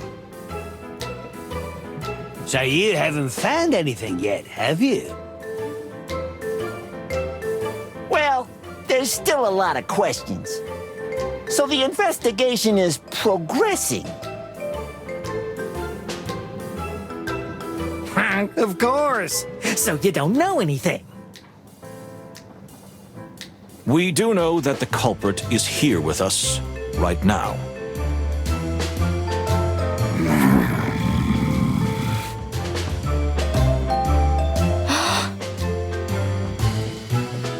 Oh no, she looks like she's about to faint.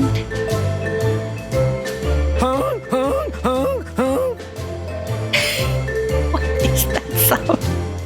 Oh, Hong Hong, you are such a mood booster.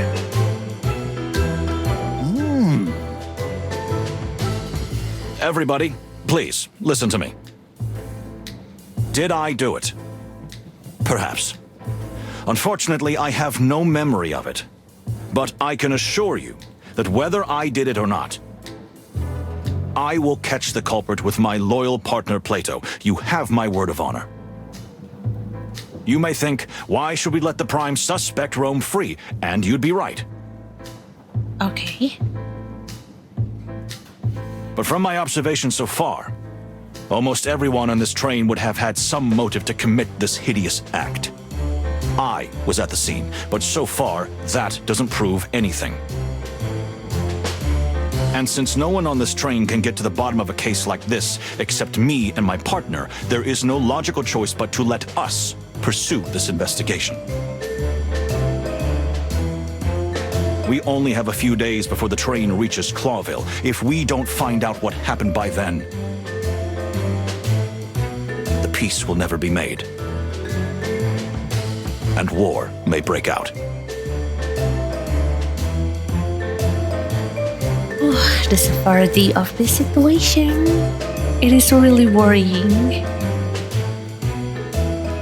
So I ask you, even if you don't believe me, to trust in the professionalism of the Clawville police, and of course in my dear partner Plato, who I ask to be more than just my partner this time, but to watch my every move. Because at this very moment, I do not know if I can trust myself or not.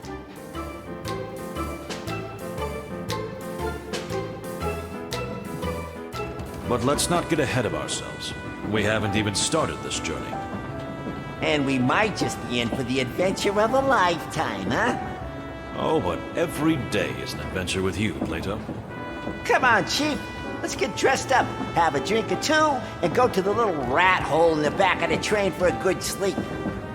What could go wrong?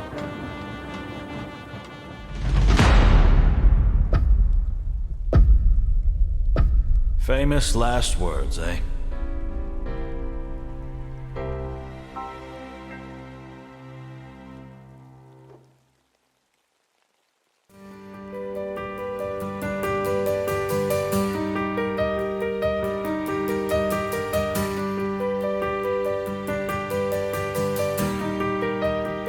Alright. Well, that was quite a journey. That was quite a trip. Unfortunately, it is still not finished yet. It is a trip that we don't really know what is the result of, unfortunately. But yeah, I think this is the end of this extended demo to Moses and Plato, last train to Clawville. And I have to say, it has been such a fascinating ride, right? I really enjoyed revisiting this world again. Thank you so much to Toge Productions as well for this opportunity and for sponsoring this video. And honestly, I feel like this version has so many new little details and also some improvements that definitely make the game even more charming. And of course, if you find yourself interested in trying out Moses and Plato Last Train to Clawville as well, especially if you are curious about the aspect of solving this case in your own way, because again, there is a very limited action that we can do for every run, which means there is a limited person that we can talk to, limited information that we have as well. Well, you can check out the link in the description down below. It will take you to their Steam store page where you can wishlist the game. So once the game is released, you can immediately buy the game, jump into the game, and of course do your own run, and discovering finally who is the culprit and the real truth behind this game.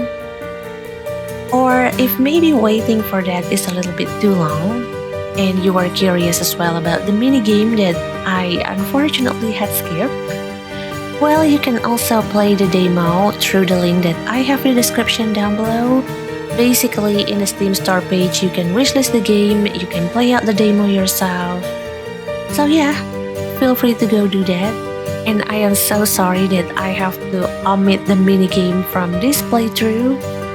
Honestly, it is really fun, it is very addicting, but at the same time, it is very time consuming. It is like jumping into a gacha game and then get attached and you cannot really get away from that. It's an addiction, basically. And yeah, I think I already talked so much about everything that I really love from Moses and Plato. I really love how the Wild Gentleman built its world with so much depth and attention to detail. There are definitely touches of history, psychology, even a little nods to biology, with all those Latin special names for animals and plants. And honestly, again, it all makes the game feel so alive and well thought out. I also find the timing system really intriguing, and I can't wait to see how it fully plays out in the complete version. But yes, for now, we will have to wait until the full release to finally solve this case together.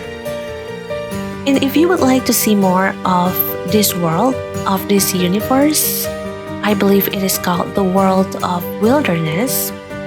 Well, you can also check out Chicken Police Painted Red and Chicken Police Into the Hive, especially Chicken Police Into the Hive because Moses and Plato actually make an appearance there. And I do play the demo for Chicken Police Into the Hive, I did mention it before as well. And trust me, the writing and voice acting that they have in that game are just as wonderful and witty as ever. And if you enjoy what we have been seeing here in Moses and Plato Last Train to Clawville, I believe that you will enjoy what you see in Chicken Police Into the Hive too. But for now, that's all for today's adventure. That's all for today's demo playthrough. If you like this video, don't forget to give it a like. And of course, maybe also hype this video because it is a new feature that YouTube has and I would really love it if you can hype the video. And if you haven't yet, please consider subscribing. I'm hoping to be able to post more playthrough like this, not just for demos but for full games too. So your likes, comments, and hypes and subscribing really help the channel grow, and it means so much to me. Thank you so much for watching, and I'll see you again in my next video. Thank you. Bye-bye.